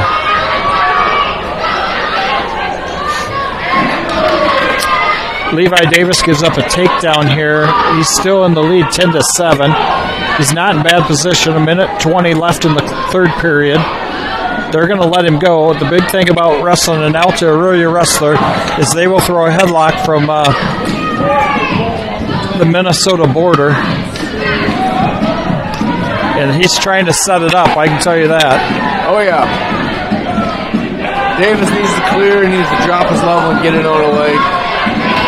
And I'm not saying that as a negative thing. That's just what they do there. I mean, it's truly, it's okay. I mean, and that's their system they have set up is to throw that headlock at any time. They have the trigger to pull it. So you got to be prepared. I mean, look, 2 times here in the last 20 seconds. He's going to give a takedown here. Yes. 2. That was a good choice. Had trouble picking him up. Just drop him down to the mat. Yeah. 2. Going to get called for locked hands here.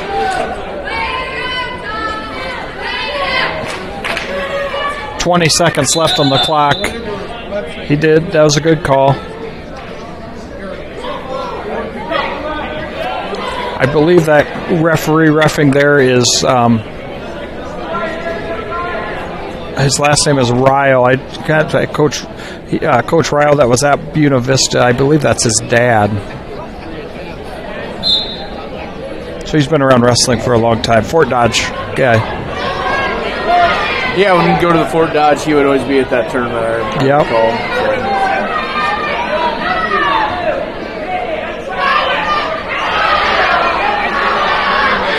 So don't pressure into him too much here, Levi. Yeah, there you go. Let him slip it by you. Yep, 13-9 win for Levi. Great win for Levi. Levi will be going for third. Again, that was the second seed, so I'm not sure if there was drawings or there was arguments for that spot, but nice win for Levi Davis. We're going to swing back over here for the last match before we head into a little break and start the 5th, 6th place matches, and then we'll run into the championship matches after that. But we'll finish up with this match right here. I'm not sure exactly what. I'm going to guess. I don't know what this is. Things, it's another little Alta Aurelia setup. Exhibition match. It looks like to me. I don't see this one on the. So we can't help you with who these 2 athletes are, but we can tell you it's an Alta Aurelia wrestler against a Manson Northwest Webster wrestler here. I'm guessing it's in the 220, 195 range is my guess. But I don't exactly know who either one of these wrestlers are. So we're going to head to a break here. We haven't had a break since we started today. So we're going to take a quick break, and we'll be back. Give us about 10 minutes. We'll come back and get ready for the placing matches and finish up this broadcast. So I appreciate you all viewing in, and we'll be back here in a little while.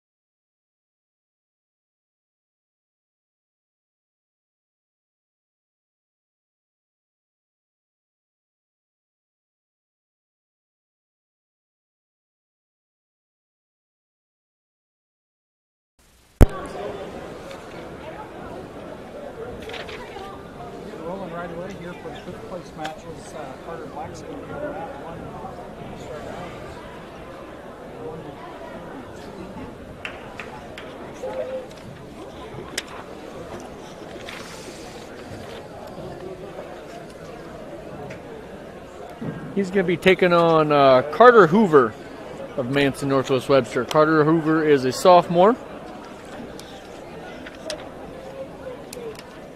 Wrestling for 5th place here. All the 5th place matches taking place at this time in other fights. So all these matches, 5th place matches, will round up and get the first, second place matches on map 1 and the 5th place matches will be on map 2.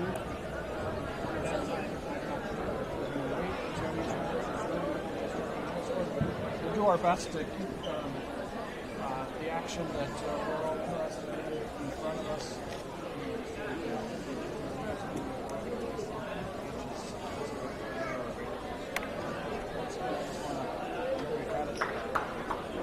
Scrolling across the bottom of our screen here, the ticker across the bottom, all the sponsors that are providing this live stream. Just want to thank them for their sponsorship. And I know we didn't play any commercials today,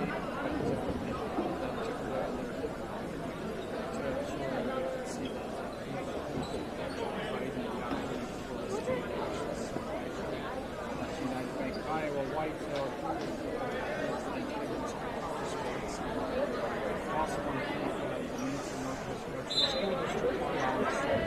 Up next at 138 will be Alan Gandera of South Hamilton and Caden Dorman of South Central Calhoun.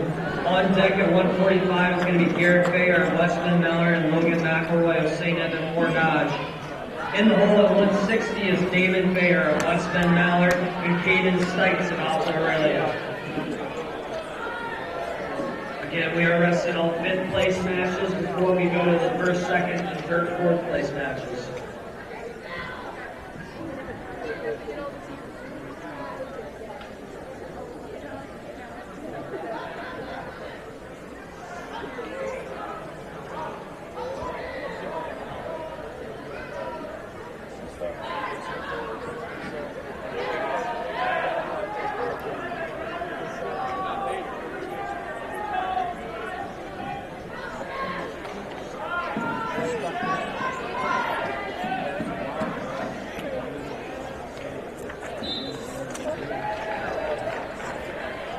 Now wrestling on that number 2 at 138 pounds, Alan Gandera of South Hamilton and Caden Dorman of South Central Calhoun. Up next at 145 is Garrett Fayer of Westman Mallard and Logan McElroy of St. Edmund Fort Dodge. On deck at 160 is Damon Fayer of Westman Mallard and Caden Stites of Alta Aurelia. And in the hole at 152 is Colton Hoover of Westman Mallard and Austin Pyle of Ridgeview. The win over Akron on Tuesday, coming here in this tournament today, and then getting a good matchup with West Monona in our conference Thursday.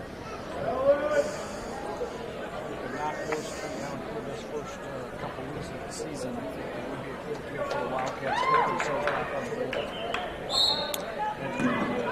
Third week of the season. So, a lot of work to be done here today yet, and for sure next week.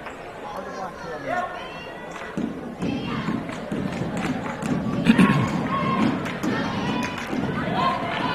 I like how Carter's looking to score early there.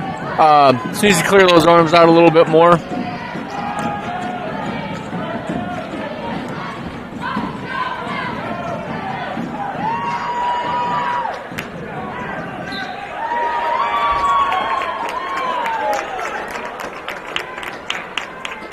Now wrestling on mat number 2 at 145 pounds is Garrett Fayer of Westman Mallard and Logan McElroy of St. Edmund Fort Dodge. So Hoover coming out here being real aggressive. I think Carter Black can kind of use that to his advantage a little bit. He's got to keep moving. He's kind of stiffening up there a little bit to fight that aggression, but he needs to keep moving, and that guy will kind of overwork it. In the hole at 170 is Ian Shepard of Ridgeview and Ben Master of Westman Mallard. that shock. It feels like he has that shock and awe feeling for his Yeah. first time out there. And you can kind of see that he's letting Hoover just kind of overpower him in some positions. And it's not how he practices. And so it will come along. It just takes some time. Yeah, and really, to be honest with you, other than the takedown, Hoover's not really getting a lot accomplished here other than just kind of throwing Carter around on the mat. He's not really working for a fall, it doesn't look like to me anyway. He's just kind of expending a lot of extra energy. Carter can just weather this storm and get a point here and score at the end of this and get settled in. I think things can be all right for him. He needs to get his butt low there, though, not so straight with his legs. There we go. Get your points here. You're short on time, so don't go for the fall. A lot of times I think that's what happens. We get so greedy. We want that fall. We see it so close, and he could have got an escape there and just got his one. It would be 2-1 right now. Yeah, that big move always feels great when that happens, but kind of gave up a free point there. I think we could have got at least one there. I think we should have got, that just comes with a lot of mat time. Yeah. Understand that. I don't need to fall, especially in a tournament. Hey, when you get old. Duels, we kind of try to force that as much as possible, but even at that point, you can't be greedy. You got to really protect your point. When you get old, brains over brawn. When you're young, it's fun to get out there and hump those things over, but just wrestling a little smarter sometimes. So I think like Carter's settled in here a little bit now. I think he weathered that storm a little bit. I'd like to see him break this kid down here and start getting to work on something. He's trying to get a wing scoop there, but he's got his hand caught up underneath.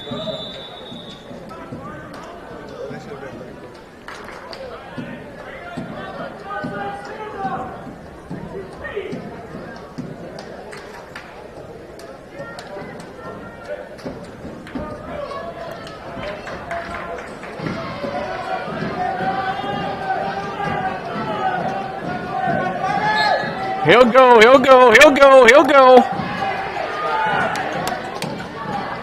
Don't loosen that arm out. There you go, my man. Get that chest down. Yes, he kind of lost it on that readjustment there, but good mat return. Good. Now go right into it, though. You get that mat return, you go right into transition to something.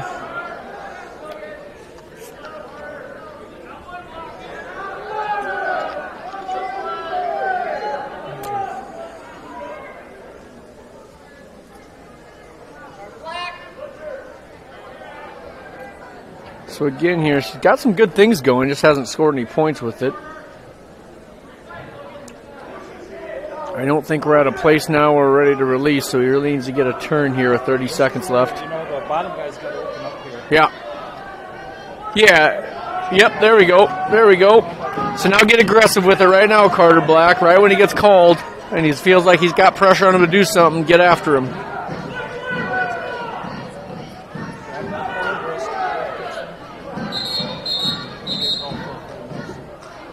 Yeah, get your head straight here, Carter Black. Oh, we got blood time. Okay, I thought he was mad about a call, but no, he's just upset because he thought he had something going there and they stopped it on him. But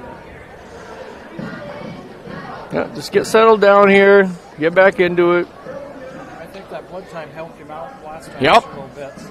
Yep, evened out. You got the old Seinfeld: fine $20, lose $20, fine $20.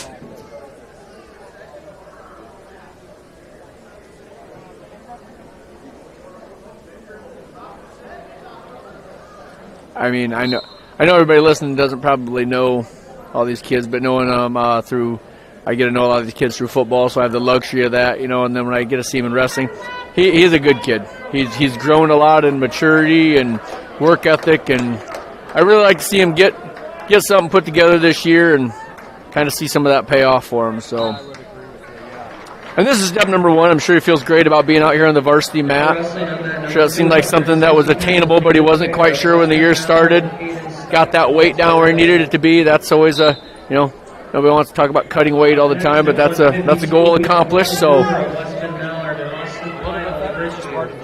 yeah, and that weight cut too. I mean, he didn't get down here easy. He just got down here. I'm sure that's a little bit too. Takes a lot of mental energy and self-restraint to get there. So, and then to come out and perform with right after that. So.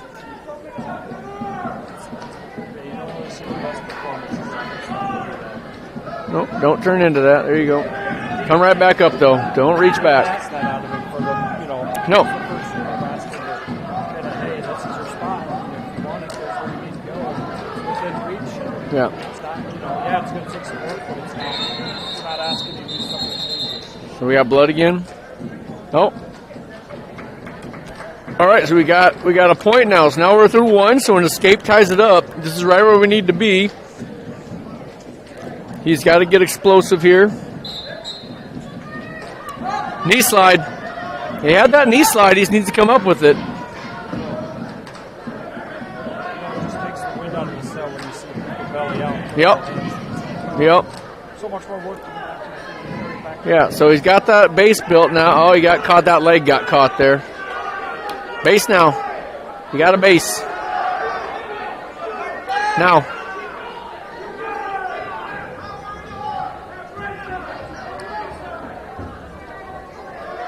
Yeah, so now's the time. Yep, knee slide it up. Go.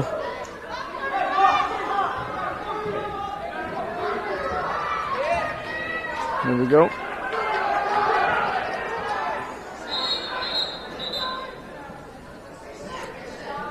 So you can see how he hustles over. He wants to wrestle. He wants this match. I think a lot of times what I'm seeing is he's got that knee slide going and he wants to go to a short sit when he's got himself open to get to the standing up. Yes. Kind of wants the best of both worlds. Yeah. I want to hit a knee slide, but short sit. Yep.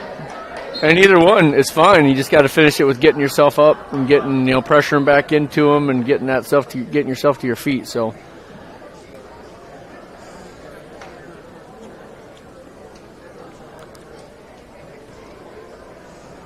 Now wrestling on mat number 2 So, at 152 pounds, Colton Hoover of West. Opponent over here is getting coached up on catching that wrist, so I'm sure our coaches are focused on coaching Carter and not seeing that, but he's definitely going to have to clear that wrist because young kids like this, when they're told to do that, he's going right for that. He's not going to be thinking about anything else but what his coach just told him to do. So Carter's key here is clearing that wrist because he's going to chop hard at it to try to grab. And Ashton Lipke of Woodbury Central.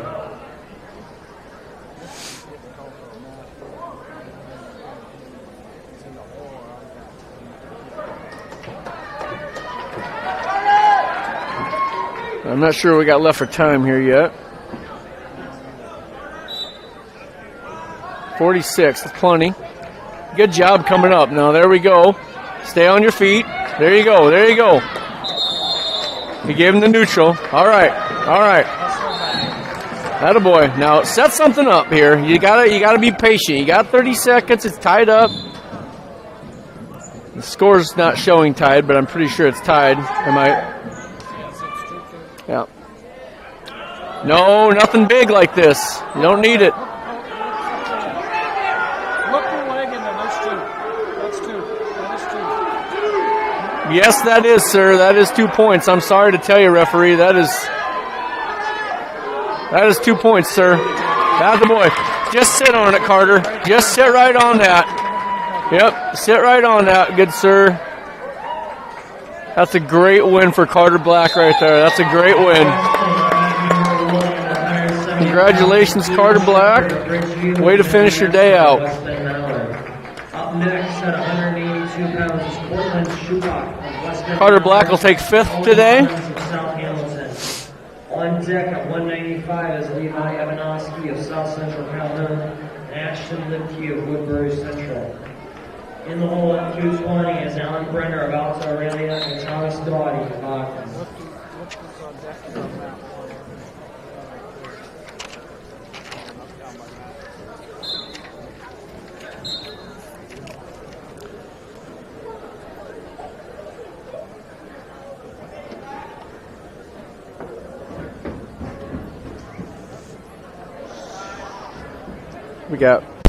We got Massner of West Bend Mallard and Ian Shepard of Ridgeview right now wrestling for 5th.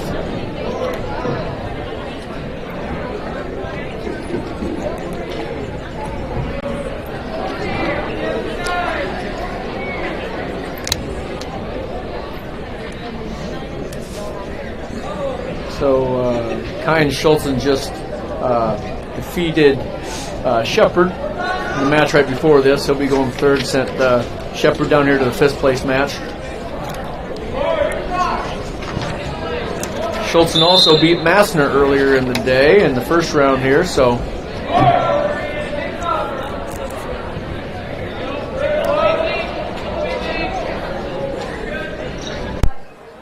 map 2 at 152 pounds, we got Austin from Ridgeview with wrestling. Young man from Western Valley.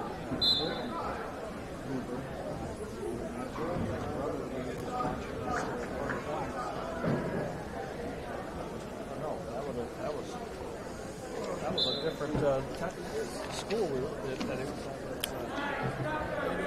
The wrestler was from Manson. Manson. Yep.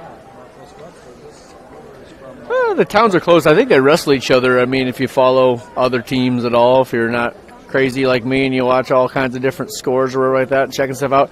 West Bend and Manson wrestle a number of times throughout the year. They duel each other more than they need to, I think. But I mean, they're close together, so I'm sure I'm sure they meet each other. I would assume, I'm not seeing conference listings around here, but I'm sure they're in the same conference. I don't know where they're at. I always like to look at that when you go to the schools. Kind of like a schedule back from the 80s and 90s. Yeah. The rest of the same Kings are, I think, about every week.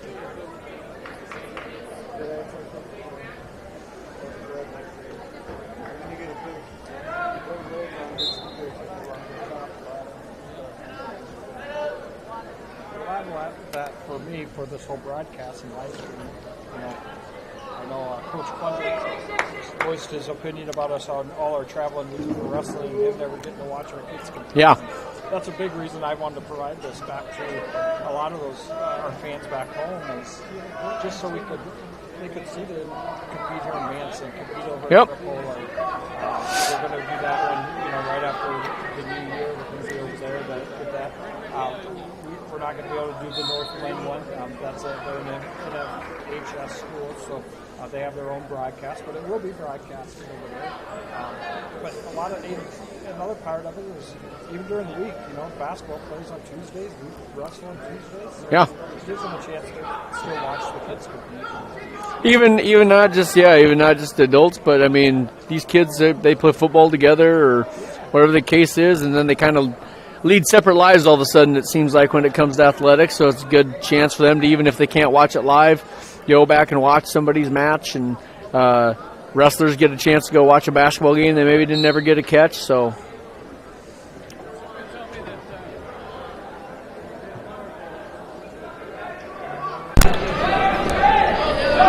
Yeah, we just went to one camera because it was so blocky. So we kicked everybody off the internet, I think Wi-Fi, because we were having issues down there with the internet. I was wondering if they were just watching the track guys. Now, did that...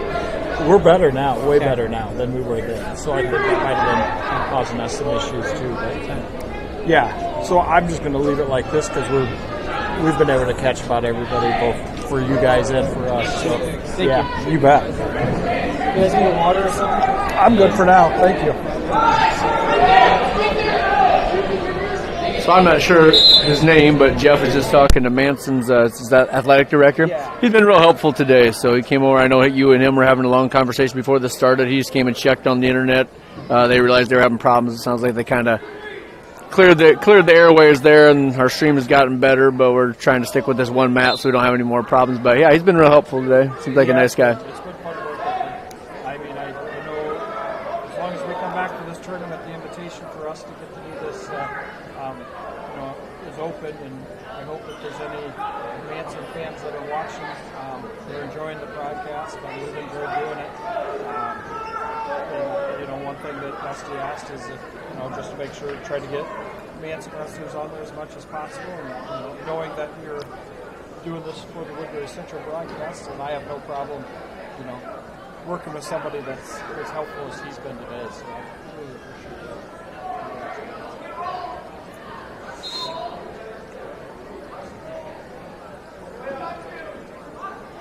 I think we have a good idea with the two-camera situation. Yeah. Cameras and Yeah.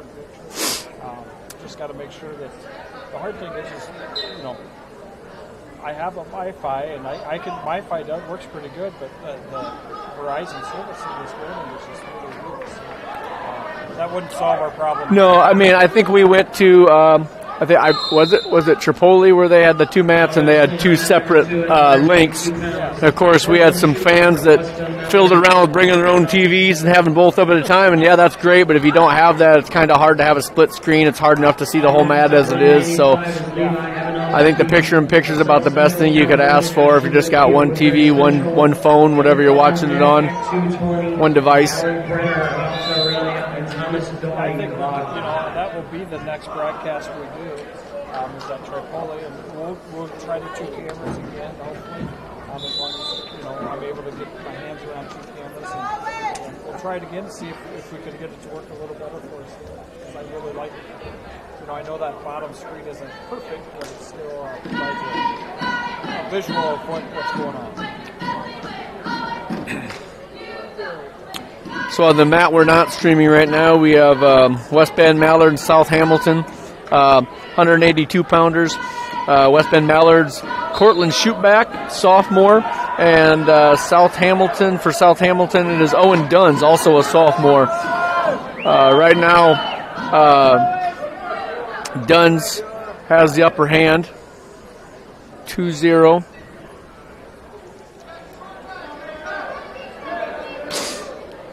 Matt Ron's looking close to overtime here, unless somebody can get something done here at 170 between West Bend Mallard and Ridgeview.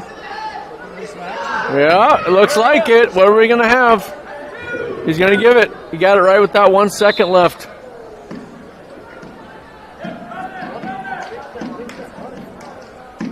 It's a great win for the Ridgeview kid. That's going to sting a little bit for the West Bend Mallard wrestler, but we talked about earlier, it's all about getting better at this point, so you see what you did and improve on it. Up next at 220 is Alan. Let's see what Lipke has left in the tank. He's been battling today.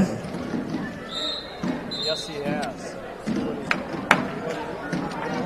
empty it all the way. Well, see where that early Head-to-head match, too, against South Central Calhoun, so nice to get this. see what that early conditioning's at. And that's also another thing you kind of got to gauge as a coach, I think, too. And as a wrestler, what you need to do extra, but as a coach, maybe whether we're putting them in the spot we need to if we're on track or not. Because there's going to be longer days than this when we get into some of those bigger tournaments. So, Next Saturday, that's a 16. yep. That would be a long night. That would be a long weekend.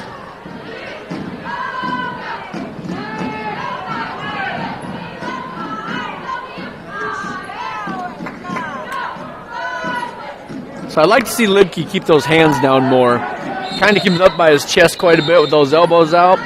That's a great shot. Boy, he's not afraid to pull the trigger. Nope, he isn't. He gave him 2, but he gave the locked hands. I just hold on to that. Hold on to that. Even if it's locked, just keep it held on to.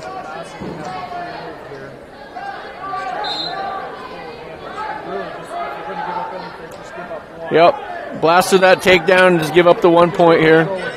Yep. Yep. So we got a stoppage there.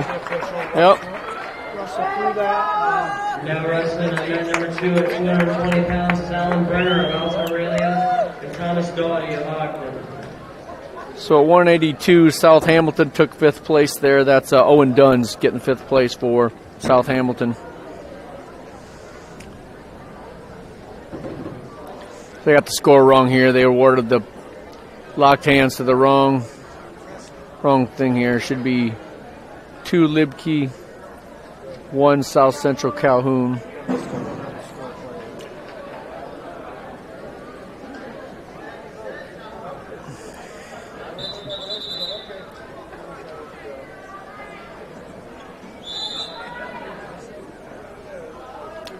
Yeah, so we got score issues still here, so.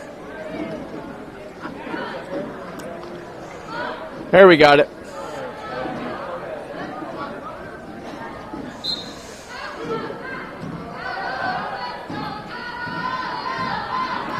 So Libke's got to bring those hips of the other wrestler there and bring him down. Got a little high there.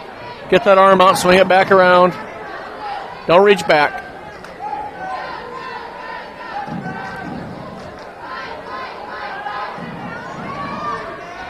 Got the reversal, gave that.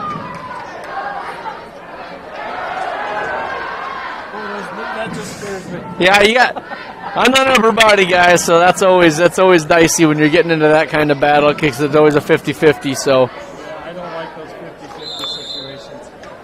Wrestlers and coaches for the championship. Some guys live on that stuff, but they also die on it. So. The third place match Oh, will be happening a little knee stoppage. to the video board. Coaches and athletes stay ready as one mat opens up. We will move on to the next match on that mat. Just a reminder, championship matches will happen on mat number 1. Third place matches will happen on mat number 2 once the video board. And we will continue on right to the next weight class. Focus on mat Mats 1. open We up. have a Woodbury Central wrestler on mat 1. If Woodbury Central wrestler comes on mat 2, we'll get over So up next at 106 on mat number 1 is Dustin Woodbury of South Central Calhoun. Mat 2's 5th place match right now is Thomas Doughty of Ogden and Alan Brenner of Alta Aurelia. Brenner's a junior and Doughty's a freshman. Alta Aurelia wrestling for third place.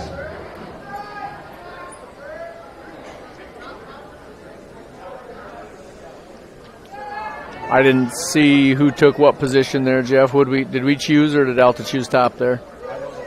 Yeah, I didn't see that when I was watching the other mat. Well, we got bottom, so I would say that's a scoring opportunity for us. So look, he's been good with this knee slide today. Let's see if he does. He's sliding it through. He's just got to finish bringing it up. A nice quad pot there, too. Yeah. No, he doesn't need to do that. And if you are going to reach back on that to the inside, better than the outside there. But I think he found success with this. Yeah, he found success with that before, so he wants to go back to it. Some of them sometimes do Yeah. those wrong, the bad habits and they work. And they're like, Yeah. oh, man, it's going to take us a Yep. battle through that. So again, you got that outside leg open. Just get yourself. Yeah, there you go. Slide that leg out of there. There, you're out. You're out.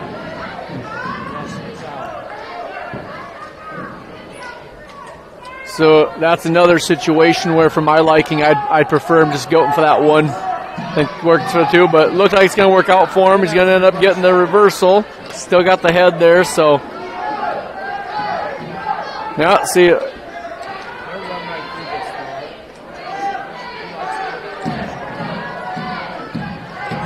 So we're covering up the hips away from two. There, we got it. No, stay on this side. So he felt trouble there and gave it up. 35 seconds left in the set.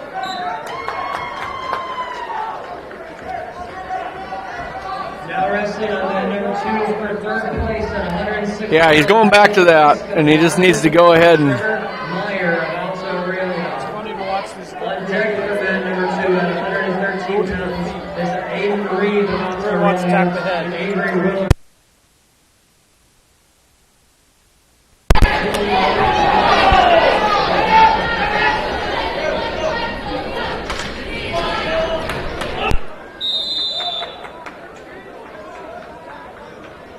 I wonder how long I had my headphones muted. I get in a habit to mute my headphones when I'm thinking that I might say something that's not no, I'm just kidding. Being smart with age. I don't know if I'm there yet. All right. So. Gonna get a tough ride here. Advantage, yeah. He's got to Lock cast it. those hips over on that. We're just not riding behind elbows or behind the armpits. All right. You're going to go there. You got to get slid in there, my man. You got to hip into him now.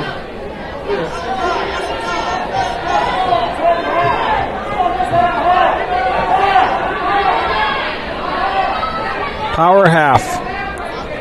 I hear Coach Bramer yelling power half down there.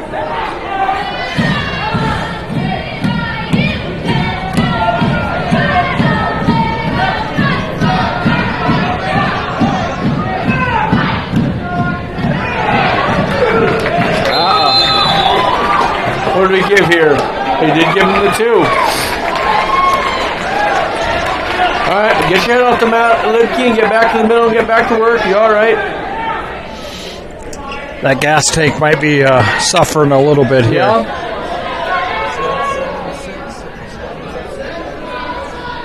Looks like we got the 106 third and fourth place match going on mat 2.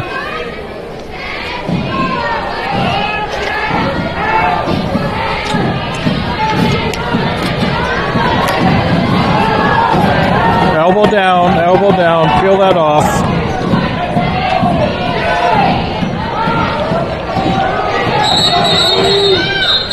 So that on mat 2, they've got Trevor Meyer from Alta Aurelia. He's wrestling Caleb Wisecup from Ogden.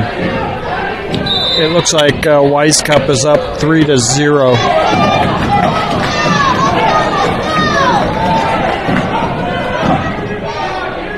Lipke's down 7-6 here. 35 seconds left. If he can get the escape here, I like Lipke on his feet. He's attacking on his feet. Now run your feet. Moving. Darn it.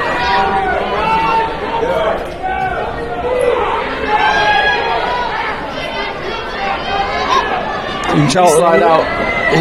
He was hitting that knee slide really good earlier, but he's getting tired. Yeah. You can tell he's getting tired. But, as a freshman, 195, wrestling. There we go.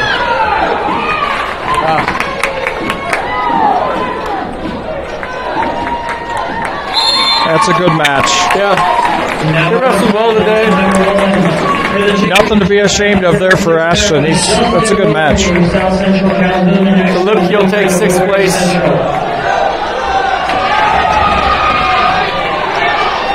Up next on mat number 1 at 113 pounds in the championship will be Colton Munson of Ogden and Braden Burns of East Sac County.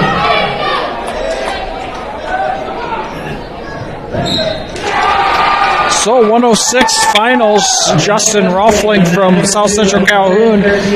He's going to be wrestling Axton Lindgren from Woodbury Central. Avery Willer of Woodbury Central. Yeah, so Roffling right now, he's got preseason ranked.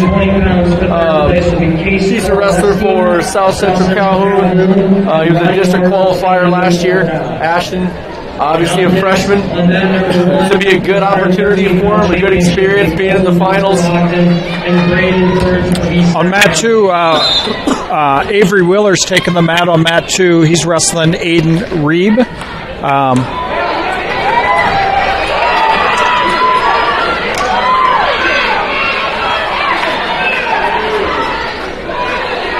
Keep working, X. We're going to switch over here to mat 2. We got Avery Wheeler on the mat 2. He just got thrown to his back. He's fighting off his back here for Avery. So Lindgren will take 2nd. Wheeler will take 4th. Now wrestling on mat number 2 for the 3rd place at 120 pounds is Case Carl Leslie of South Central Calhoun and Ronnie Orrs of Fort Dodge Signal. So we're going up to 120 here on the. So now wrestling on mat number 2 at 120 pounds. We're going to swing back over here to the mat number 1, the championship match. Up next, Here. number 2, the 3rd place at 126 We got Colton Munson. He is wrestling Braden Burns from Colton Munson's Ogden. Braden Burns is East Sac County. Munson was a place winner last year. After the completion of the 5th place round, these are the team scores.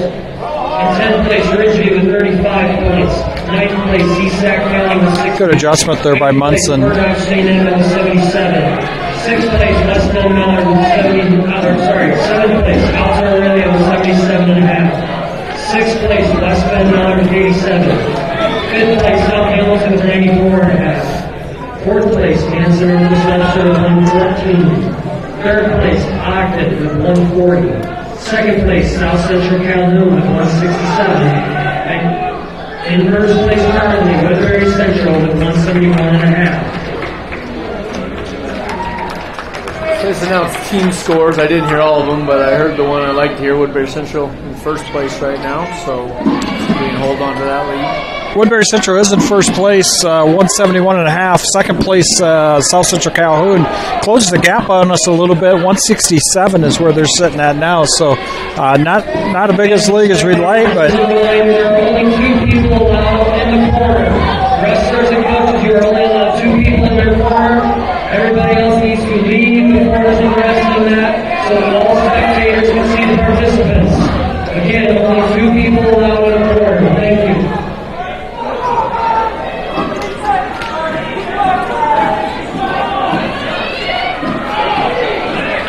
So Manson got the fall right there. Again, 7th place last year in state. Very good wrestler. Looks like he is looking to continue his success record this season as a sophomore only.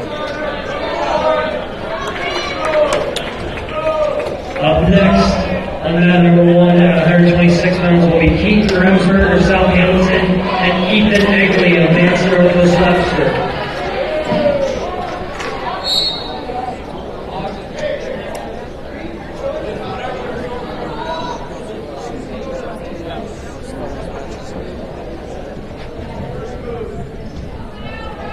So, Beaver coming up next in the finals. He's going to be taking on Cole Pellemounter from Ogden. Ogden's second straight wrestler in the finals.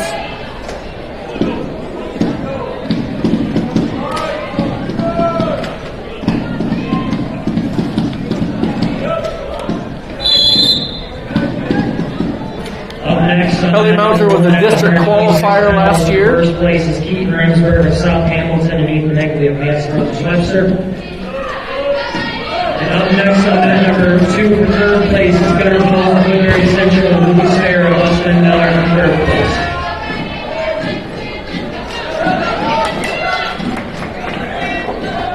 Good takedown there by Brand.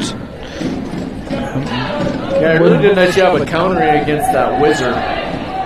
Stuffing that head and putting that guy into a dangerous position so he had to release it. Surprised Coach Bramer isn't having him let him up here. Yeah, there he goes.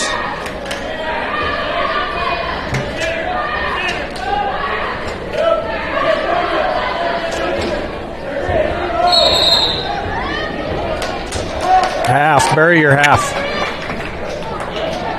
Use your Turk there. Use that arm Turk. Be nice if he would have stepped right through that to get that Turk in there.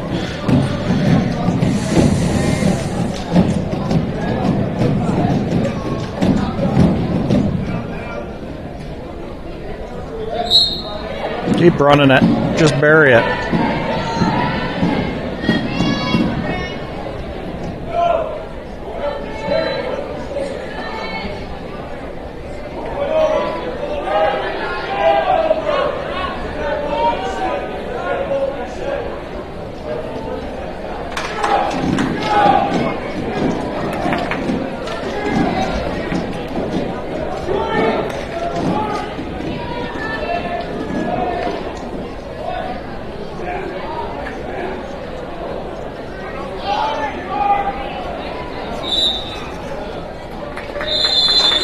Good period for Brand.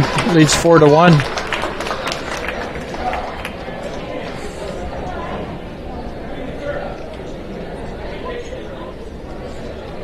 St. Edmund takes the third place match, 120 pounds, over South Central Calhoun's Case Korleski. For St. Edmunds, it was Ronnie Orrs, who's a junior. Next, Voss is up now on 126 here on the mat. And he has a Furs kid, I'm pretty sure, at 126. A fur kid. Next on that number 2, third place at 132 will be Brandon Young of South Hamilton and Brock Natras of South Central Calhoun. Square those hips, put pressure, yep. He's going to give that up.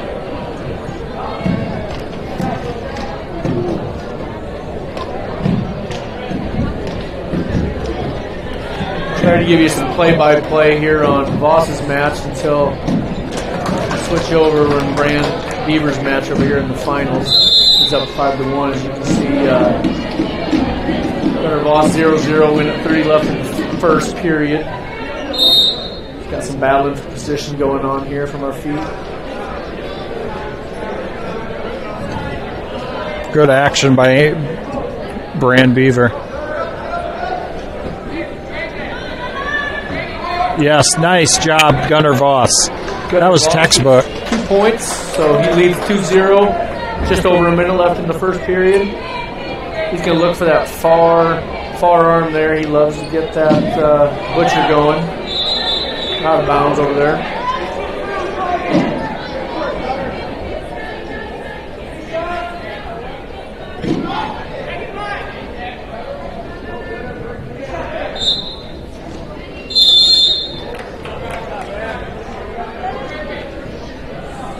There he's got a chance. Here's his butcher, yep. Gunner's match. He's got back points. We got swipes going. He's got his 5 count. Just got to settle in. There's 40 seconds left in the period.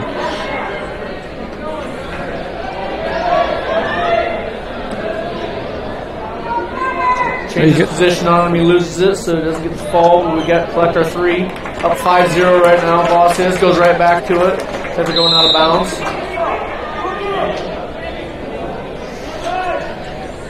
Post that knee on over his, right by his ear.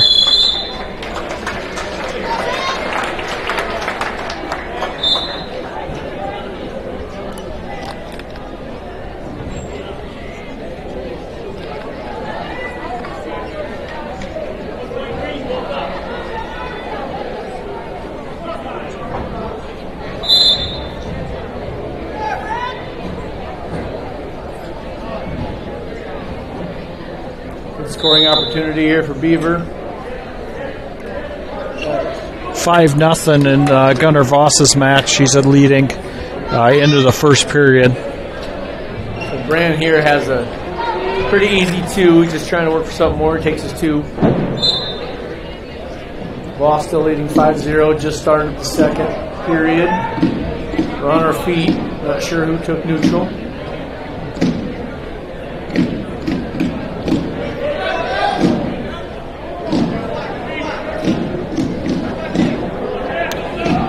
Beaver gave up a reversal and got a quick escape there. Up 12-5, needs a point for a major, going to get it here. 14-5, up by 9, has a major decision over there. Now he's up by 8, 14-6, needs another takedown. He's going to get another one, 1:02 left on the clock there. Voss is still neutral with 1:20 left, gives up the takedown, still up 5-2, 1:18 left on the clock. Brand Beaver with another takedown, 16-6, up by 10.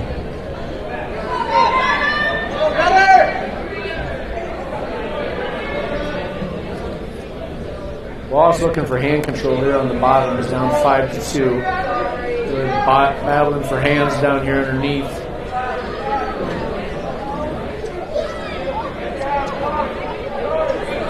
He's out there now. I'd like to see him slide up there. He's taking back down to the mat.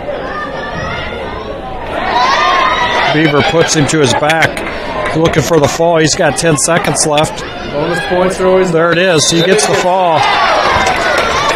Brand Beaver's going to be your champion today. Good for Brand. Nice job, Brand Beaver. Up next, at number 1, wrestling for the championship at 126 pounds, Keaton Remsburg of South Hamilton and Ethan Egley of Manson of Webster. On deck, swing over here and catch Gunnar Voss's match. The rest of Gunnar Voss's match. Getting ready to end the second period here.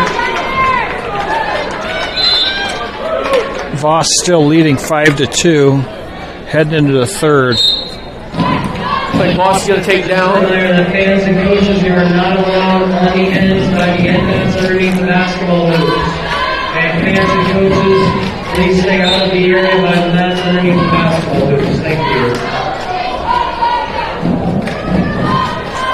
On the near mat, it's Remsburg from South Hamilton. He's wrestling Ethan Egley from Manson, Northwest Webster. And we'll swing back to that mat after Gunnar Voss's match here. Egley with a takedown and 2 on Rimsberg. Rimsberg is going to get the reversal. Nope. Gunner's working to get reversal here. Get that cradle. Reach up over that head. Get your reversal. Voss up 7-2 now. 1:09 left on the clock.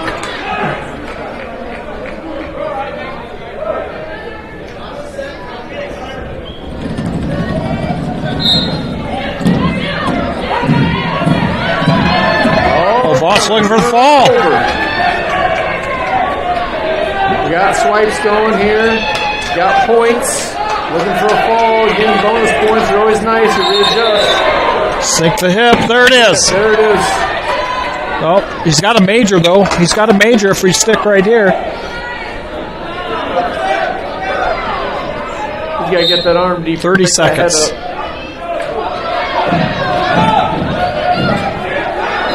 There's the fall. Nice work, Gunnar Voss. Gunnar Voss will finish third at 126 pounds.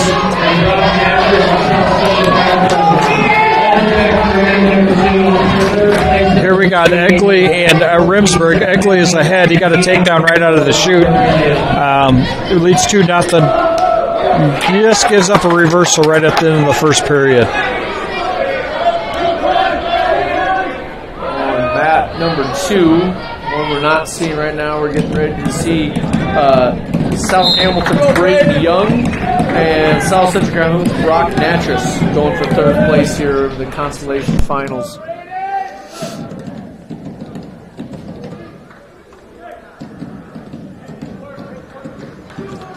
I'm interested to see. I haven't really got a chance to check it out today, but the St. Edmunds kid, this freshman Sam Meyer, taking out Brock Natras off the start, and then he continued that, took out Carter Hooper of Manson Northwest to find himself in the finals against Wyatt Sprechter at 132 pounds.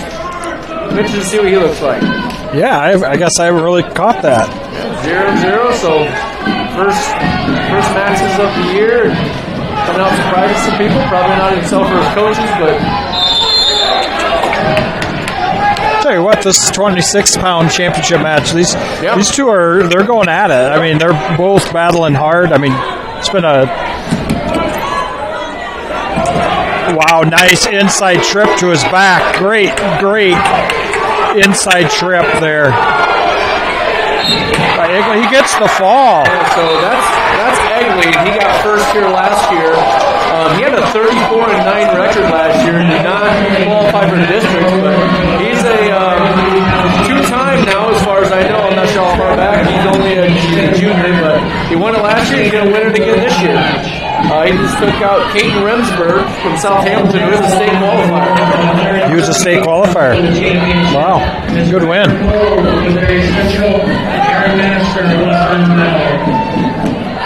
Moving on up to 132. This is Wyatt Sprecher from Ogden and Sam Meyer from Fort Dodge St. Edmund.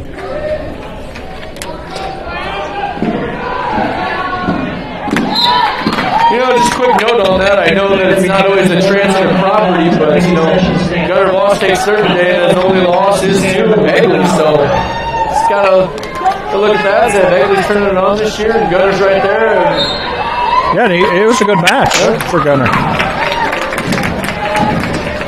Up next on mat number 2, third place at 138 pounds is Wyatt at 132, South Central Calhoun's Brock Natras takes third. South Hamilton's Braden Young takes fourth. So this is about St. Edmund. Sam Meyer we were talking about. He's down 4-0 right now. He was in on a nice shot and just kind of got overhorsed there. Yeah, he's a freshman. Sprechter's a senior. So, I mean, we got a little bit of experience kind of going out there on the mat versus the newness of high school competition.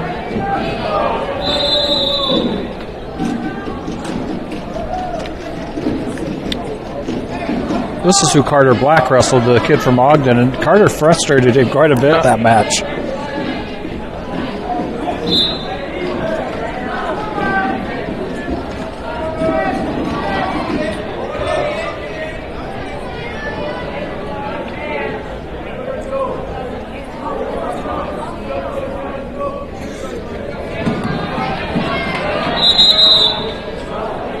Right now on mat 2, I believe we have Esac County's Wyatt Thorpe and Alta Aurelia's Hayden Garlow wrestling for 3rd and 4th. And it is Esac County Thorpe leading right now 2-0 in a battle for 3rd place.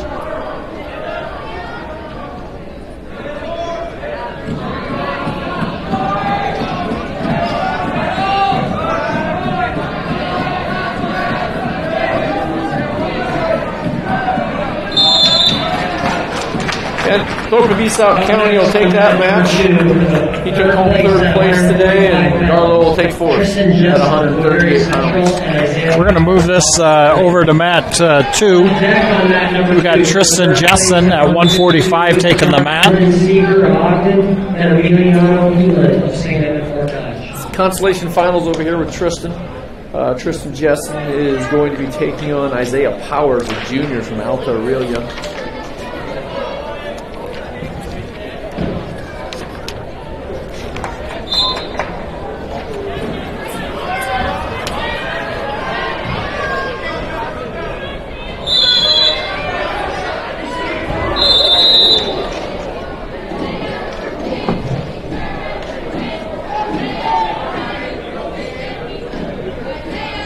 So to hear the oohs and ahs on the other mat there, we had a pretty hard mat return. They called it potentially dangerous and awarded a point to St. Edmund wrestler.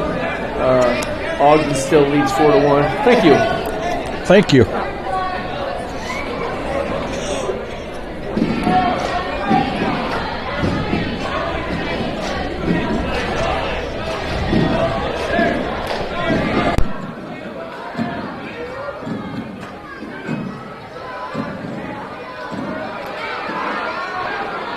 So Tristan is strong, and he will suck that in, just like he did right there. He'll grind through some takedowns.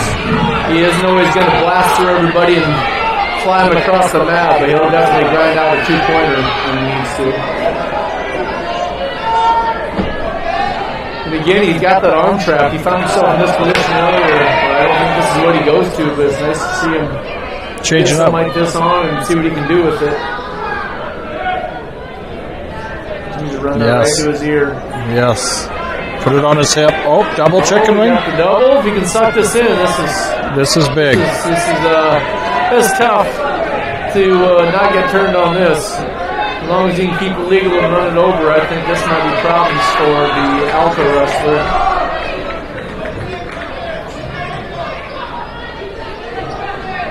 You know, Locke, I'm 2 for 2 on getting waters on these events. Yes. Yeah, I very much appreciate a free water. Living the life of a king. Yeah. Broadcasting, yeah. I tell you what, the broadcasters get treated a little better than timekeepers when we're at home. I'll tell you that. I truly appreciate it.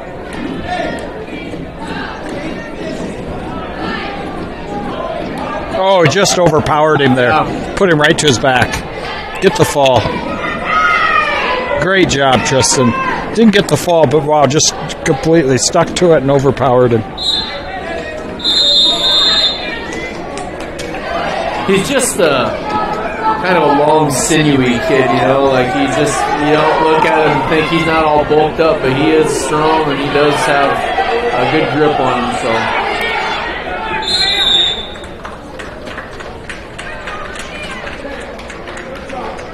Yeah, I just remember that freshman year. You know, I'd seen Tristan wrestle in junior high and throughout his youth, but you know I remember I forget the kid he was wrestling. It was a highly ranked kid from Kearney, Nebraska, and he worked his tail off to try to turn him the entire match, and it could not get done. It could not get done. Turn Tristan Justin, you got some power. But Yeah. He does not go over. He is not easy to turn. These guys will wrestle him, and they'll just spend a lot of energy trying to turn him, and Tristan will just let it happen. Take all that energy they expanded, and they'll turn it right around on him. So, Yeah. leading 7-0 right here. Doing a good job in this match. Just controlling the match. I remember sitting next to you at that tournament. We're kind of just trying like, hey, like you're not going to turn it. Nope. He looks like he might get a fall here. He's got this guy in trouble again. He's got a lot of time to work with, so that's going to take a lot of endurance from this alto wrestler to stay off, to keep the fall away here. Yeah, stay off those knees. There you go, Tristan.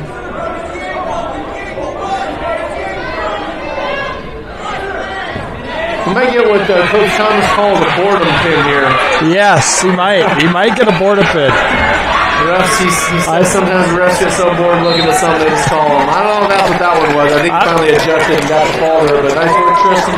Tristan will get third place. Third place at 152 pounds, John Lyndon Seeger. This isn't quite big enough, long enough day yet. You get to 6, 7 o'clock, and you get a lot of boredom pins. At third place for 160 pounds. So over here on the other mat, St. Edmunds just got himself into trouble. He worked himself all the way back into a 1-point match. Now he got himself caught and got put to his back with the reversal, so only 15 seconds left. It's looking like that's going to be Ogden's match to win. And Ogden got the fall there, so at 132 pounds, it'll be Wyatt Sprecher, your champion from Ogden. Sam Meyer of St. Edmund will take second. Tell you what, that's Sam Meyer. I mean, he battled that entire match. He just got himself in some bad positions and caused him some headaches. But we're going to switch over here to mat 1 again. We got our own Ryder Cooley coming up here on mat 1 in the championship match. 138 taking on Aaron Masner. So last year, Ryder Cooley also was in the finals. He found himself wrestling a West Bend Mallard wrestler. That was Donovan Hansen, who has since graduated. Very good wrestler. So another West Bend Mallard matchup in the finals here for Cooley. Masner is a senior.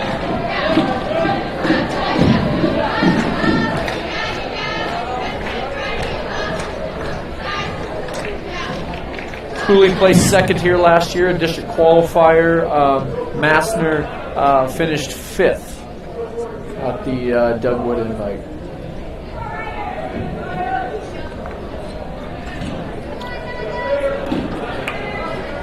It was a nice shot. Nice job battling it off by Ryder. Yeah. I've watched Ryder for a few years now, and I still am trying to think of his strategy that he takes. It's unique to me because once he gets rolling and decides what he wants to do in the match, he gets real dangerous. But it takes him a little while to figure out exactly his strategy he's going to have in the match. He actually, it seems like it lets him dictate a little bit more than I personally would like to watch, but it always comes to work in his favor once he gets going. Once he gets his front head with that chin, he does a pretty good job of getting around there and cutting that corner and getting that other leg. And then if he doesn't, his shucks are really good. Yep, if he doesn't get that leg, he'll just shuck it by the other way. I'd like to see a good, strong finish here. There you go. That was a nice finish. Yep.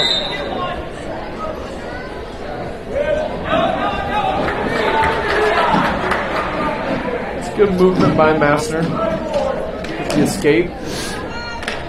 Riders needs to get right back to his offense here again.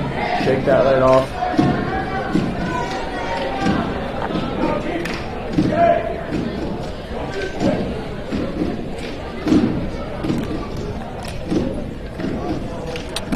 On mat 2, they're all the way up to 152 pounds, so it looks like there's an Ogden wrestler out there against... John Lyndon Seeger for Ogden over there for third, and he is taking on Emiliano Guillen from St. Edmunds. Okay.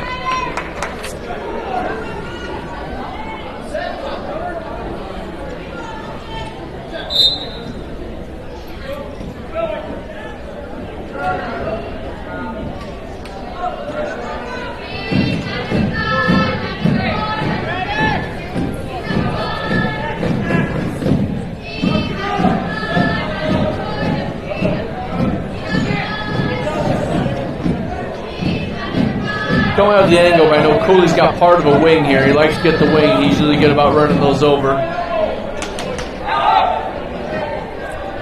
Nice suck back. Yeah, it was.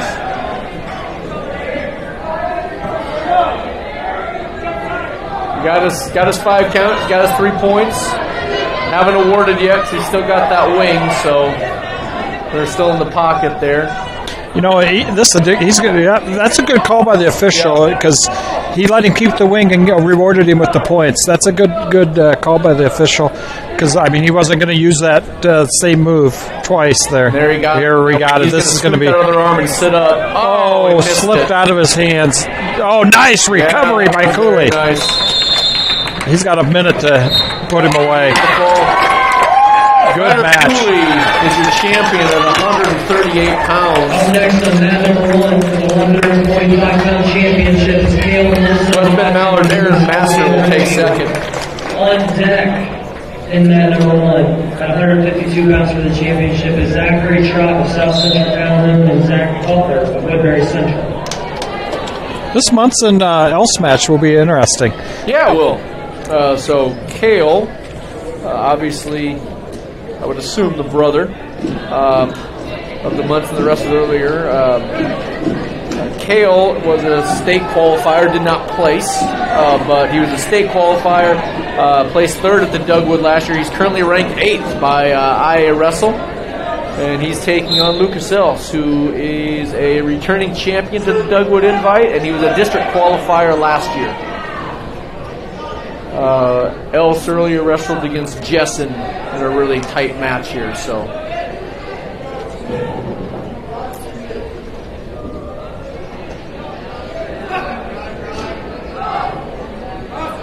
We talked a little bit earlier about Else's style. He really needs to build the lead. Once he gets the lead, he can really hang on to some stuff and ride it out. So Munson's going to want to try to finish this takedown. He's in on a leg here. He's going to want to finish this off, or he's probably going to be struggling on the bottom for a little bit.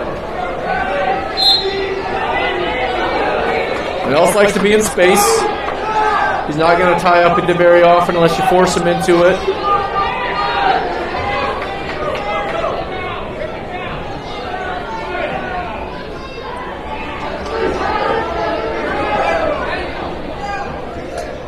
He's comfortable right there. Yep. But you know, he likes to have his hands on you on the mat. He doesn't want his hands on you from the feet. But once he's a mat wrestler, he really likes to wrestle on the mat. It gets into some funky situations and score some points when you're thinking there's nothing to be had there. He'll sneak some points on you. You know, and he's been reaching. He's been reaching through the crotch for that far ankle, and it's pulling the guy tighter into him. Yep. Where if you just use that hip pressure, it's actually better to be on the outside of that. Yeah. And like that stretches the guy out. That's why you can't score from that little position there. Oh, nice little. We'll switch over to the mat 2. They have Christian Kruger at 160 pounds from Manson, Northwest Webster wrestling here at 160 pounds for 3rd and 4th place.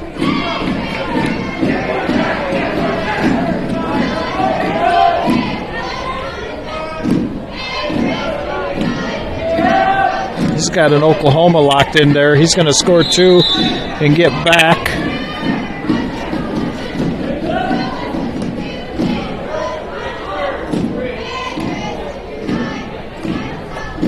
I gave a quick shout out to Bracket Lock texting me about some of my comments. He's not loving all my commentary, but he doesn't like the commentary on this match. No, he doesn't love the commentary in the match we were looking at earlier here in the Else match. But number 2 in the program, number 1 in my heart, Bracket Lock. So shout out to you there, my man.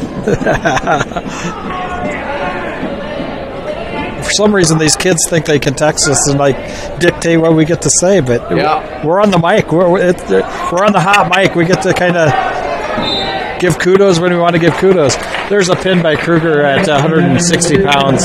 So there's a good wrestler. He's taking third today, but that's a loaded bracket today, and he's going to be fine moving here forward. So, Kyan Schultzen down here for third and fourth place at 170 pounds. So we're going to stick to Matt too.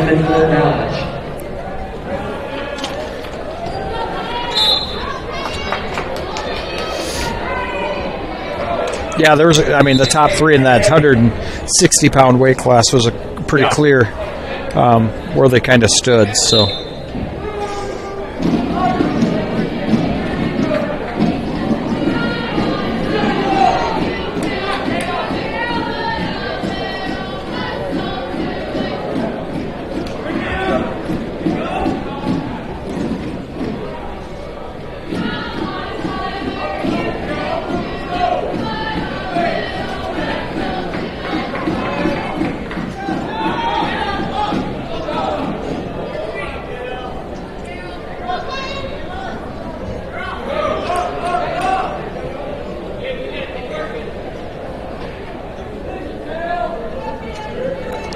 Kyan has his idea what he wants. Yeah. Right there. Great. He knows where he needs to be. That's good to see him work for some of that clear and the shot at the double. He really likes to go for that ankle pick. That's kind of where his bread and butter was at quite a bit last year. So early in the season, it's good to see kids trying some new things and adding to their repertoire or whatever for offensive moves. Yes. You got something to go to when your bread and butter's not there, when people scouted you out and they're ready for that kind of stuff. Having something else can catch people by surprise and make you a little bit more difficult to deal with. So the Else Munson match over here on the other one is 2-0 in favor of Munson. And Else chose top in the second, wrote him out. So Else will choose top. Yeah, he likes to control the wrestler. He feels like it's close enough where he feels like he can try to turn, try to get that leg in there and try to sneak some points that way. 10 seconds left in the first Kyan Schultzen's match, 0-0.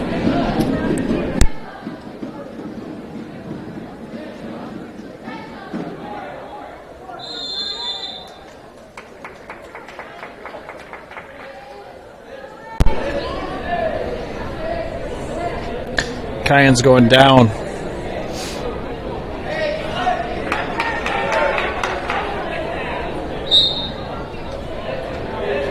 Else is going to give up a reversal over there and go behind 4-0. Tried to go for that guillotine again, but didn't have the leg in, so that got him out of position.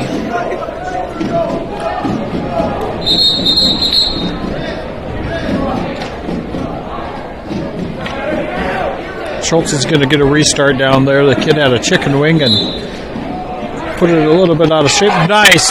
Off the whistle. Hit a little short sit. Got the reversal. He's going to try to hump him over here with a little cross face. Got his arm over the top there, though. Well, he's going to have to get his arms back and get across that body.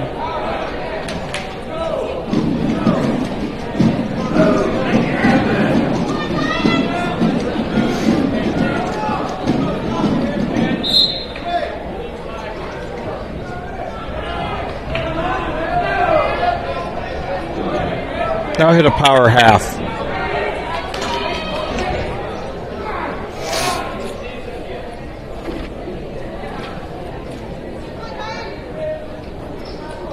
There's back.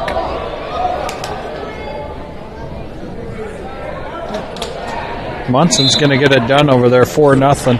Cale Munson's going to be your champion at 145 pounds. Else is going to finish second.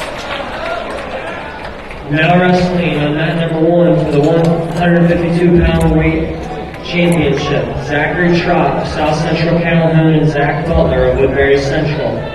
On deck, Butler over here, he's going to be on the championship match. Is Kevin King of South Central Calhoun and Max McGill of Woodbury Central. So we got 3 back there for Kyan Schultzen. We're going to swing over here to the championship match. I feel pretty confident about Kyan's match They have the score wrong, don't they? Don't 5-0. Yes. 5-0 Schultzen. Schultzen's up 5-0 there. I feel pretty good here. We're going to move it over to the championship match. If that match over there on the second match gets back to where we're Butler in on a little worried about it, I'll swing her back that way, but we'll do audio on that side. I apologize. We're down to one camera, so it kind of puts us in a little bit of a pickle here. So the St. Edmund wrestler took down over there in Schulten's match. She's leading 5-0. I think Schulten's fine with being on top here. He feels comfortable there. So I turned ahead for a second here, and Butler was in on a nice shot. Looked like he was going to have a good scoring opportunity. Just keep it locked there. Now he's got to wait for that stalemate. Before you leave today. So again, a reminder, please make sure you pick up your cans and get your garbage in the garbage cans before you leave today. Thank you. You know, I love watching Kyan wrestle. You know, Mihan's giving him, hey, get your hits back. He, boom, instantly hits that and makes him a small adjustment. More back over there, too, so just over a minute left in that match. Kyan's still leading. Schultz still leading 5-0. Trying to power half load for some back.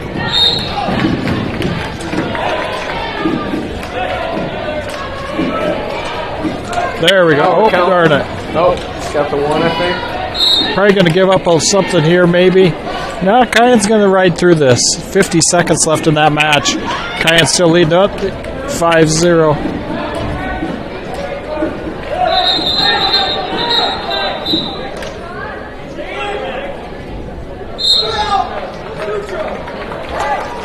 So I'm not sure if something just didn't feel right there, but Schultzen kind of came up gimpy there for a quick second. He just shook it out. He's right back, ready to go. Still on top. 123 left over there. Still leading 5-0.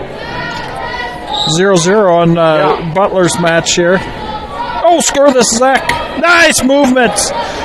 That's two. That's two. That's two. There they awarded the two.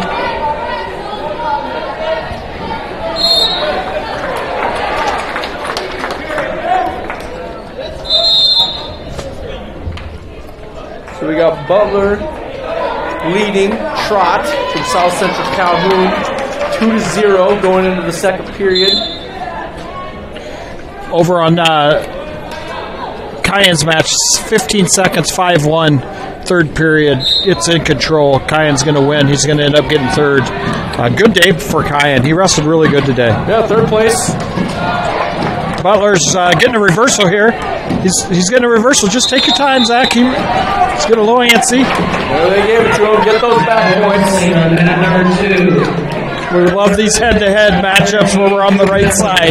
Yeah, so, for Butler, we've talked about all day, just being a freshman, that's kind of always an interesting situation to come in. And we've talked about freshmen are just different now. We're not coming in so green, but this is district qualifier we're wrestling here. Got second year last year to Doug Woods, so quality opponent. Yeah. He's got him on his back here. He's scoring back points. And Steven, obviously for Woodbury Central fans, apologize if you're not, but sweetens the pot here. We can take out a South Central Calhoun guy who we're looking to kind of widen our gap on. Yes. I think it's done. Boy, Wildcats are 3 for 3 in the finals with 3 pins. That helps that those bonus points are big when it comes down to try to win a tournament. Zach Butler, freshman, going to be 152-pound champion at the Dougwood Invite. This might be the marquee matchup for the tournament right here. Yeah, this is going to be a big one right here, 160 pounds. Max McGill versus Kevin King, 2 state qualifiers.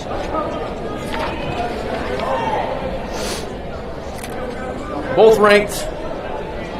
King ranked 9th. McGill ranked 8th. We have Blaze Sanford down on mat 2. He's leading 2-0 right now.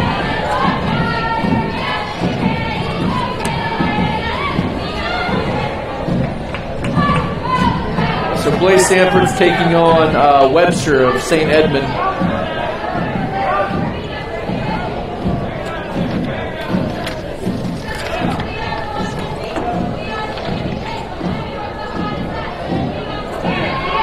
Webster's had a long day to get back to that 3rd and 4th place match. Yeah, he came out of a pigtail. Yeah.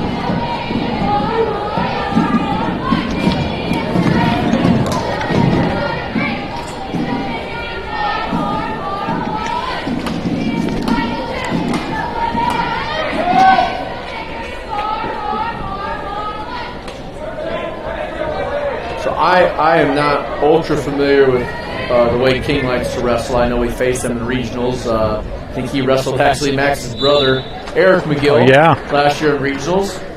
You're right. He beat Eric, but Eric gave him a good match for freshman versus a kind of a little more seasoned wrestler there. And Eric kind of not wrestled a lot for most of the season there, but Eric did a nice job against him. It's a match that Max can definitely win.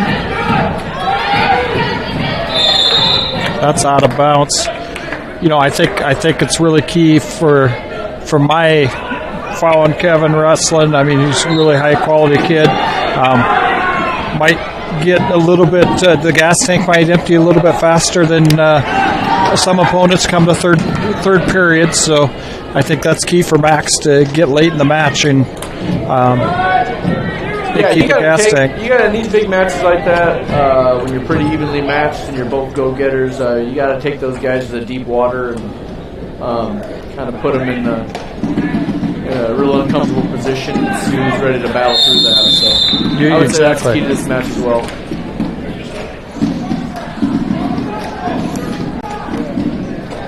Blaze Sanford still winning 2-0 over there in the 3rd place match at 182 pounds. About a minute left in the 2nd period.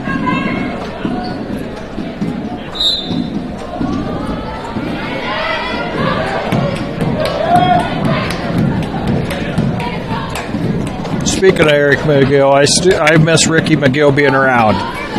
He decided that he didn't want to come out this year, but having him in the practice room he's a lot of fun to have around. I know you get to work with him in football, but he is missed here. Great football player for us, hard worker.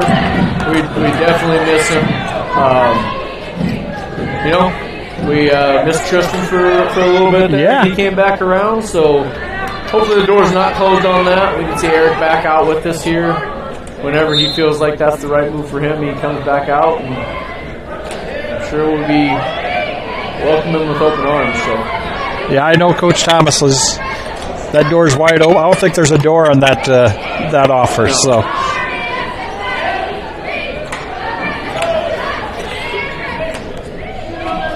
So right now, for a couple of probably explosive wrestlers, we got not a lot of action going on here in the 2nd period. McGill just took a stalling call. Yeah, which is what I've been talking about earlier. I tell you what, that you may not like it, but that's the right call to make. And you can tell Coach Thomas and Coach McGrath. Coach Thomas is giving a little reaction now, but they didn't really balk at that first call. Yeah, so I think what they're probably, I feel like just from my perspective, and what they're probably getting a little upset with is, he's deep waist. What are we working for? It's just a lot of chop breakdown, arm on the back of the head kind of stuff. And you can see it from two different perspectives. I'm sure if you're from a South Central Calhoun fan, you're saying that's called a tough ride. So it just depends on what you're looking at it from. But I'll be honest. If Max does the same thing and we get called for stalling, then I have an issue with it. But I don't have an issue with the first one. So McGill's just going to go neutral here. Yeah, and that's probably the right thing to do with Max. Max, he's he's comfortable on his feet. He wants to score from his feet. So.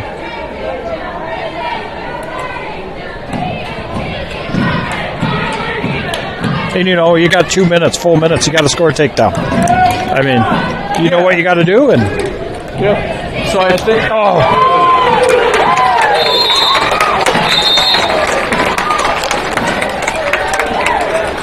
That's one thing Max he's got in trouble. He wants it so bad that he just kind of extends himself every once in a while, and they're kind of hurt him a little bit, but he'll get an escape here. This match is far from over. I'll just say that. So Max is hitting another gear here. And I think that's what I think that he got a little frustrated with the way things were going there, and he thought it's time for me to hit another gear here. So now we're right back. He's got to stay in that gear, though. Yep, right back to where we were. Nothing real hurt except for time. So I would say probably you're looking at. It depends on whether King's going to try to look to score here or just try to play defense. If he's going to try to play defense, on Mat 2, we set up. Sanford still up 4-0 on Mat 2. In the third period, 15 seconds. He's going to get the win on Mat 2. Good day for Blaze on Mat at 182.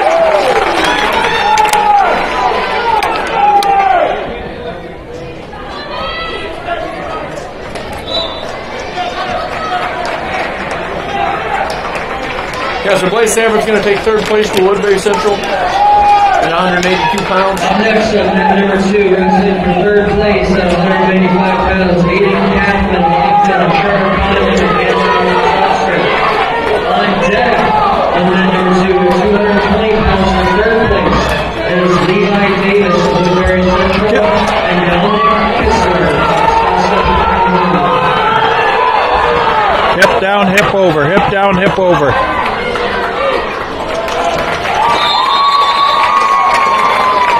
Yeah, so definitely can't be upset with the effort of Max there. Like you said there, they got that escape. Tried to go right back into the takedown. We have 100 short time on that one, so that's tough. I think he was just looking for that old linebacker tackle, trying to bowl him over there. By injury default. And King just stayed low. Next on that So at 170, McAllister gets a win by injury default. On deck on mat number 1 at 195 pounds for the championship is Brent Greenfield of South Hamilton and Ethan. So we jump all the way to 182 now. We're going to have Cooper Harmon and Tyler Kathman from Ogden. Harmon's a freshman from Manson Northwest Webster, and Kathman is a senior.